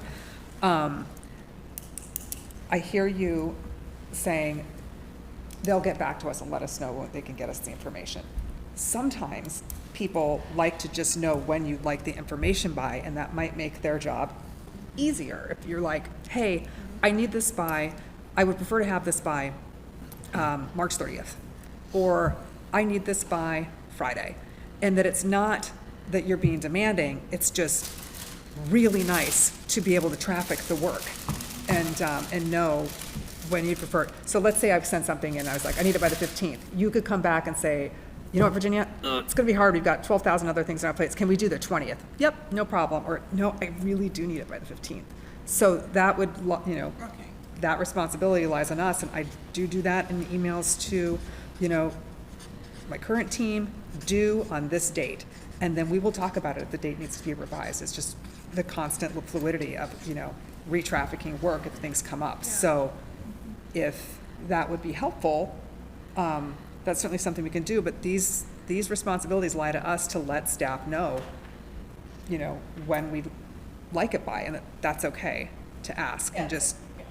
I think the fourth R of realistic expectations is like, that's I think what we're going for. We're like, it reminds me of like, when I was a teacher, I used to have due dates, and then I'd say like, if that due date is a problem for you, you let me know in advance, and we could even set a different due date. As long as you don't come to me on the day it's due, I will let you set your own due date for that. And that was like something that I did as a teacher, and I feel like that what you're saying makes total sense to me. So it's like, I might write and say, I don't really care when I find out about the Jackson Middle School stuff, just when you can get to it. Or I need it by next Monday, but we can't figure it out because that staff just left. Like that, as long as we're all comfortable with realistic, we have realistic expectations, and there's like an understanding of what that expectation is that could be captured in that spreadsheet, I'm gonna put that as a value. Yeah, because I was gonna say, maybe it's not necessarily a fourth R, maybe when it's like putting that it's under review, that's where we're able to put more information on how long it'll take to get back to you, or if it's, I don't know, I feel like we can overcomplicate it. I think actually, because as I'm because you all can't see it as I'm writing it so small, but the idea of having an email legend or structure as a tool, and that board members would state urgency or desired by dates, the clarifying questions from staff back could be, oof, do you really mean that? Because we're not able to do it by that date. So having that feedback loop and then having that in the tracker, I think actually it's lining up with what you all are saying. And that takes the work off of Roseanne's plate when you just give a date like that versus like, well, what kind of date? Like, well, is it this? Is it that? It eliminates that question for you that you're asking 7 people, Yeah, we have to be done within 15 with staff too. I know they get expectation to get back to people as soon as possible, so. Lighten up, Dr. In the situation All right, so where a parent calls, asks about overcrowded classroom, and they've copied staff member who should answer that question. But if You are doing an amazing job of segueing us into incoming emails. Okay, So thank you for so, that. but how do Eddie we has had his respond, hand up. how do we write to that staff member to make sure we get an answer? We So, we're, Same thing, hold on, okay. give us 2 seconds, because we're Okay. gonna move into incoming. So, All right, go ahead, all right. because we're about done with it. One value I would also like to add is just kind of respecting staff time in terms of like weekends, right? Like I know I mentioned this with Virginia offline about, there's expectations that if you email the weekend, the expectations that we don't necessarily expect to reply over the weekend.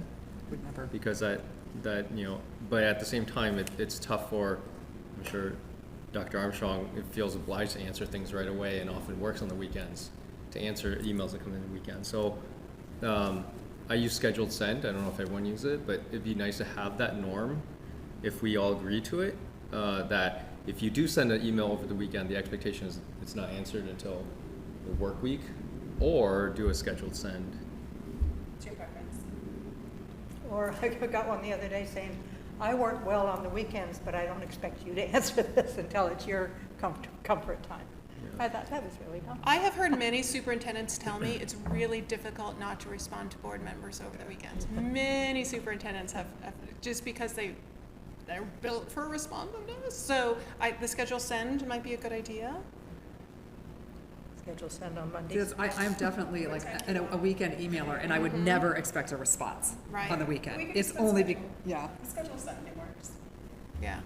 I mean, I've had my superintendent call me at 8 p.m. on a Saturday, and I was like, no, that's not what I meant. But that's what she really was inclined to do.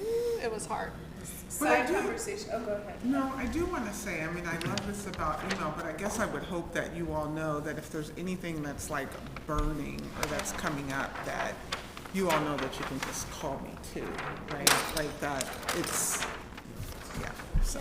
Maybe that's. Well, I was just gonna say, I wonder if this worry about responding right away on a weekend is gonna go away with urgent for review, whatever we're doing, and like a timeline, like, because I don't know, if it's something for a Tuesday board meeting and you see it on a Sunday afternoon, you may wanna see it on a Sunday afternoon, because in those next, 18 hours before Monday morning, you might be able to accomplish something that you don't wanna have to first see at 9 a.m. And maybe our new process of putting in there the urgency level and the review date will eliminate some of the feelings like you have to respond right away, and simply, for the very few that need response right away, you will see. I don't know.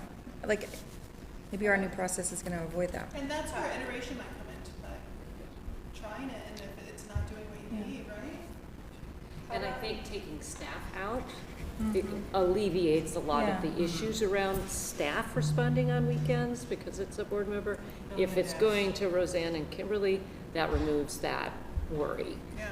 Because you don't have to respond on the weekend, usually if you're busy. I was gonna suggest for iterating on, if it's urgent, send it on the weekend. If it's anything else, you can schedule send. Maybe that's like a compromise measure. Does that work for you, or do you want even I'm just numbers gonna, and stuff? for me, I'm just gonna leave the box open and hit I send. know, I'm never gonna remember, I I- hit schedule send. But Yeah, I'll- if it's urgent, yeah, send I'll- it. If it's not, Like, like, schedule you do it right when you're done with the email, you can, I just don't know if I'm gonna. Okay. We want to spend a couple minutes, really Well, quick. actually, can I just say one little Yeah. thing? Yeah. Patty just asked a great question, what could be so urgent? Well, I mean, I don't think it's a secret with all the papers and things that at some point we're gonna need to pull you all together in an urgent fashion to discuss these furloughs and what days that could mean in terms of like, no school, no student day. That's gonna take a board vote. So when I think of urgent, I think of like time bound. I think of time bound, or I think of something that is potentially at crisis level in terms of like safety. School splitting, do you know? Yep. Yep. So, So anyway, so I think whatever code that's established, if we think of urgency, we think of time bound and like safety issue as like immediate. That's what we would like, stop everything, let's respond because we have a vote coming up, you know. Or something we need to respond to immediately at a school.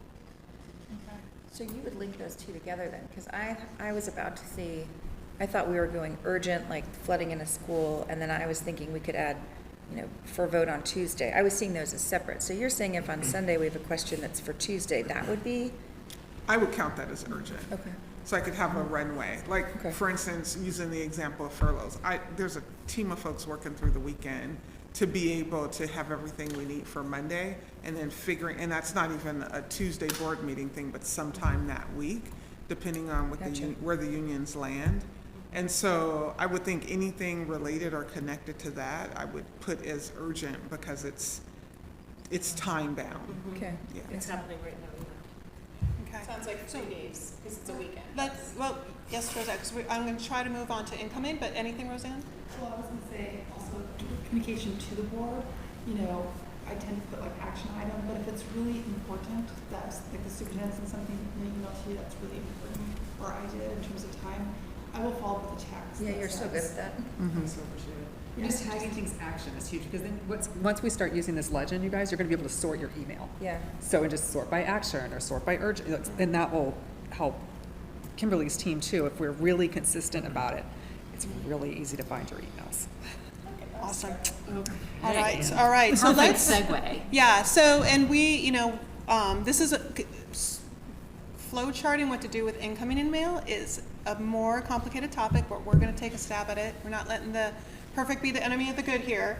So let's think of desired outcomes. So let's just think a single, because there's so many parameters. A parent has has a wondering about something going on in their school, right? What are desired outcomes from the board in terms of, you know, what do you feel your responsibilities are when a question like that comes in? Just desired outcomes.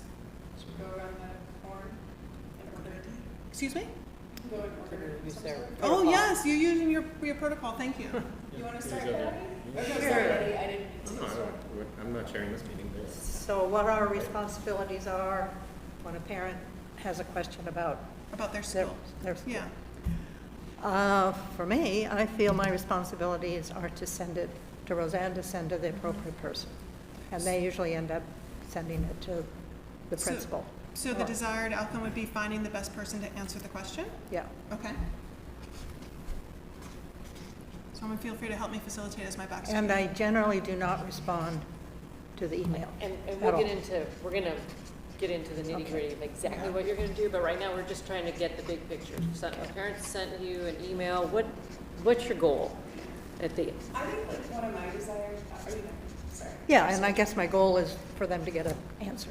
Yeah. Perfect. Yeah, I think, yeah, like in my world, in my perfect world, people who write us would get an answer. That's one thing, so that's a desired outcome. And then I also think like, generally speaking, I want this sentiment to be broader than that people feel heard. I'm going to add that as a value. Sure. But yeah, it's also a desired outcome. I just must put out there that I have absolutely stopped replying to emails, and I hate it, and it stresses me out. It makes me feel awful. I can't figure out how to stay on top of it.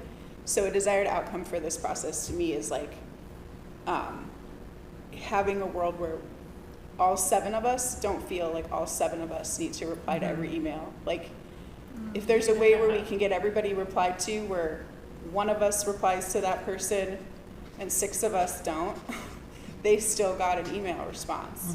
So maybe And so, alignment amongst the board? Yeah, or something where like we could be like reducing our email workload somehow, so that we don't all feel flaky. Like I feel super flaky, but I've also just, it's like, I can't write back to 30 emails a day, so I'm just not writing back to anyone, and I'm worried that a lot of us are, I know some people are writing back to almost all of them, which is great, but maybe then that's just the answer. Virginia replies to every email. No, I was just here thinking like, oh God, I've been so bad for the last few weeks. I've been so busy. Yeah. So I'm going to And, capture that as optimize the board's workload.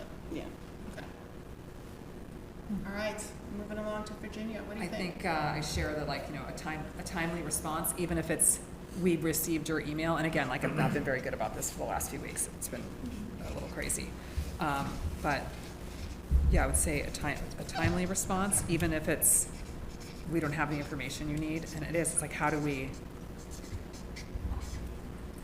how do you do Yeah, that? just So an it's not, acknowledgement and of it, honestly, it's okay if, like, each of us is responding to a person. Like, I think that that's okay. I struggle with, I was trying to do some reply all initially, and then I kind of struggle with that because I know, we have differing opinions. So I feel like if we hit reply all and one person is giving an answer, it sounds like it represents all of us when it may not. So I'm curious how you guys, your board, manage that.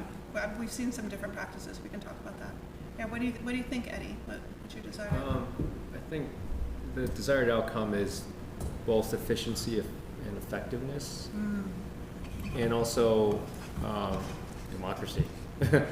Because, like, we're unpaid volunteers, wait a second, but we don't have staff, right? And it's not feasible for us to answer every email, nor should we, because, some emails are just like, hey, can we change your school mascot to a farting rooster? Right? That's a very different email than like someone saying, hey, my kid's ceiling tiles are falling down. This is a safety concern. Right? Or are the emails on policy? Are we debating a policy and someone's giving input, like helping with mitigating some of the impact, right? Those are all very different. So I think the desired outcome I'm thinking of is more of a tiered response, right? What are some things that do require response? Or what are things that are just like, hey, thank you for your input, it's part of our consideration. And also on the same thing with board output, not, reply. Like, for example, if you are just replying as an individual board member, I think it needs to be clear that you are just replying as an individual board member. Absolutely. Right, because otherwise it could cause other issues down the line if that isn't clear.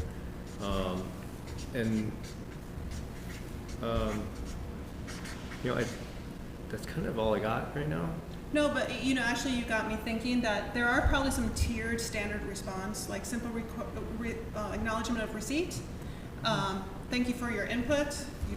Maybe there's some people that it's not fruitful to engage with, and it's just a simple input, and that's not a board responsibility. Let me introduce you to Dr. Armstrong.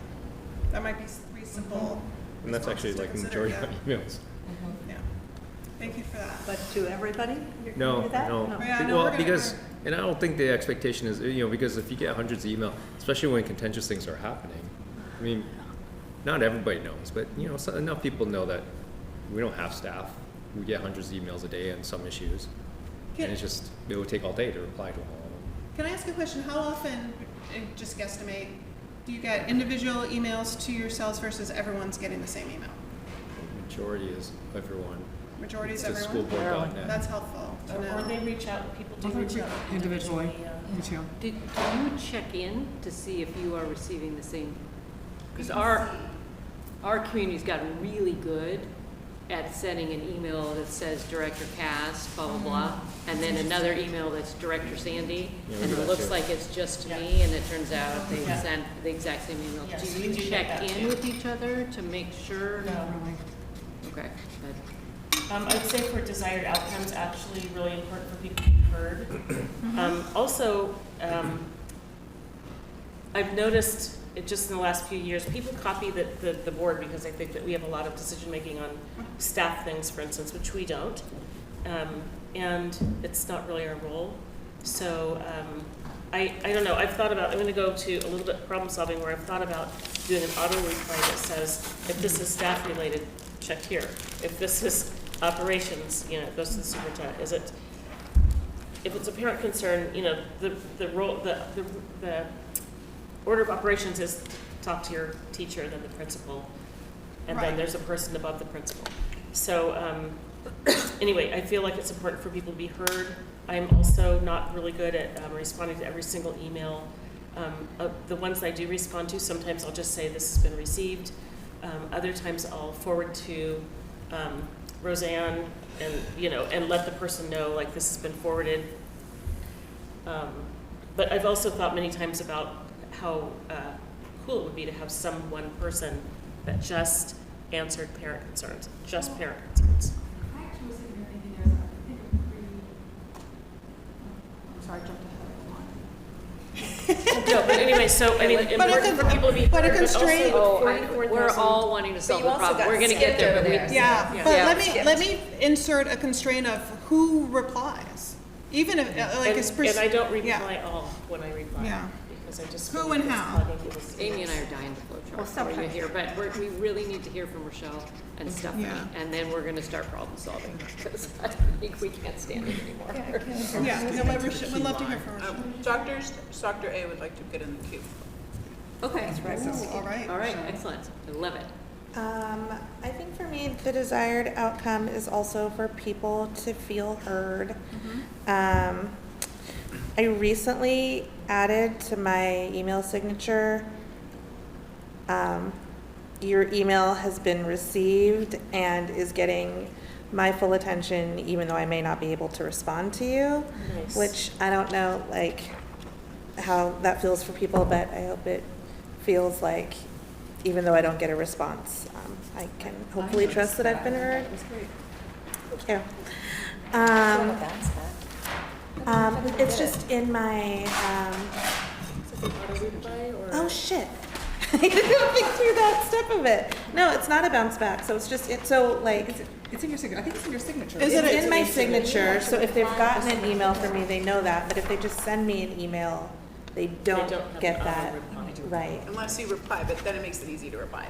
That's true, that's true. Because you can just reply with your signature. Yeah. Okay. And yeah, what else, Rochelle? I think I reply when, I mean, I know that we all represent the whole district, but I am more likely to reply when it's someone from my zone, because I come from that zone and I know that community, and if there's anybody that they should be able to expect a response from, I feel like it's me. I'm gonna put that as a value, being responsive to your neighbors. Yeah. Okay. And I don't reply to everything, but I reply when it feels like somebody really needs to be heard, even if it's just to say, I can tell you need to be heard on this, and I hear you, and I may not have an answer, but like, Thank you. thank you for engaging, and I'll let you know what I can find out. Appreciate that. All right. Stephanie? I would love to hear from Roseanne, because she often has like really good input, and so there was something over here that you thought, Well, there was something kind of thinking about what Michelle said, and I think it could be a helpful way. This is a suggestion is on the school board account, which I'm copied, which I manage the account, but it goes to all of you. I think that's where it sounds like the majority of your emails are now coming in. You know, there could be an auto reply that says something that acknowledges the email's been received, thanks the public for like hearing from our constituents, which is very important for our understanding of how we do our work and everything else.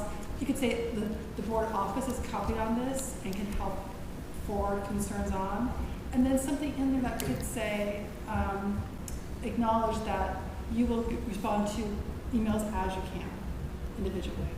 So maybe it's just sort of it's an auto reply, we'll get it. I'm still looking, because often when Patty will say forwards, I mean, you're always good about forwarding an email, I've already forwarded it, because I'm sort of tracking, doing that. And I know that sometimes I try to, if it's something that seems concerning, especially an issue around either a student or something that someone's written to the board, I will forward you an email from my personal email that gives you an update, right? It says, by the way, I reached out to the school principal is meeting with this person. So put that auto would maybe take that burden off of you and let people What do we think? understand that there is somebody internally that can track things. Does that make sense? And I'm happy to craft the response. yeah. And you guys Well, will, I'm just, you're okay with it? I just put right. I like it. Yeah, and we wouldn't have to Yes. kind of, I mean, Yes. some emails I don't want to respond What would be like, to, but just a few. it would be like part of the application, almost the auto response. Yes. It's like every single email that goes to that board address would get a response of like, all of the board is getting this. They're all going to see and evaluate your email. You may hear back from them, you may not. And then if it's something specific, to pass on to district staff, board staff are getting these emails and taking care of that. I love that. Something like that? Yeah, is that a good recap? That, I think that sounds like a good idea. Additional communication during crisis. And I want to make sure we leave time for Stephanie and Yeah, and Kimberly I as well. appreciate that because Yeah. it cuts down what I was gonna say, because then if there's something that's coming to just me, then the decision on whether to respond is much more narrow.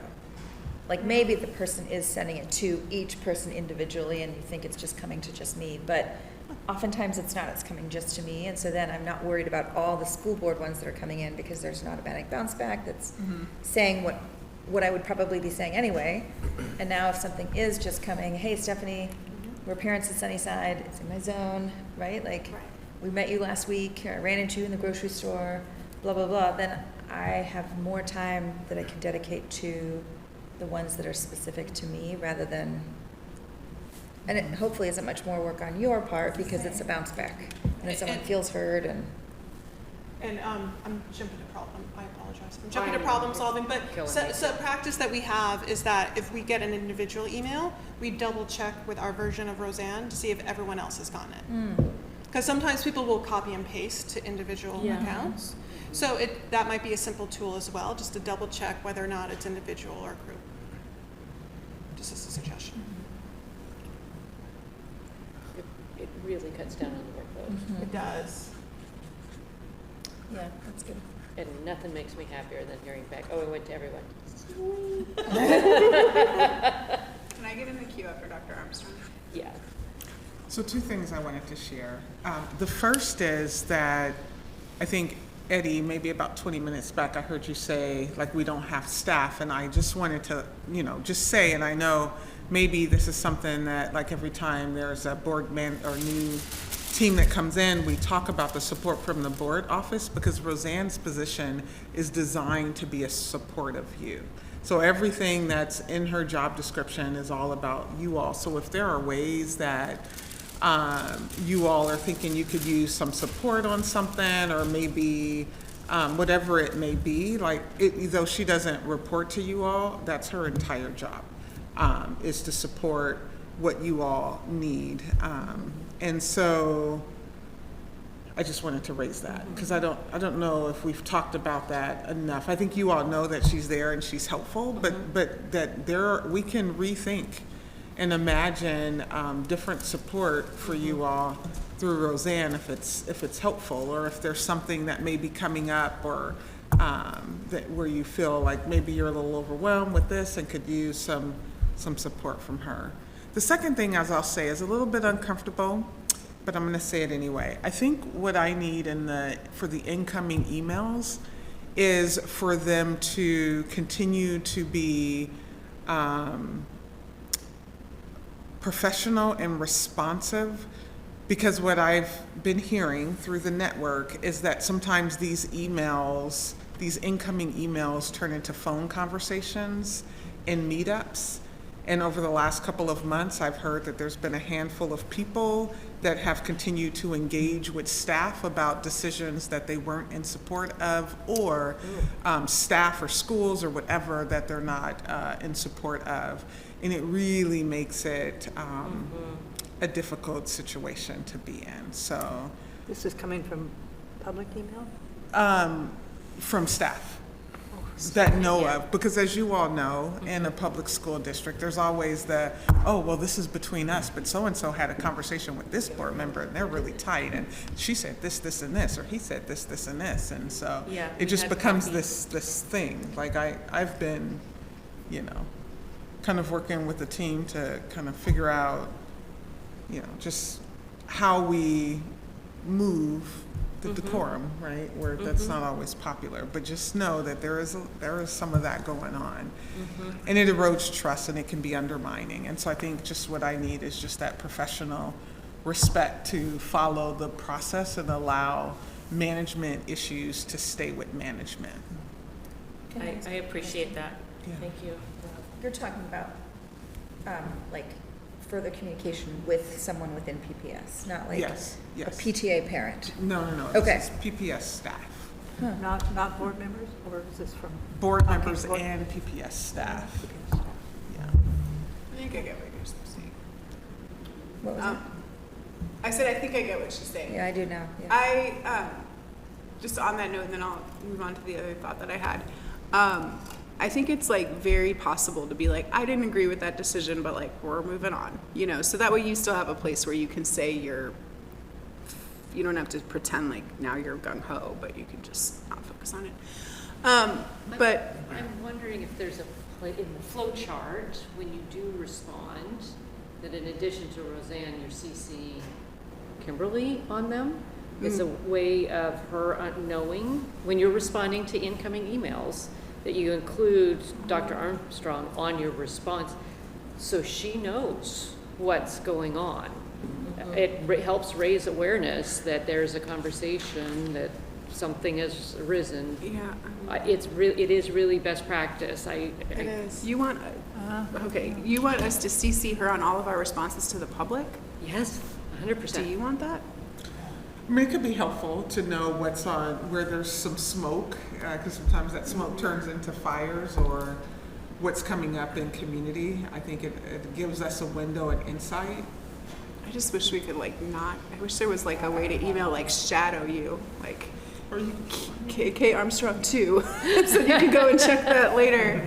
I don't know. You could read it if you're up at night. You could just go to K Armstrong too. But unless to the point of, if it's something that is wow, so-and-so have received 12 emails on this particular issue and it hasn't made it to us yet, because you guys are going to hear things. It's going to happen. You guys are going to hear things before me or staff know about it.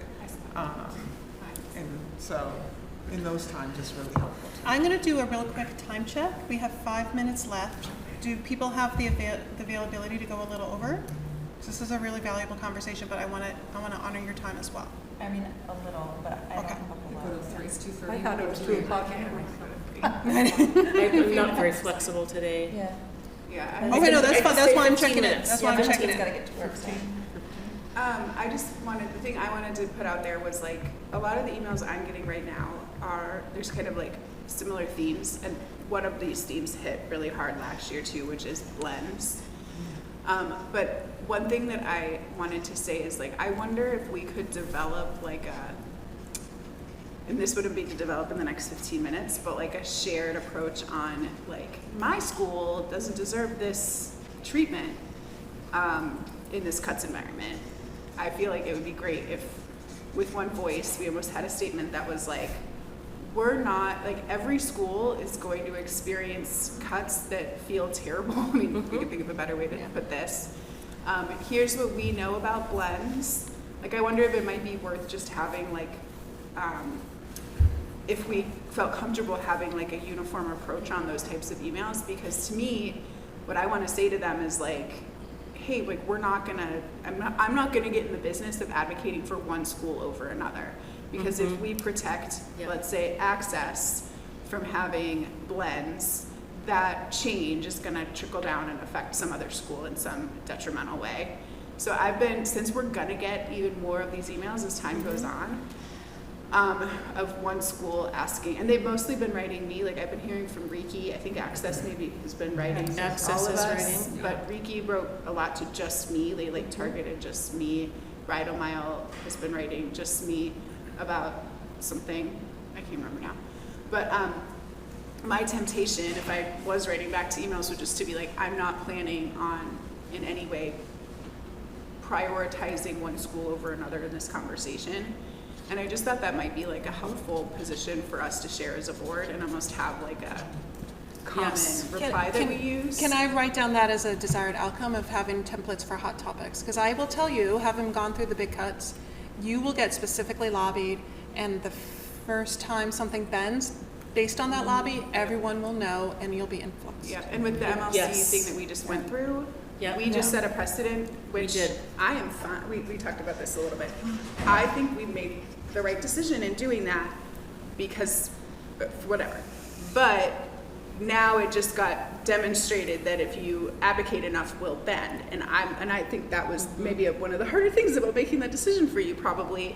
And so, because we know we're going to be facing closures. So I think where we have these hot topics that where we do have agreement, like I saw lots of nodding heads, I think we should try to like have just like a unified statement. Yeah, put that down as a desire. If we can. And like on consolidation, it might be like, we're not interested in picking favorites, you know. It's like I think Roseanne can build talking points for you all. That's when I say like, you do have someone that is available to support. Yeah, Michelle. I wanted to respond to your comment about you've got staff that are like still meeting with people, and I think we should require people to use a shared calendar. We already have a calendar that we all use, so you know who's going and having coffee or whatever. And then the talking points thing, I've actually had the job where I had to create templates for responses because we would get 400 emails, and so drafting a common response that we can all agree on. For instance, you know, we're not going to advocate for our favorite child when we're getting lobbied, because it is going to happen, and it's going to be intense. And we have just made a decision where we heard from some vocal parents, we changed our minds, and so I think it'll be really important to stand strong. This is a burden that needs to be shared by the whole community, not just by the wealthier communities that have the advocacy and the voices, who are also the minority in a lot of cases. So I love the idea of if we can agree to have a template And to that effect. I think it's a great idea, Christy. It's also maybe a unifying. Right. The community needs to see us as a board, not as a collective of individuals, I think. Yes, So I think that might help with that a little bit too. I think there's also a corresponding piece as to like how we show up in community outside of the written email as far as those things go. Like during the MLC thing, despite what I was grappling over internally, and talking with Dr. Armstrong about, my public face was like, we have to cut this much money from the budget, and like, this is just where we're at, because I think the moment that like it seems like one of us is leaning in a different direction, that's the person that can be targeted and seen as influenceable. So something that was really helpful for us is acknowledging everyone's emotions again, right? No matter who you meet, the grief that they have. And again, saying, you know, Sandy worded it really well when we were going through this. This is a long list of really horrible things that we don't wish we had to make decision, but the board's primary response to talk about fiduciary responsibilities, the long-term financial health of the district, right? So unfortunately, there are cuts that have to be made. We're taking all the input, but just so you know, we acknowledge it, but we are going to have to move forward with some cuts. It was helpful for us. It's 2:31. Yeah, and you've gotten a lot of work done. I know there's, Yeah. and we just keep opening up new cans of that's worms right. here, and so there's more to come. But we did some good work on outgoing email, information requests. I feel like we've got a really good plan for that. And you actually did come to some really good agreements for incoming email, that if it goes to the board email, Roseanne's gonna do got it, get it to where it needs to go. And then I heard some conversations around creating a template, because you think your inboxes are full now. I promise you they're about, and if you can have a consistent response, you can still personalize it. There's no reason that you can't say, you know, it was great seeing you on the soccer field yesterday, and and having a common response.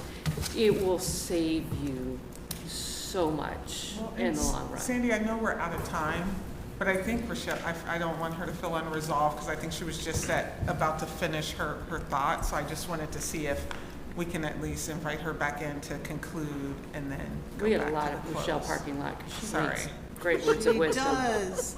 You just looked unresolved over there, so I felt like you maybe wanted to finish something you were saying.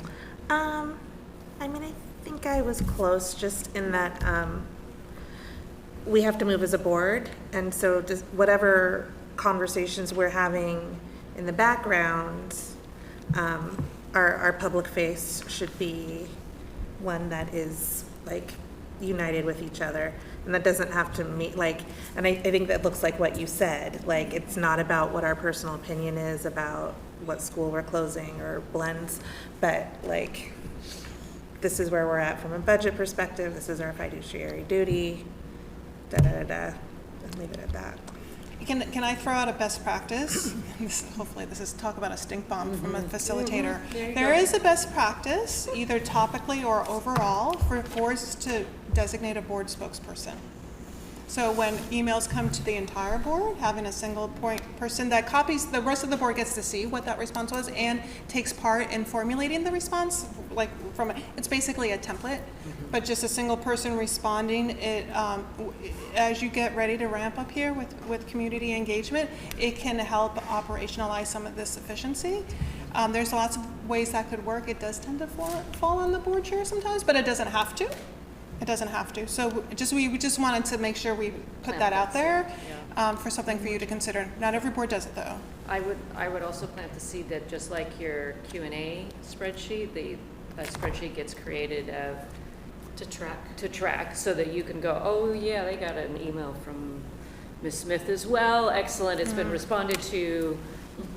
I don't have to deal with that, right? That way you know, and then you know what other board took, because there was, I think it was Virginia mentioned, I may not be in agreement, I don't know what other people are saying.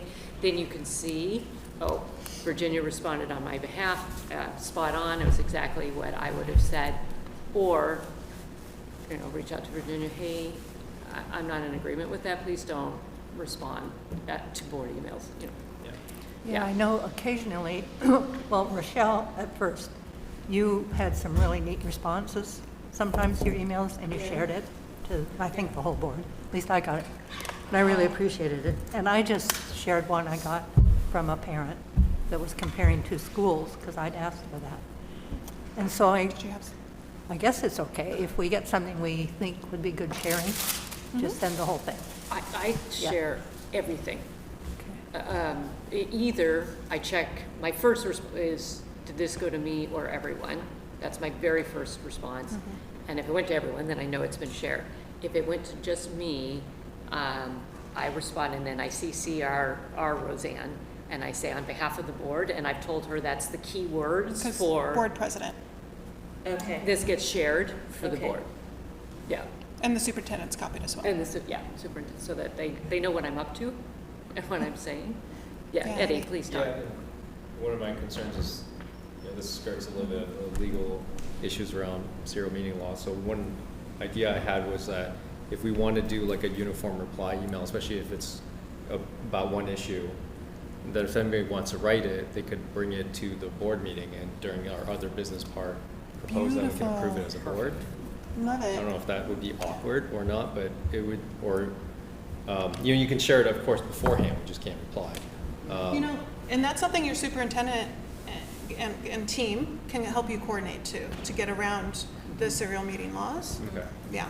Well, and that bill passed, we should request for an agenda item to have our council brief us on the impacts of that bill and when they take effect. Okay.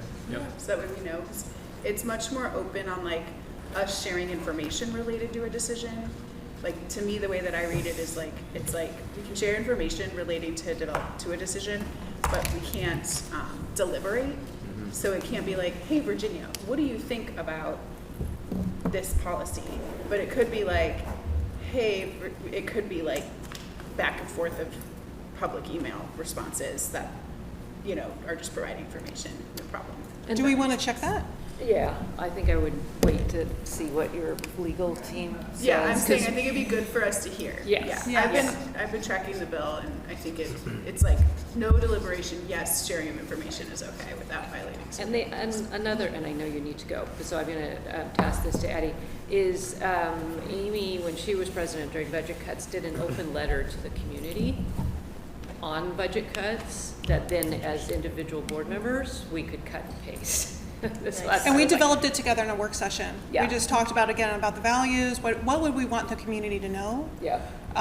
And so we developed it together, and then I wordsmithed it, and everyone had a copy that they could use. And it went on our website, and then, And then everybody gets 7 emails that say the same thing, response. which also is a little off-putting. Okay. No, because in, In the auto reply, you could have that block of information, again, that everyone helped develop together. Yeah. We could This get you a might copy be- of that, actually. I love that, and it might be good to be proactive as we have really serious discussions coming up to Yeah. put in the newspaper as well. A letter to our community. We are in this together. We can solve it together. We have amazing people here. We have something to protect. You know, and I'll give you a little prompt. As we were processing this, and again, it's really emotional as a board, so it's just, I want to honor that. This is hard work. We were getting a little stuck, and then Cindy's like, well, in North Shore, this is what we do. So then we started riffing on, okay, what do we believe here in our community? You know, we support our students, we support our teachers, and it just flowed. Yeah. Right? And so if you want to just start riffing, okay, what do we believe? And it will come together. Love that. Yeah. Thank you all so much. Yes, you are amazing people to work with. Thank you so much for everything you're doing. Thank you. It's been lovely. And so we will write this up, and you'll be able to go from there. And any feedback you have, we really appreciate. So thank you. Great.